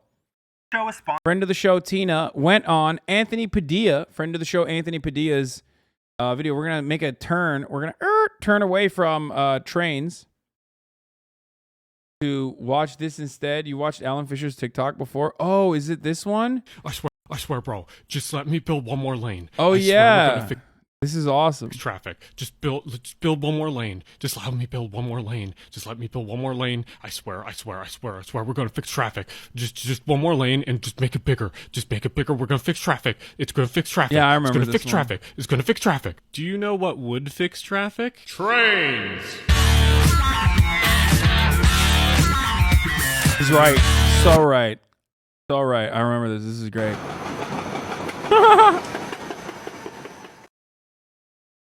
He's dope. All right. Anyway, all right. Let's watch. I spent a day with Tina Kitten, charming the world. I love Tina. If you say anything bad about Tina, I will ban you immediately. Okay, I will block you and ban you. She's the best. What else is the best? The top of the hour ad break is the best. If you no longer want to see those ads, all you need to do is subscribe. You can do that for $5 or for free. We're gonna get back to the sniping Hitler in a little bit. Okay, after we finish this Tina Kitten video. Oh, I forgot. By the way, the dude, I called this yesterday. Can I just get fucking praise for this for one moment? Remember when I said, like, when I see dudes like this, I'm like, this guy's definitely a HasanAbi head. I know you, okay? I know my fucking people, all right? I know my people. I know that some of you are gonna subscribe and some of you are not gonna subscribe. At the top of the hour, okay? And the ones that do not subscribe are going to see the 1 minute ad break right now. But anyway, you also thought he might have hated you. I mean, he looked like a HasanAbi head, but sometimes HasanAbi heads make a turn and then no longer like HasanAbi. And all you motherfuckers turned around and you were like, dude, you're so full of yourself. You're so full of yourself. How dare you think that this guy...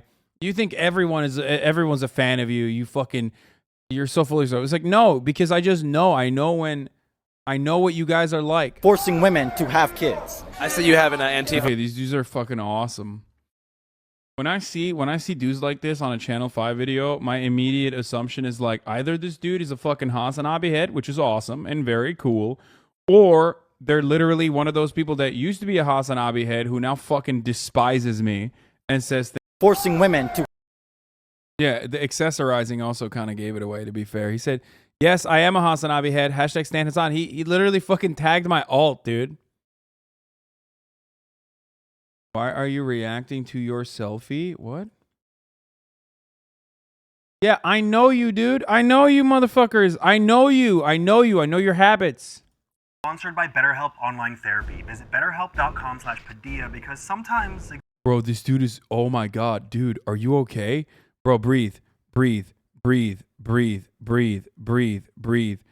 was that about Adam something? What was that about Adam something? What was that about Adam something? What was that about Adam something? What did Adam something say? What was that about Adam something? What did Adam something do? I need to know what Adam something do. What did Adam something do? Ah!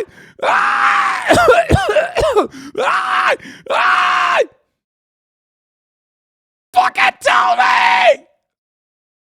You good?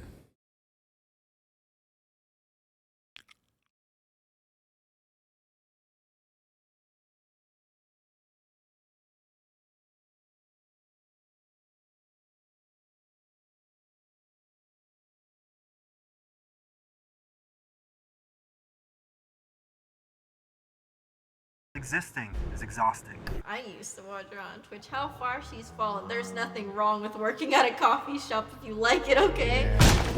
My name's Anthony Padilla, and I spent a day with Tina Kitten to uncover the truth about how rapidly becoming a popular streamer has forced her to face blatant lies published about her. Why she regrets choosing the username Tina Kitten, and how she's utilizing her experience with dangerous parasocial relationships to protect the next generation. Hello, Tina! Were you gonna give me a hug? We'll go for a hug! I thought you went in for a hug!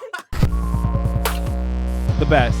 When I love Googled Tina. your name, Uh-huh. so many news articles came up that were just full of rumors. Rumors. That you're dating Corpse. Oh. We know it exists, but we're just like, Was any part of you prepared for the kind of attention that you now receive? no. Do you think anyone's like prepared though? Maybe unless they were like born into that. Yeah, like if you're part of royalty or something, and from birth they're like, you are gonna have lots of people trying to devour you with words and take advantage of you at any moment and exploit everything about you. I don't think anybody's like really capable of having that many opinions on them. I just don't think people are meant for that.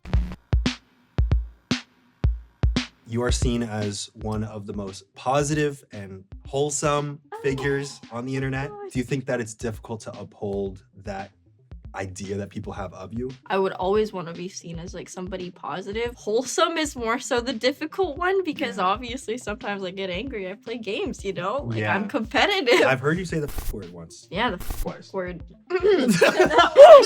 When I first started streaming, I did not swear that much, and now I swear so much. It's a potty mouth. Why? He's You're a surrounded sailor. by other people that do? Corpse and Emma, they're bad influence. Sometimes they were like, can I use the B word coupon? And I would call them a bitch. Bye, Corpse. You're a bitch. Also, sometimes I feel like when you are wholesome, I don't want anybody to mix up wholesomeness with being naive. I wouldn't want anyone to think like, oh, just because she's nice to me, it means she knows nothing about the world. From what I've seen from your community, everyone is so supportive and encouraging. Yeah, and Emma's very from positive. New Jersey. I feel like that is, in many ways, a symbol of who you are. Oh, what the heck? Thanks, Anthony. I'm just stating facts. As long as you're checking them constantly, like I would say it's a pretty good reflection of you as a creator. Considering you blew up so quickly, you gained 9,000 followers in the first 2 years of streaming, and then 1 million in the next year. What were some of the unforeseen struggles that you faced? So I actually enjoyed having a larger audience. I just struggled with feeling undeserving of the audience. Imposter syndrome. Yes, exactly. But I will say that I almost kind of enjoyed having more people watch because I think when I was like a younger streamer, the level of parasocial relationships that I developed with a smaller audience was actually scarier to me. I started streaming when I was like, what, like 15, 14? I don't know why. I just had like, well, maybe I do know why, but I had an audience of older dudes. And so I struggled drawing boundaries when I was younger. If somebody like subscribes to you, sometimes they think they are She's not 15 anymore, Chad. Calm the fuck down. Jesus Christ. entitled to your time because they gave you $4.99 a month. Like, and I'm just like, well, Did you feel tempted to Libertarians, give people things because they kind of felt like, entitled? I would like sometimes be people's like therapist, type out all their emotions to you all the time. I'm like 16. I'm like, I have homework. I just That's what it used to cost. $4.99 a month. You can get therapy from a 16-year-old.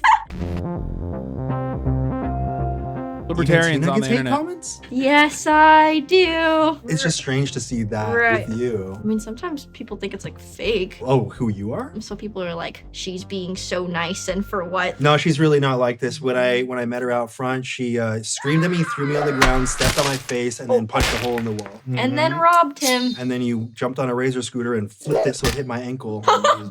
Not the razor scooter.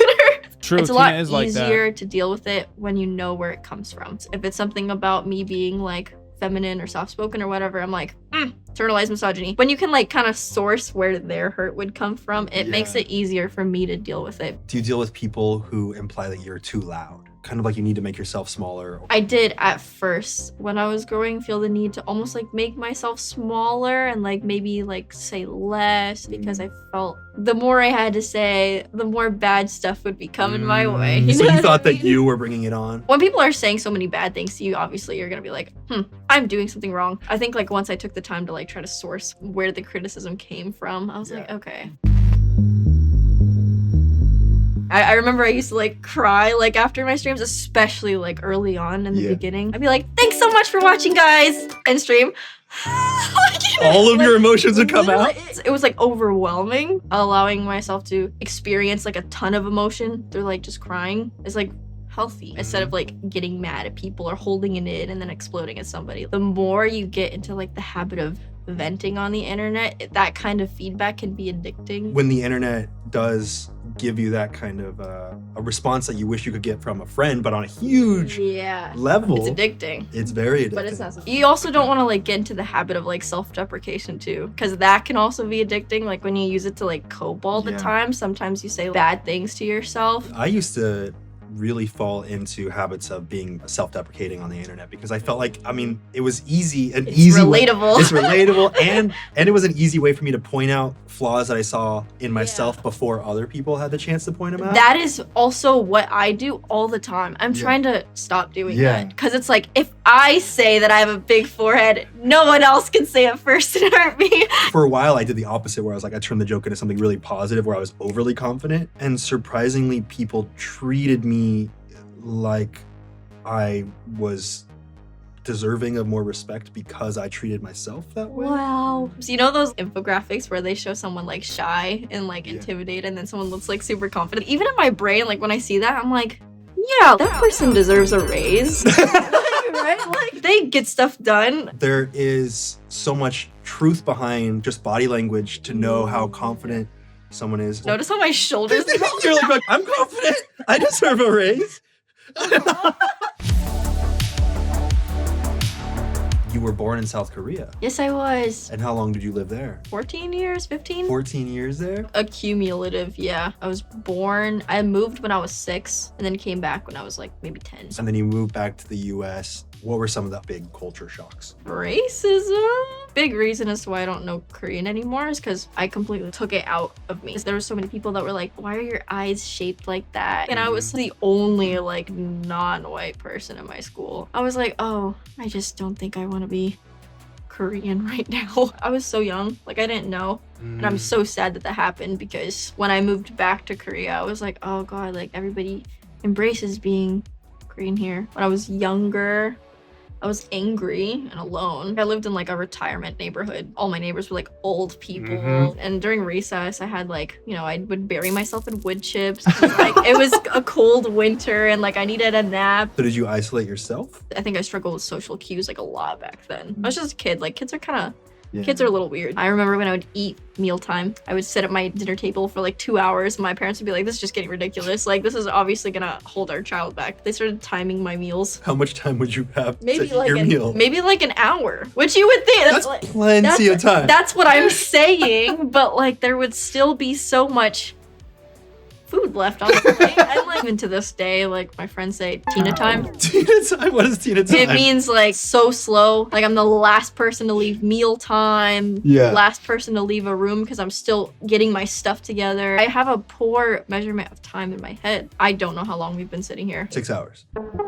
Well, maybe not. Like that You have a little measure of time. A little measurement, but like I genuinely can't say if it's been like, has it been 1 hour? Actually, almost exactly. It's been exactly 1 hour. Right? That's amazing. Okay, maybe I do. Tina understood the concept of time. It wasn't a bad childhood. Like I did like hang out by myself. Like I would throw my flip-flop into a ditch and like chase after it and wade through the water. What kind of ditch? Was it sewage? Oh my God, no, I would hope not. Okay, then it sounds fun, yeah. It was a good time. Oh, that explains like all the diseases I have. But then when I came inside, I played games a lot. I would always get hand-me-downs from my dad. I would always just daydream about like medieval stuff though, you know, like dragons and magic. Probably be because of the games that I would play. I never thought I would, you know, stream it one day. Isn't that interesting that the thing in your life that was bringing you joy, that kind of was the disconnect from the rest of your life, disconnect from reality, became the thing that now is your reality. Crazy when your parents are like, oh, like, you'll never get a job playing games. And then you do.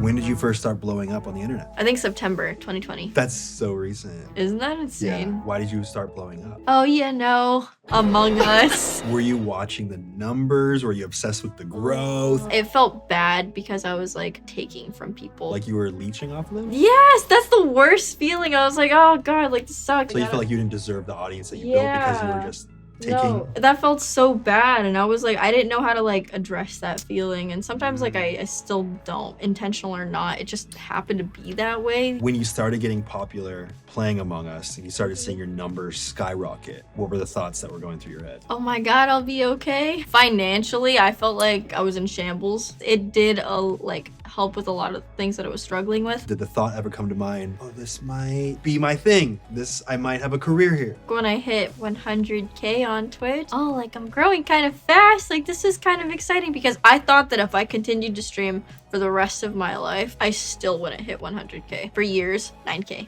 Yeah. Yeah. So in my head, I was like, if I do the math, maybe I'll do like 80 one day, like 80K. So 80 by the time you're 80. Exactly. I just had hit 100. How does anyone get big with Among Us of all things? Dude, is literally the most common. So many people blew the fuck up with Among Us. Watching people play Among Us is the highest level of parasocial. People love that shit, dude. 100K, and it was so soon. Yeah, I remember being so excited. I was due like, to collaboration, obviously this is gonna get too much bigger, you know. And then it Among Us did, made and I so was many like, streamers' careers, and Did they're you all have to, like, great. sit your parents down and say, Mom, Dad, not going to school anymore. I'm gonna play games. I did not have to do that. So they had known that this was like something I did. They didn't know that any financial support I had was real. They thought it was like Monopoly money basically, until I actually brought home like a drawing tablet, and I was like, look, Mom. And she was like, oh, that's real money. I was like, yeah, it is. Shayoshi wants to know. Oh. Do you know Shayoshi? Yeah. Okay. Shayoshi wants to know, if you knew that you'd blow up, would you have chosen the name Tina Kitten? Mm-mm. No? No. Why? Have you ever heard of the term Discord kitten? No. Should I have? I don't know. Do I hang out with the wrong people? I don't know. Maybe the right people. Oh. What the fuck does that mean? I don't know what that means. Is that some weird shit? That sounds weird. When you put Discord in front of anything normal, it just automatically turns into a very weird thing, okay? Oh no. Oh no. What am I about to learn? It's just like, you know, when you just call someone like a kitten, does that make sense? Like the implications feel very like weird to me. Like, know? get on your knees and purr? Yeah, that kind of thing. And I'm like, oh, maybe I don't want that. But I was like, I was a child. I was like, I like cats, you know? Like, Yeah. I didn't really ever think it would be an alias that would be put on things. That's the name of this video. Yeah, it is. It's in all caps. It is in all caps. And, you know, maybe it would have been something like, I don't really know. I never really thought about it. Actually, sometimes people call me Crunch. Crunch? Do you hate that? Why are you Crunch? I love Crunch! Crunch? Why are you Crunch? There's very little to assume about that name. On my birthday, oh, this made me so teary-eyed, but What? it was like, Happy Birthday Crunch was like the hashtag that they like trended or something. It was so cute. Are you fearing something that when these numbers are below a certain point that this kind of fear comes up? Oh, God. Like, what would you say is your worst fear about what would happen to your career if the numbers drop too far? And by the way, I've also had Corpse and a ton of Tina's other friends on here, not to mention the upcoming episodes with Niachu and Valkyrie, and a ton of others, which you could find here or on the completely uncensored podcast version of the show, which you could find down in the description below. And it goes without saying, I'd like to thank BetterHelp for their continued sponsorship. Therapy has been really beneficial. Phone. Skipping it.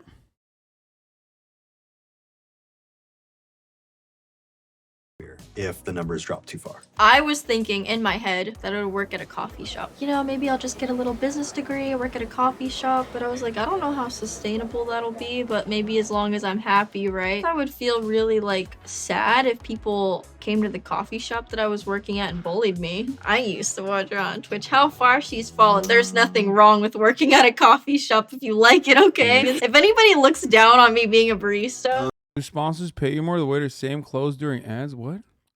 After being a Twitch streamer, Yeah. I'll get upset. So your worst fear is that you're going to do a job that you like? Well, that people would bully me, but like I don't think I'm even at that stage where Right. people would even come in by the masses. Also the type of audience that you foster. They're nice. They would love you. They would come in and be like, holy shit, Tina works here. I wish. That'd be so cute. You feel a little bit of fear about what might happen if these numbers are too low. This is stressful. It's because I'm not done yet. I'm having so much fun. Dating. Oh. This might be a controversy you don't want to take on, but do you think Corpse uses a voice modulator? No. Like, I've heard him in real life. What the fuck? No, dude. What a fucking insane... What an insane question, dude. You did not come on? No, I have.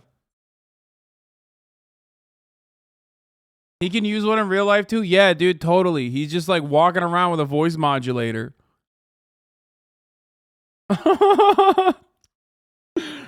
Oh, that's funny. You keep your private life very private. How do you choose what to bring people in on? Like, I would always just assume it's How much are you nobody's paying you to say business, this? you know? Wait, are people actually, do people literally believe that? What the fuck? Is he really a corpse? No, he's not a corpse.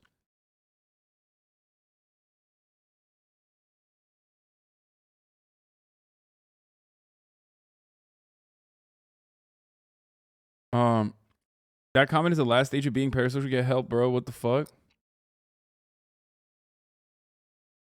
I could only imagine, like, people already take friendships to such an extreme. I've been in a few public relationships online. It even got to a point where it was like daily vlog, everything that we do on camera, God, we're putting it out every single day. Unsolicited opinions would just seep think into they my know. head. It It's really so altered the way that bad. I perceive everything in the relationship. I just don't think, like, your relationships with people are meant to be analyzed like that anyways. And so it's just kind of like some things are meant to be private, I think. It's tempting to let people in though, because people like that connection. There's this almost like, I feel like the need to be fully transparent, open, but you know, there's gotta be like a divide, right? A lot of people have work-life balance, and I feel like just because I'm a content creator doesn't mean I should deny myself that same balance. This is still, at the end of the day, it's work.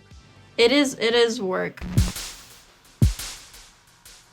What's next for Tina Kitten? Once, you know, I would say like the world opens back up, I want to do like IRL streams. A couple years prior, I did like backpacking, and I love traveling like a lot. I like experiencing the world with people. I think it's so fun. I would be terrified of IRL streaming because people know where you are in the stream at all times. Are you gonna hire a bodyguard? Yeah, yes I will. Multiple. So Yes. don't mess with me. They'll get you.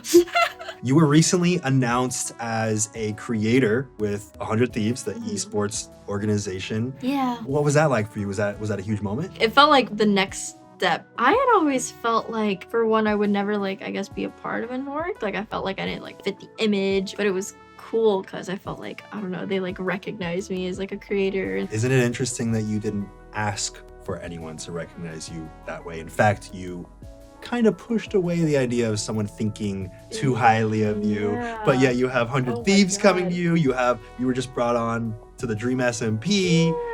You're part of these big groups. Yeah, And I think that very kind of in and grateful. of itself shows that you are deserving. What the heck? That's so nice. It's so nice.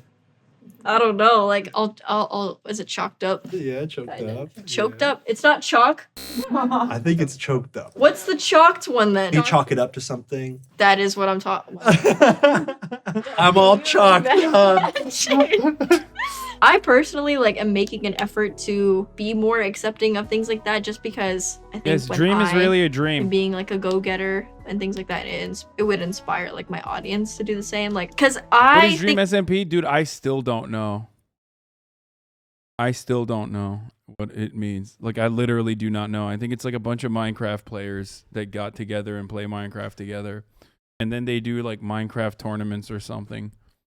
And I literally have no idea what they do in those Minecraft tournaments. Like, I just don't know what is going on in the tournament. I thought Minecraft was like a single player game for the longest time. And then I found out it's not a single player game, but I still just don't know. I don't know. I think it is such a bad habit to like tear down on myself and not go for things and stuff, because I'm like, they're watching, you know, and if they see that I like reject opportunities because I don't feel like I'm good enough, or I explain that I don't feel like I'm good enough, I don't want them to then also put themselves down in that way. Do you feel like, in a sense, having this audience that you care about and treating yourself the way that you want them to treat themselves has been beneficial for you? Yes, it makes me like want to be a better me all the time, which I'm very grateful for, because I'm like, ooh, I wonder if I was by myself if this would be the same case. But it's because I know that there are people watching. Like, I want to be a better me so other people are inspired to be a better them. What is it about doing what you do that brings you the most joy? Seeing like a lot more girls in this space and like being able to teach them how to draw boundaries and being like that kind of person that can, like, you know, provide that kind of comfort to people. That makes me super happy because it's something that I wish I had growing up a little bit. It's really fun to see the space changing. I spent a day with TINA KITTEN, one of the most magnetically kind-hearted people I've ever met. And one thing that really sits with me is how so many of us have the idea that using self-deprecation is a medicine that allows us to acknowledge and even circumvent negativity about us before it ever reaches us. But it may actually be the very thing that invites negativity and poison into our lives in the first place. I spent a day with TINA KITTEN, Charming the World, by a friend of the show, Anthony Padilla. This was great. It was a great video. Them haha, teach them lol. What do they do? Show their asses in front of thousands of people? Dude, are you okay? Works are nothing but a bunch of untalented people and it's cringe. Teach them what? Show their asses? Who's doing that? My friend, are you okay? Haha, so not funny lol. Just because you stream playing games doesn't mean you're talented or gifted lol. Want to be validated for nothing. This guy makes generic beats and is cringy as fuck. Funny. That's funny lol. You think just because they get a lot of viewers, it's what makes them funny. You have a horrible taste in comedy. Pokey is a hypocritical and unfunny and not cute. Dude, you've never said anything positive in this chat, man. Except for the one time you said you look perfect. Okay, my friend, this is not good. I'm gonna be honest with you. You can save yourself, but you got to stop with this. This is really bad. You're like a professional hater, dude. What do you wake up in the morning? You're like, time to hate. Crack your knuckles, and you go, time to go to work, boys. You know, chill, dude. Chill out. Appreciate the shout out. No, man, it's not a good. This is not a positive shout out. Like, do not misunderstand me. I know you probably thrive on the attention that you get, but I promise it's not good. Because then you're just constantly being a downer for no reason. Okay? You can become better. You can become happier. I'm talking about them, dude. It's facts, not hating. No, it's not.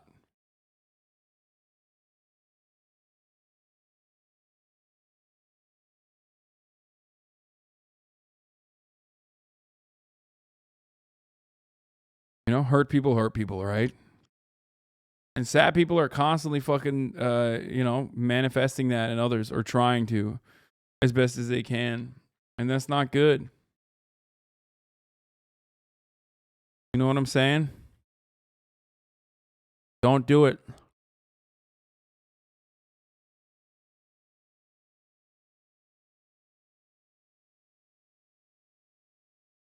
Hello. Hi, how are you doing? What is this chicken shop date thing? I see videos of this on TikTok a lot. I'm good. How are you? Good, good. Louis Theroux. Is she like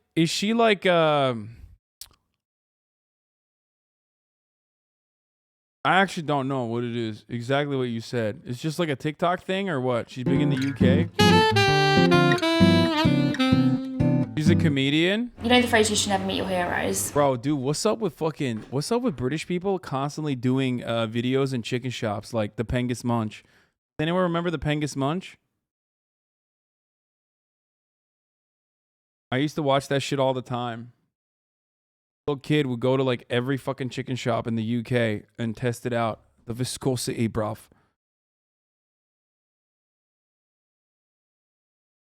Yes, I do. I know this is where the my money don't jiggle jiggle comes from. Well, I actually know the original where my money don't jiggle jiggle it holds comes from. I love Louis Theroux, obviously. So How do you feel? It's nice to be here. I haven't seen all of your output, but I've seen one of them, and I liked it with Ed Sheeran. That chicken He's kid's got like a great 26 voice. years old. What? Pengest Munch? The chicken kid is not 26 years old. Are you fucking kidding me? Why did he LARP as like a high school student then? Are you fucking joking? No shot, dude. What? Oh my god, he's 25, dude. Wait, what? No, he's 1993. Wait, what? Not even 25. He's actually my fucking brother's age. He's 28. He's about to be 29. What? No shot, bro. No fucking shot, dude. Bro, wait. That's so weird. That's sus, dude. I mean, look at these videos, dude. People. He used to literally dress up like he's still in high school when he used to do them like a couple years ago. Oh my god, I thought he was like straight up in like middle school or something. Yeah, bro, look at this. 6 years ago, he was like 23. Man just hit up Dallas. £1.80. You heard me correctly. £1.80 For 4 wings. For 4 wings. Damn. Am I? Bro, he literally used to fucking dress up like he's in high school. Like all of his fucking videos. On feet today. Man got the Nike Air Max 96 2 20th anniversary. Black leather. It's piff. The thing's peng, fam. All the reflective bits as well. Burst your eyes. Bare comfy. Memory foam in the heel in addition to the Air Max 95 Ultra Soul. Man's popping on air, fam. Yeah, this is what he used to do. He used to talk about his fucking shoes. He used to give you a crip check and then turn around and fucking go to a chicken shop and like eat the chicken and give it a fucking, give it a number. But like, you're kidding me, right? Like he's straight up always, he used to straight up wear like a school uniform in all of his fucking videos. Got a burger box instead. Put 4 wings in there and topped it up with chips. Joke, man. Man got like 10 chips because he couldn't be bothered. He's literally fucking straight up in this video. He's actually like, I mean, this is what, 2017? 2017 is 5 years ago, right? 5 years ago, 29, he's 24. 24 in this video. To put in a box. You're still hungry now. Obviously. The viscosity levels. Yeah, viscosity, bro. The chips, boom. These ones were pretty skinny, but I could tell they were kind of fragile. Like, it's a bit of a problem because the thing would just break and then just be chilling there in the sauce. But I can't lie, they were decent. They were fried pretty well. Texture of the skin was a little bit crispy. You know, they did well to absorb all the seasonings and that. You know, I speak about absorption every week. Don't, listen, get used to it because it's a very necessary part of the chip game. On a level, out of 5. 3.2, 3.2, slightly above average, yeah. Especially for their size, because they were like proper thin ones, yeah. Wings and that. The wings were fairly flavoursome. That's considering I added salt and pepper. I did swipe it in the burger and chili sauce concoction. This blew my mind. I mean, he makes great videos. Him and his Will and I used to watch this dude all the time. Anyway, let's get back to this. Puts out a lot of music. He does. Too much, would you say? Feels a bit harsh, doesn't it? I mean, maybe. I'd like to hear. Bro, homie's wearing Nike glasses, dude. What a fucking, what a G, what a legend, what an incredible person, dude. What Ed Sheeran sounded like if he put out less music. Oh, nuggets. Chicken nuggets. It's not quite what I was hoping for. What would you want? Well, I mean, I'm looking at the menu. Like maybe 5 grilled thighs with 2 rice. No. So are you single at the moment? How did you know? I suppose you wouldn't be on a date otherwise. Do I give off like single energy? No. Okay. I don't even know what that would be. Just fun. Available energy. Too much eye contact. Can you do an American accent? I sure can. Can you?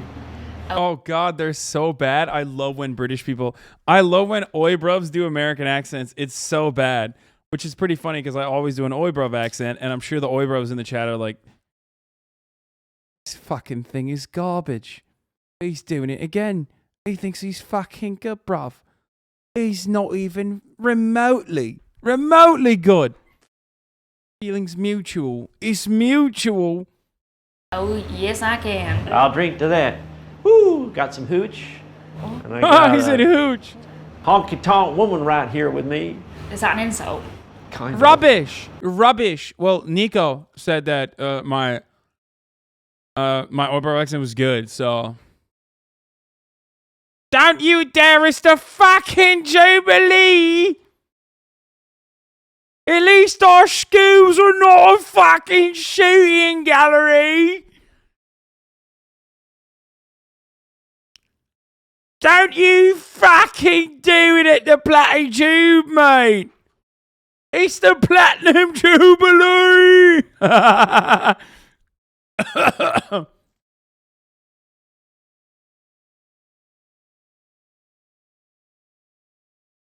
At least our maths is not Call of Duty. It's so good. Your Oiber accent has been approved by several British people, so I think you've won on that front. Yeah, exactly.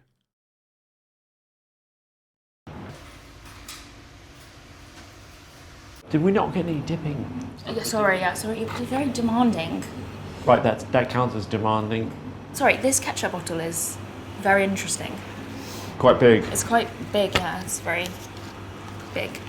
I was going to say I like my sauces like I like my women. Big. Spicy. Oh, okay. And big. Do you like music? I love music. Gosh, did I just say that? You love music. I can't tell. Is Louis trying to fuck her or something? Like, it's kind of weird. He's normally such a kind fellow. I've never seen him this active in a conversation. Is date going well? Yes. I do like music a lot. I love all kinds of music, as long as it's groovy. Okay, but I know you can rap. That's nice of you to say. Well, I mean, I know you have rapped, sorry. I have rapped in a program I did, a Weird Weekends episode about rap.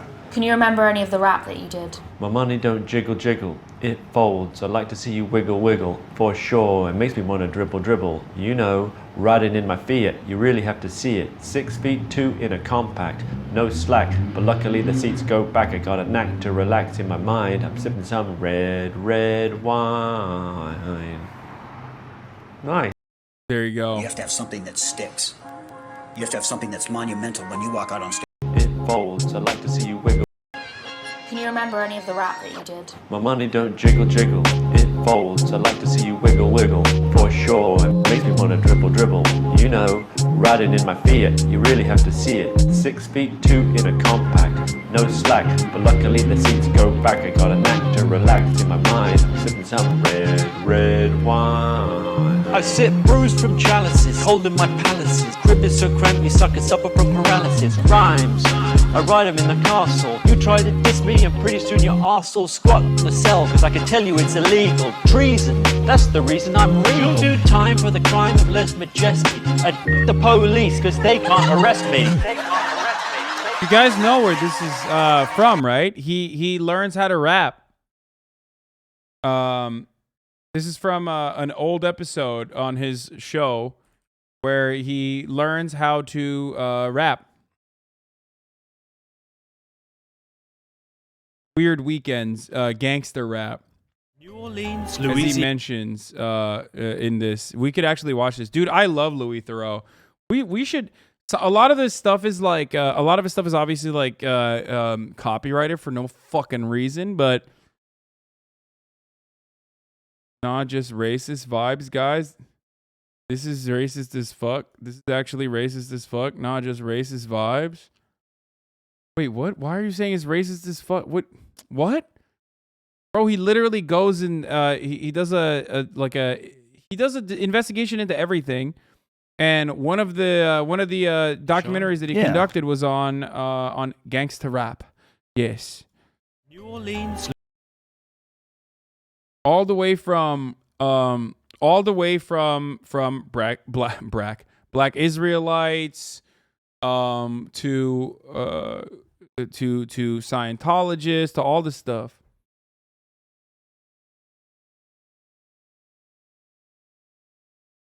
Yeah, and he is also very respectful.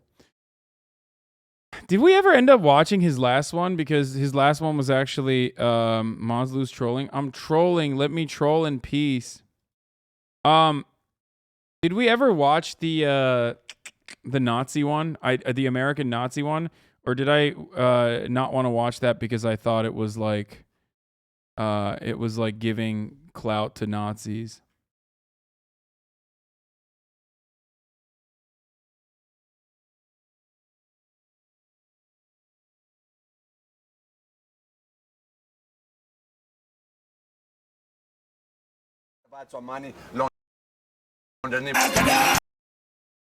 Nice, dude. Yeah, just beat him with a golf club and burn him. Okay, here. You guys wanted to see how the other side lives? Can appear to be a symbol of post-apartheid South Africa. The coastal city is promoted as a top destination for its diversity of food, landscapes, and cultures. But for Black South Africans, life in Cape Town is steeped in the lasting legacy of apartheid, the system of white minority rule that has left the country's Black majority poor and powerless. Though apartheid was officially terminated in 1994, throughout South Africa, neighborhoods remain structurally segregated, and the vast majority of Black citizens remain locked in grinding poverty. I'm going to show you how Cape Town was designed to keep racial groups separated, This shit's crazy. and how those divisions persist today. Look at this.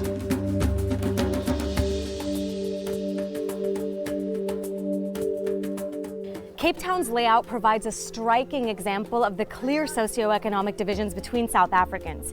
I'm standing in a township that reflects the living conditions of most Black Cape Townians. Poor and under-resourced, without access to running water, sewage, or even electricity. Just next to it is a white suburb that's worlds apart. And there's no easier way to see this than with a drone. From above, you can see the state of the bustling Black township I'm standing in, called Imazama Yethu. It's a barren, informal settlement made up mostly of shacks and government-built homes. Literally next to the township is a white suburb that's overflowing with greenery. So here's what life looks like from— Bro, look at that shit, dude. Look at that shit, dude. Fucking look at that, dude. That's where the Black people live. This is where the white people live. Overflowing with greenery. So here's what life looks like for most white Cape Townians. Nice suburban homes with running water, protected by walls and alarm systems. Some even have signs specifically warning Black Africans in their language of Xhosa of dogs inside. And the disparity isn't just black and white. Here's the colored township of Manenberg to the left, and the informal Black settlement of Nyanga to the right. Unlike Black townships, the ghettos of colored people are made up of small homes rather than shacks, and have basic services like running water. Before we go any further, I should break down how racial groups are classified here. Colored is a centuries-old community of diverse heritage that might be called Creole in the US or Caribbean. They're distinguished from Africans, who are the city's Xhosa-speaking Black population. Also, while Africans are the vast majority— Wait, isn't it? Oh, I can't do it. Go in my mouth. Isn't it? Osa? No, it's at the back of your tongue. It's Osa. I can't do it right now. What the fuck? I used to be able to do it. Osa. Majority in most of South Africa, in Cape Town, coloreds are the largest group. Africans are a close second. Whites are only 15%, followed by Asians and others. I have said it correctly before, yes. But it's not Osa. It's with the back of your tongue, right? It's like a click sound, but with the back of your tongue. Osa, Osa, Osa. What are you doing? What do you mean, what am I doing? That's how you're supposed to say it.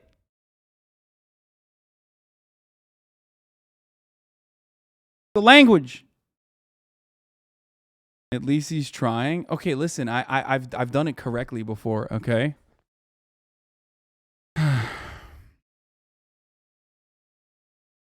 we see from above is the legacy of an apartheid system that was instituted by South Africa's National Party and lasted from 1948 to 1990. Black South Africa has gone through enough, Hasan. Let them be. Okay, I will stop. Apartheid further expanded the policies of white domination and racial segregation that were already in place since the colonial era. Under the 1950 Group Areas Act, the government created racially segregated areas and forcibly removed people from neighborhoods reserved for white people. From 1950 until 1983, one of the largest mass removals in modern history took place. Here in Cape Town, District 6, where I currently am, had been a booming area in the heart of the city with more than 60,000 colored residents. But in the 70s, the government bulldozed their homes and forced them into windswept housing projects on the Cape Flats, far from the city center. Apartheid dictated where people could live and move about. Africans were issued a pass or an ID document stating where they could live and work. They would be arrested if police found them in a white neighborhood not designated as their place of employment. The system was used to bar most Africans from moving to the city in search of jobs. Instead, they were confined to living in 3 blighted townships. In the 80s, hundreds of thousands began moving to the periphery of the city, building shacks and informal settlements. The legacy of that migration remains today in poor townships like this one. Part of apartheid's divide and rule scheme was to give coloreds priority over black Africans for jobs and housing. But coloreds were also systematically displaced at the expense of whites. And today, the white minority continues to live near the city center and in lush suburbs like this one. And the inequality isn't limited to neighborhoods. Bro, it's so fucked up to make this about race, by the way. Under apartheid, Cape Town's more I still can't get over that previous chatter who was like, dude, why are you making like apartheid South Africa about race, dog? Like, what's up? Dude, there is no like clear example that you straight up just think black people deserve to be in this situation and are in the situation that they're in, not a consequence, and not as a consequence of like systemic racism, but like directly because they are, you know, different. Than looking at like apartheid South Africa and being like, wow, imagine making this about race. Exclusive Fucked Atlantic up, Coast dude. beaches like this one used to prohibit blacks. Whites enjoyed their own beaches like these, while blacks and coloreds had their own beaches which looked like this. Today, beachfront areas like Camps Bay still cater to mostly whites. But now it's all about who can afford the nice restaurants and shops. By the way, that's a perfect, again, that is a perfect representation of how capitalism literally strips the racial component while still completely maintaining it. They strip the fucking veneer. They literally go, oh no, it's not about race anymore. It's just about whether you're poor or not. And it's like, that is exactly what the fuck this is, okay? Yes, dude. Capitalism still upholds white supremacist attitudes. Straight up. In this exact same way. It's this kind of unspoken disparity that continues to permeate Cape Town society. Studies by local researchers have found that black Africans are almost always less successful than white people in moving up career paths in Cape Town, a phenomenon labeled the ebony ceiling effect. The inequality here is so stark that Cape Town's Gini index, which economists use to measure inequality, is 63 out of 100. That's one of the highest in the world. So why has Cape Town failed to deliver a better life for all since the end of apartheid? Some blame Cape Town's governance. Cape Town rests within the province of the Western Cape, which is the only one of South Africa's 9 provinces not run by the governing African National Congress. That's the anti-apartheid party of Nelson Mandela. Instead, it's run by the Democratic Alliance, which grew out of white liberal establishment politics, but includes remnants of the old National Party and black middle-class support. The Democratic Alliance dismisses any claims that Cape Town remains racist, but it's hard to deny the structural segregation and discrimination that still exists, even if it is more subtle than it was under apartheid. Now that Cape Town grapples with a water crisis the world has never seen, the stark disparity between the haves and have-nots is on full display. Many black Cape Townians have always lived without running water. Now, others in Cape Town are getting a glimpse into that experience as they line up to collect a ration of water. But what about everything else? Will the dream of a truly equitable society ever become reality here? Hey guys.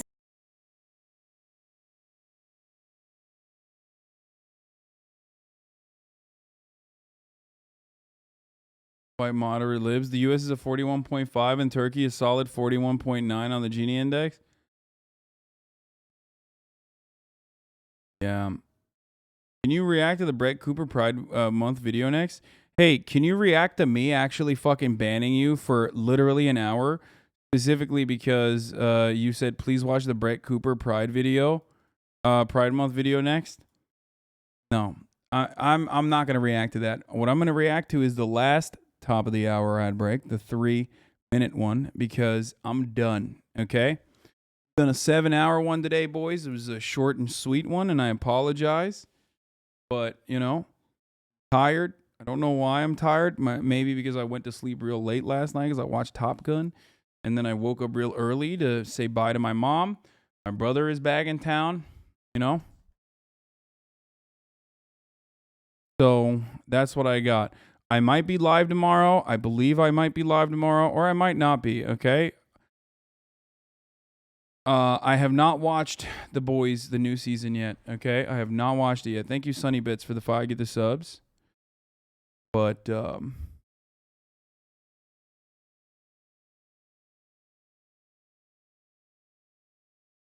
yeah, that's it for now.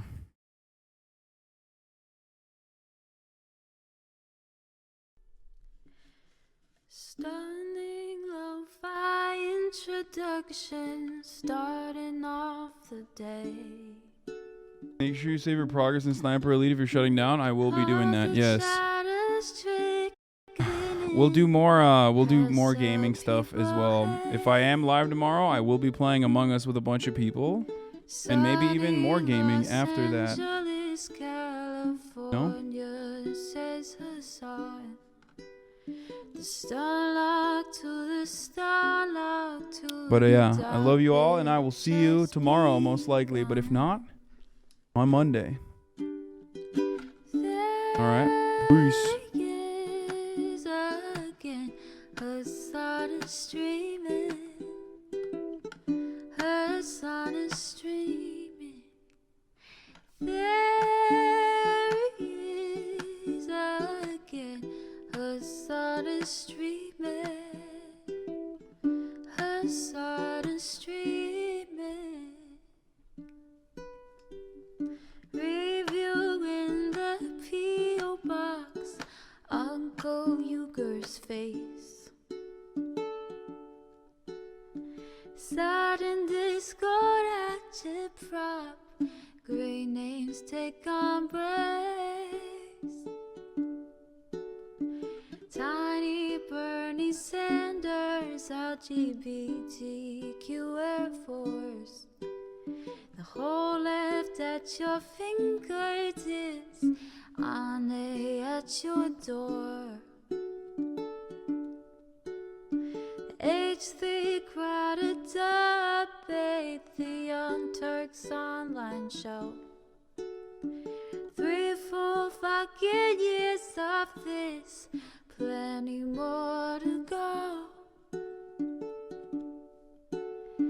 90-day fiance, talks of champagne bourgeoisie. A Trump rally live reaction, a mass riot at DC. There he is again, Hasan is streaming. Hasan is streaming.